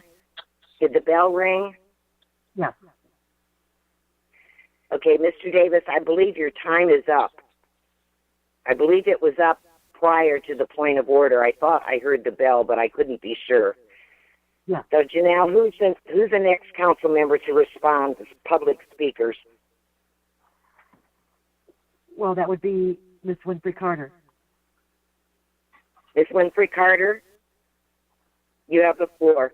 Would you like to respond to the public speakers? Did Councilman Guerrero leave? Yes, I made that announcement. Announcement. He's ill. Okay. You know, I'm going to pass because I'm not going to be germane tonight. Because I got something to say. I got something to say about everybody sitting up here. I'm appalled. I'm just appalled. I would like to thank the speakers for your comments, and I'm going to pass tonight. Thank you. Thank you, Ms. Winfrey Carter, for your sensible pass on comments tonight. The next council response? Mr. Winfrey? Thank you, Madam President. And again, to all the speakers, thank you for exercising your right to speak to this council and let us know what's on your mind. And Madam President, that's all I would like to say at this point. I'll make my comments at the end of the meeting. Thank you, Mr. Winfrey. I believe next is Mr. Griggs, or no, Ms. Galloway? Ms. Galloway, yes. Yes, I'll save my comments as well. Thank you. Okay, thank you, Ms. Galloway. Next is Mr. Griggs.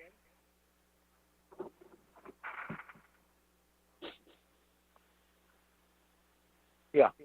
Mr. Griggs, do you have comments regarding the public speakers? Yes.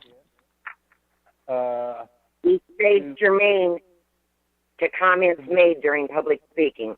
Okay. To Mr. Chris Del Moroni, the city trees, I just ran into a deal about 2 or 3 weeks ago that the funding hasn't finished yet.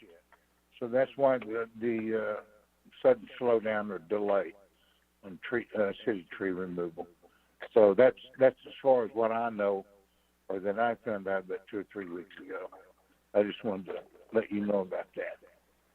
Now, as far as Mr. Woodson commenting on my the way he wants to handle my recall, is there's a reason that Mr. Woods is like this. It's because I publicly stated that I doubted that he was actually an honorably discharged veteran, and that has released his anger. And as far as the place, the group home, or not group home, actually assisted living home, there on 1702 Kenwood, a permit was issued, number PB200467. It was issued and paid for October the 26th, and that includes some windows. So this is really becoming a moot point. This assisted living home is allowed in that particular residential area, and the only way to change that would be with the planning commission rules or zoning regulations. Thank you. Thank you, Mr. Griggs. Ms. Worthing? Yes. Can you hear me? Yes. Please, you can respond to public speakers. Please stay germane to public comments. Okay. comment sometimes is like reading the comments under a Facebook article. It's depressing. It's bad for your mental health. I think a lot has gone on in our nation lately. COVID is wearing on a lot of people.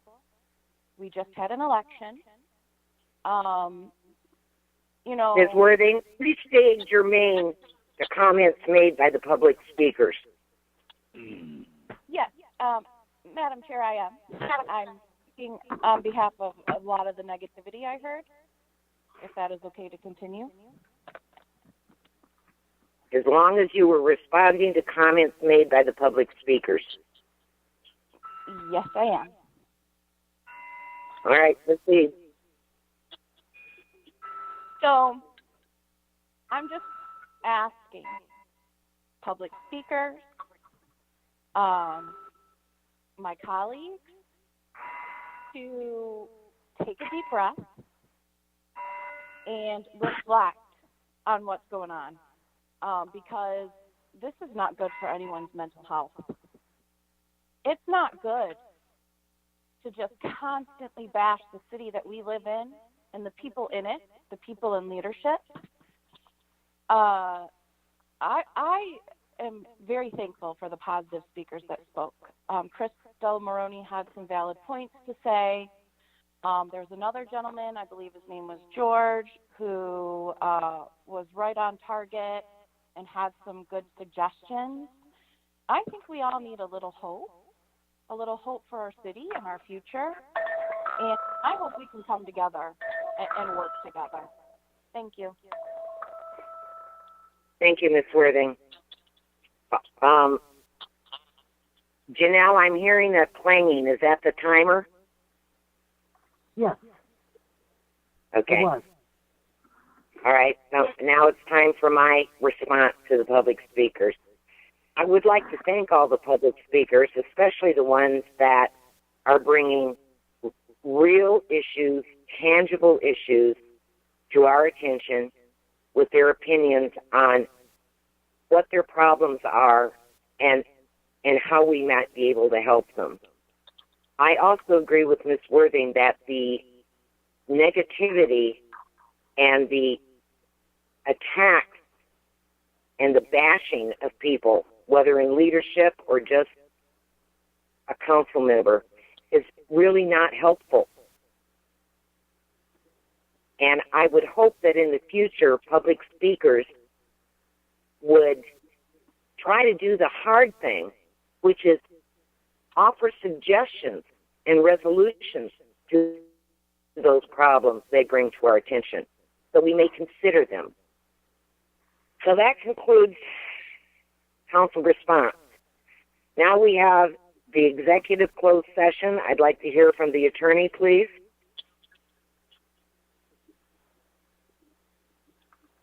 Yes, the city Ms. Wheeler? attorney's office. Yes, the city attorney's office requests to go into an executive session for purposes of discussing pending civil litigation pursuant to MCL 15.268E to consult with an attorney regarding trial or settlement strategy and connecting to pending litigation. It would have a detrimental effect if we would do this in an open session, so we would request that in the water litigation. Thank you, Ms. Wheeler. Do I hear a motion to go into Madam executive session?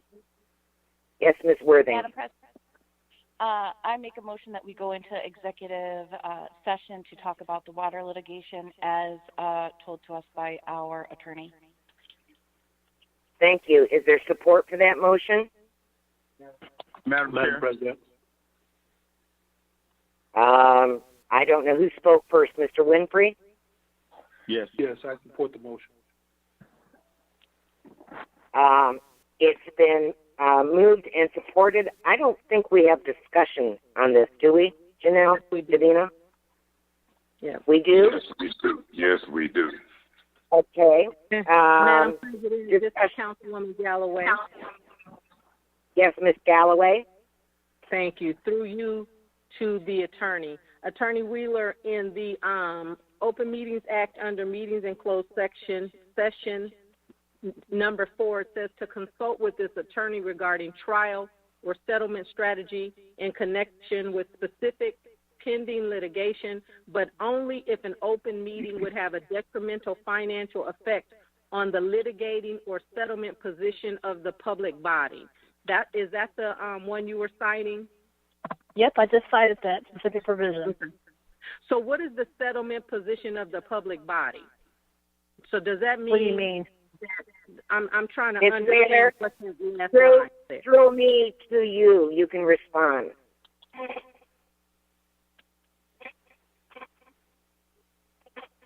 I didn't understand the question. Would you please restate it? Is the public body that you're citing in that's the city of Flint? Is that correct? Yeah, that's you all. Yep, the city of Flint. Yep. So the city is working on a settlement position. Is that correct? Yeah. Okay. I'm just trying to understand. One of the questions that came up is this settlement, the settlement for the $6 million that's being discussed, or I can't remember the other piece of it. Well, as I told you last week when we spoke, that the $600 million is between the plaintiff and the state, and I provided you with those public term sheets. So that covers that portion of it, which I provided to you and to the council. The public information shows the percentage going to adults, minors, businesses, and other relief. That's all in the public information. That wasn't, Attorney Wheeler, that wasn't my question.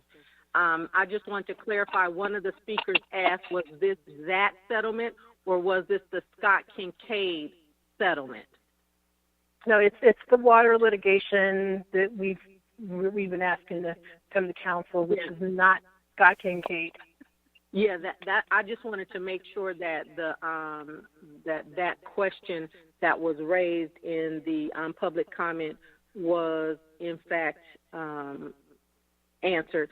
Attorney Wheeler, part of going into closed session requires that the confidentiality remain. What are the consequences and or what happens when someone violates what was said in a closed session? Well, in this case, as was requested and you are aware of, if a person violates this, everybody in the case has to sign it, and the consequence would be to be brought before the judge. We will have to all be accountable to each other for anything that is privately disclosed. So until such a time when that can be made public, we're all held to that same standard, including myself. And the only reason why I'm asking is because in one of our meetings last week, something that was discussed in a closed session was said in an open session, an open public meeting, and there was nothing that was done. And so I'm just wondering who is holding each and every one of us accountable to ensuring. Well, I would imagine that would be the court. There would be a judge that would hold everybody accountable, which would be Judge Levy. She would hold everybody accountable, and if she so chose, then that's where the consequences would come if I or anybody else were to violate that. And matter of fact, there was some type of purported allegation that Judge Levy did hear on a purported violation in which she struck down as not being a violation. So these things are very serious and are things that will be held to an account before the judge, including myself. Okay. And I just want to say to you, Attorney Wheeler, thank you so much for making yourself available to me. I understand the importance of closed session. I understand the importance of being made aware of exactly where we are as a municipality and a body. But again, at this time, I am not going to go into executive session. I just believe that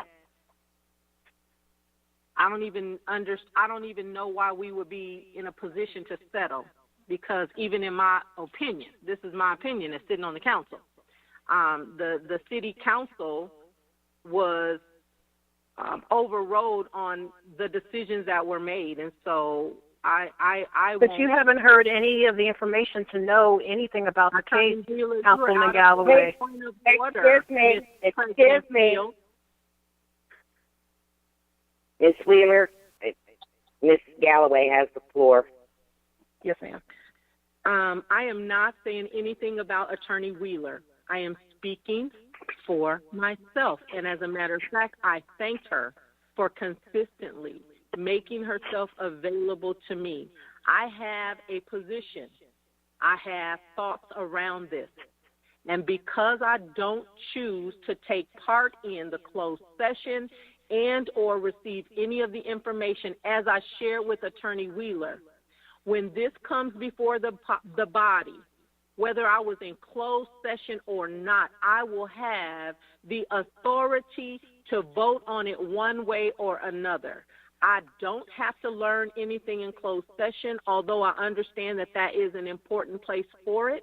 But no decisions are made in closed session. We can't vote whether we support or agree or do any of those things. And so I am more than willing to wait until the documentation becomes public and becomes before me as a council person.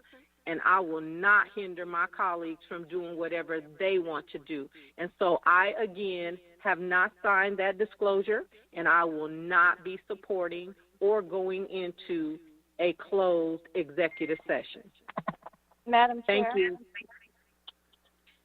Thank you, Ms. Galloway. Ms. Worthing?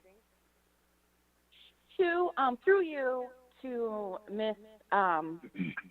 Wheeler. If someone is not privy to the information, are they allowed to vote on a session that they would not or refuse to attend?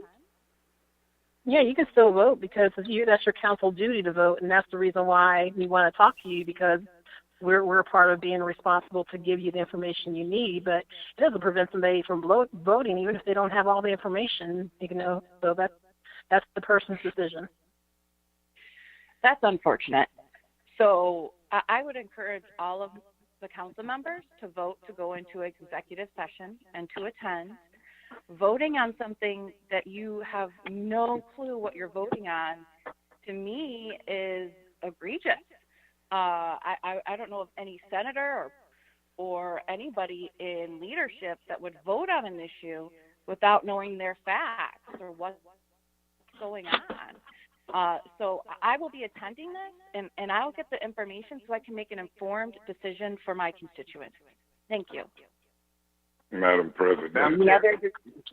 Mr. Davis and then Mr. Mays. Thank you, Madam Chair.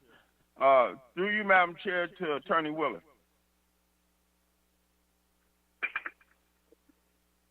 Yes, Mr. Davis? Yes, sir. Yeah, Ms. Wheeler.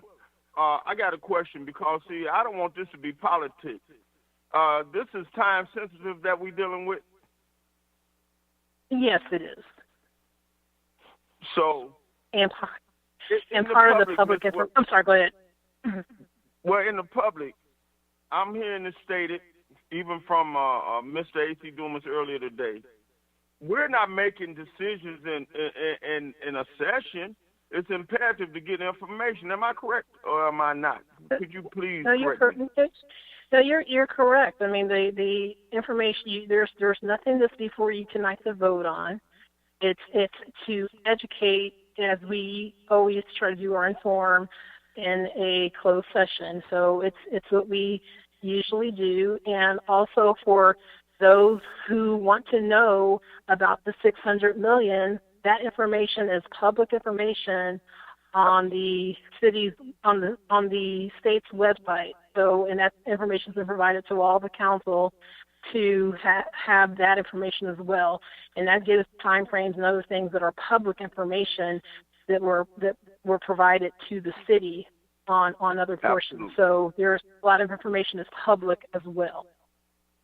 So Mr. Woods and them could give the impressive false information or misinformation because we're not making them kind of decisions. We're getting information, and I'm like Miss Worthing on this one. I highly suggest us to get some information so when it become public, whatever we do, we'll be more properly informed to help the constituency in this community. Thank you for indulging, Madam Chair. You're the best. Thank you. Thank you, Mr. Davis. Mr. Mays? Mr. Mays? Yeah, thank you. I don't know who the best, but I'm one of the best. I'm one of the ones who marched in below degree weather when Aaron Brockovich sent Robert Bocock in here when this water crisis stuff first started. I had something to do with putting motions on the floor to go back to Lake Huron. I also had something to do with fighting emergency managers and Leanne Walters and Melissa Mays, and people was coming by the house and we was working. And so I know what's going on. I've also been privileged to the media's definement of the percentages of what's being proposed in the $600 million, including the attorney fees. If the information turn out to be right, adults ain't covered unless they got medical documentation, and doctors couldn't give it. They act like they didn't know what was happening, hair loss, rashes. I'm not satisfied with the settlement, but I want the public to know while they all discussing it, I haven't been in a closed session on it once yet. They say I'm a plaintiff. The people I represent are plaintiffs. Every council person is a potential plaintiff, and they represent plaintiffs. But yet and still, you can't come in. We don't trust you not to talk, Mays. Okay, well, whatever. I don't need to go in. I remember telling this city, because the attorney back then filed an intent to sue letter, and we ain't sued yet. I say we should file a countersuit. We are plaintiffs in this lawsuit.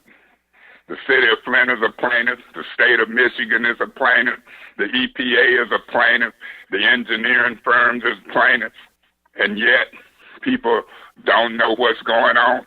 I can guarantee you, when it comes time to a vote, things have to be talked publicly. Guess who can talk about all of them?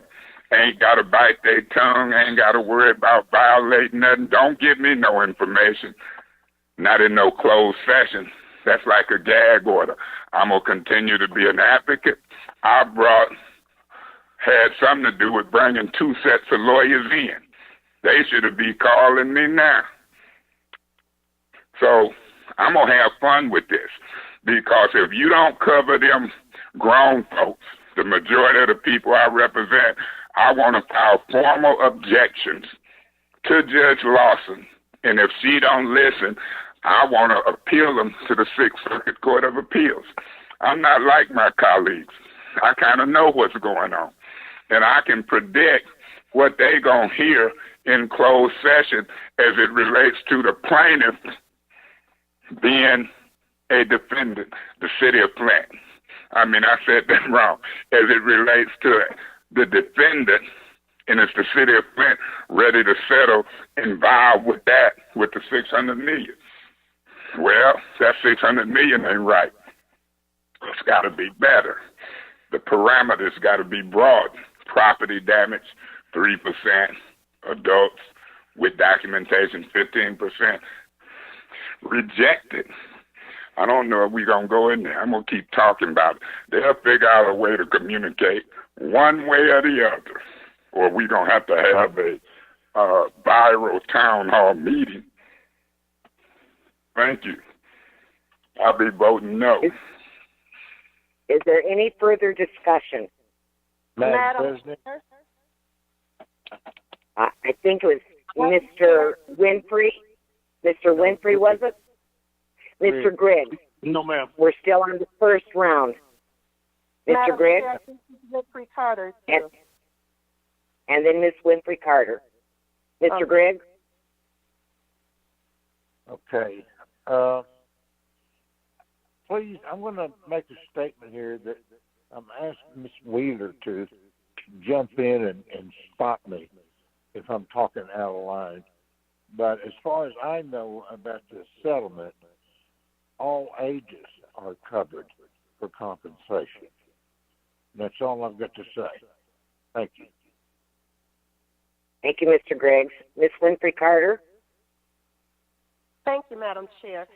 I will be voting no to go into executive session.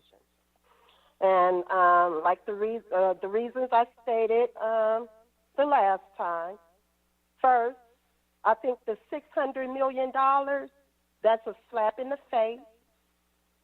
We need to go back to the table and try to get more.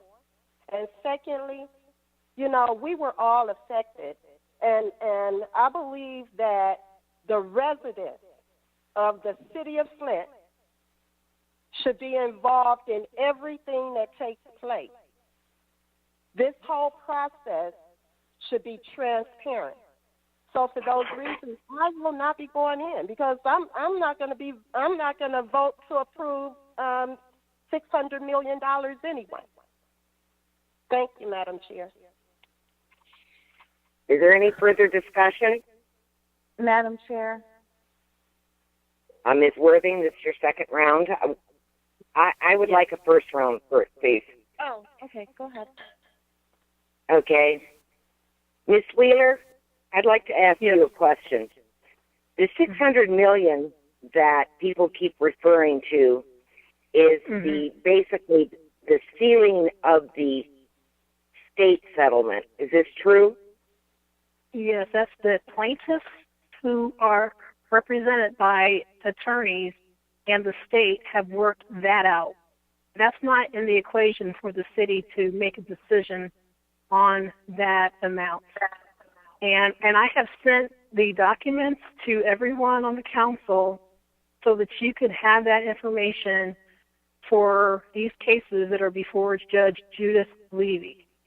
So all that information is in the public documents showing the percentages for minor children, the percentages for adults, for businesses, and other programmatic relief. This is all. I am only speaking of the public information that was Point of released back in information. August. What is your point of information, Mr. Mays? Point of information through you to the speaker. That would be adults with personal injury documentation only, correct? I know. I'm looking at the document that is public on the city of the state of Michigan's website. It says adults and property damage settlement categories. And it shows 18%, 15% for adults, 3% for property damages. That's 18% of $600 million. Point of information.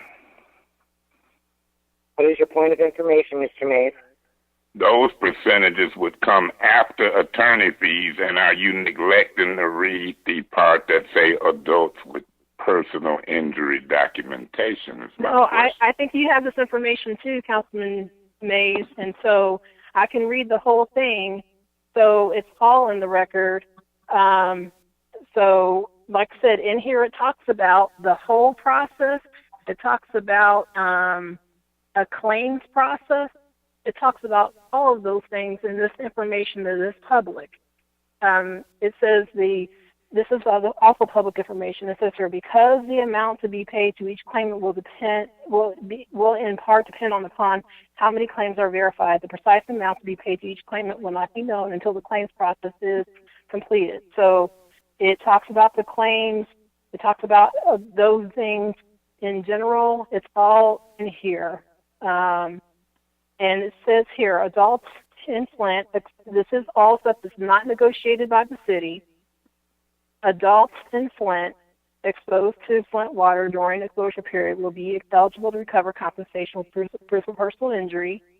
And that's the same thing with children and other things that are documented in here And so I'm just giving you the information that was provided in August that I know you have as well. This the public information. It Thank also you, talks Ms. about Wheeler. in here. Yep. I still have the floor. All right. What I'm hearing leads me to believe that there is some confusion among my colleagues and some misperceptions on their part, misconceptions on the part of the public. This $600 million, that is the state settlement. Does the city of Flint have any authority whatsoever to amend that settlement? No. The state settlement. This is done with the plaintiffs. No, this was done back in August, and we learned about it when the state released the information. So I hope my colleagues understand that this $600 million that is in a public document is the state settlement, and the city council has no authority whatsoever to change that settlement or the terms of that settlement. None whatsoever to change that. I also want to say that I am very sorry to hear that some of my colleagues are choosing to self-exclude themselves from an executive session where I believe they might possibly hear information that's pertinent to a decision that might be coming to us, that will be coming to us in the future. I don't know how you can make a decision on you don't know what you don't know yet. Going into an executive session does not obligate you to anything in a vote. It just gives you information in order to make your decisions. So, Ms. Worthing, you asked for a second round? Yeah, you actually went through a lot of what I was just going to say, but I'll just reiterate it again. What I heard was the colleagues who do not want to go into executive session feel that the $600 million is a slap in the face. However, what I heard Ms. Wheeler say is that we have no involvement in how the $600 million is distributed. We have no vote in that. It's nothing we're going to be responsible for. And so when we go into executive session, that is not the point of it. It will be other information that we need to listen to and understand so that we can vote properly. Thank you. Thank you. Did I hear Mr. Davis ask for a second round? You heard Councilwoman Galloway. Okay, No, first, I didn't. You did not. Okay, Ms. Galloway, it's your second round. Thank you, ma'am. I appreciate it. I just want my constituents to understand that I'm very much aware of the fact that I would be making a decision without getting information in a closed session. What I am concerned about is the required document. I understand that we go into executive session all the time. What's alarming to me is that many of my colleagues will not just go into executive session, receive the information that they need, and they move forward. Nobody was in the mediation with us when we were in mediation for the Gleewood deal. The way that I, as a legislator, I'm not speaking for my colleagues, the way that I went in just and a moment, came out. Ms. Galloway, there's static or somebody who's not muted. Janelle, could you check on that? Yes, ma'am, I will. Thank you. Proceed, Ms. Galloway. Thank you. And so I want this community to know that I'm not misunderstanding anything. I don't think that we are going to be able to change anything with the $600 million. I just know that I am not willing to find out information that requires me to sign off on a documentation. It is no offense to anybody. once the documentation comes to us, which it always does, we usually get our information when we're voting on settlements. We usually get our information, and there will be things that I will be able to ask, and if I can't ask them, then I will make a decision. But I, too, at this point, am not even considering supporting anything because, in my opinion, whatever is going on with this litigation, and for me, this should be in the Supreme Court somewhere. And so I just want to thank my colleagues for listening, and I'm asking that my colleagues, we wouldn't attack each other. Everybody finds out information and finds out comfort in their own way. And I think that this has been great dialogue, and nobody should be angry with anyone. Thank you, Ms. Galloway. Is there any further discussion on a second round? Yeah, Madam President. Mr. Mays? Yeah, Madam President, clearly, if you got the details of the state proposed settlement, and I know them, that's why I kept saying it's adults with personal injury stuff. You can't just say 15% for adults. If they ain't got no bone marrow test that Napoleon Skolnick is giving, if the court ain't approved a legitimate test, if they ain't got nothing from a doctor showing personal injury, all them adults is left out. Miss Will, I want you to know from what I'm hearing, keep the children 17 and under that's getting 79.5%, they don't have to have documentation. I want that settlement to have adults in it, documentation or not. Point of information. What is your point of information, Ms. Worthing? Through you to Mr. Mays, are you aware that what you're stating is incorrect? That there are tiers, and there is documentation for some, and then others don't need it. There are tiers in this, and that's the same for the adults. That's all public information. Ms. Worthing, I'm very aware. Yeah, and I'm answering and I'm responding this to the speaker. Ms. Worthing, I'm very aware that children with documentation might get more, and children with no documentation still gonna get some. I'm very aware that adults with documentation get some, and adults with no documentation get nothing. They ain't in it. So you become aware. When you become aware, you'll quit doing these points of information thinking you telling me something, and you gonna come back and say, oh, he was right about that 3%. Oh, he was right about them attorney fees might be 33 1/3, they might be 25%. We don't know all the details until the court accepts it and that type of thing. Then there's an objection period, and it can be objected even to the Sixth Circuit Court of Appeals. So you don't know what you're talking about when it comes to that particular document. What this closed session might have to do, it might have to do with the city trying to reach a settlement. In most cases, the state done took care of the city's liability. I don't know, and I'll wait to see what's proposed in this city settlement, because we had some liability too. So yeah, I'm way more astute than you might want to give me credit for. And I ain't tripping, because I'll make you eat your words when you say, I don't know how it's divided up based on what I think I know. I got the document in front of me. It starts out, terms, it says in black bold print, terms of settlement of Flint water crisis against the state of Michigan. I know about the state of Michigan. I know about the city of Flint. I know about the EPA. I know about the engineering companies. You know, so you got to catch up. You got to catch up. But to answer your point of information, I'm very aware.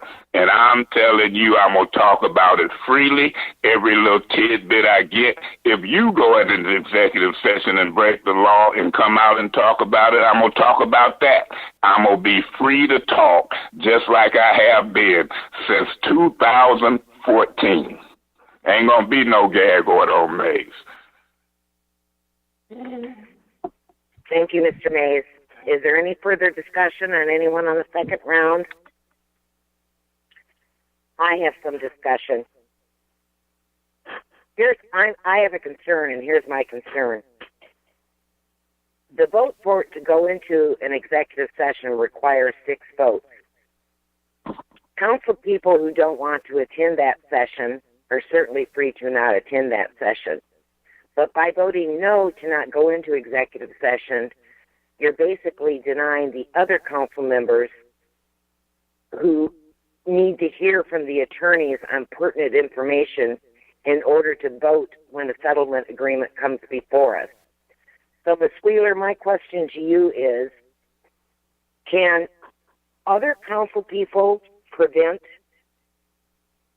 council people who want to go into closed session to discuss this pending litigation from doing so because of the rule of 6 votes to go into executive session?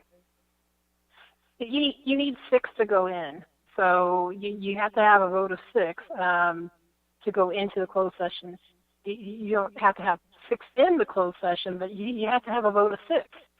So, like I said, that's the whole point, is for the council not only to be able to talk about this, but to talk, and have questions answered, and you all hear each other in the closed session as everything's being discussed. But of course, certainly the vote is done outside of there publicly, as it always has been. But yeah, like I said, if you don't have 6, if you don't have 6, then you don't get to go into a closed session. Thank you, Ms. Wheeler. Well, I would like to say that I would like my colleagues who do not want to go into the closed session to consider voting for a closed session. So those colleagues who do want to hear from the attorneys, who do want to gather more information in order to have pertinent information when this does come from a vote, I urge you to please vote yes and allow those of us who need to, who want to, go into executive session to do so. So now, roll call, Madam Clerk. Mr. Davis? Yes. Ms. Fields? Yes. Yes. Ms. Fields? Yes. Ms. Winfrey Carter? Ms. Winfrey Carter? No. No. Mr. Winfrey? Yes. Ms. Galloway? No. Mr. Griggs? Yes. Ms. Worthing? Yes. Mr. Mays? No.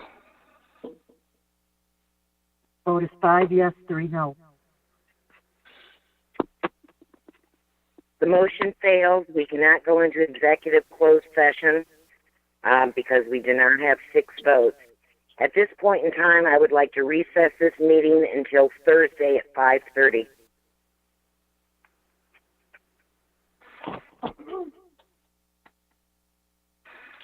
Point of order. What's your point of order, Mr. Mays? You don't have that power. You can ask to entertain a motion, but you ain't got the power to recess it, so don't. Just a moment, Mr. Mays. Let me check the rule. I know the rules. Madam Chair?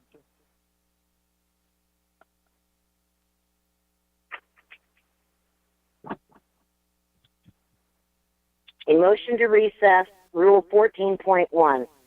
A motion to recess shall state the length of the recess and shall be decided without debate. So, number 1, you're correct. We do need a motion. So your point is well taken. So I'll entertain a motion. Mr. Davis? Yes. I'd like to make a motion to recess this meeting to 5. Is there a second for that? Point of order. Point of order. That motion have to include more than that. A time certain and all of that. I ain't heard that. Well, time certain would be 5:30 p.m. on a beautiful, without snowing, about 48-degree temperature day on a council meeting, and we will not be on location. It'll be done remotely in the great city of Genesee County in Flint, Michigan. Thank you, Madam Chair. Point of order, point of information. What day is he talking about? Mr. would be Thursday. David, Thursday. So the motion is to recess until 5:30 p.m. for another remote meeting on this coming Thursday. I have a question before I ask for a second for the motion. Point of order, point of order, point of order. You can't cheat. See if it's a second. Ain't no debate. Don't cheat. Point of order. I'm just trying to ascertain whether that's enough notice. Point of order. It's a recess. Point of order. Is there a second to that motion? Madam President, Yes, Ms. Worthing. I second that. The motion's been moved and seconded. There is no debate. Roll call. Ms. Fields? Yes. Ms. Woodbury Carter? No. Mr. Winfrey? Yes. Ms. Galloway? No. Mr. Griggs? Yes. Ms. Worthing? Yes. Mr. Mays? No. Mr. Davis? Yes. Vote is 5 yes, 3 no. The vote is 5 yes, 3 no. We are recessed until Thursday at 5:30 p.m., and it will be a remote meeting. One last question. Do we have enough time to post a sufficient notice? Yes, Point ma'am. of order. We do. Thank you. Yes. This meeting is recessed.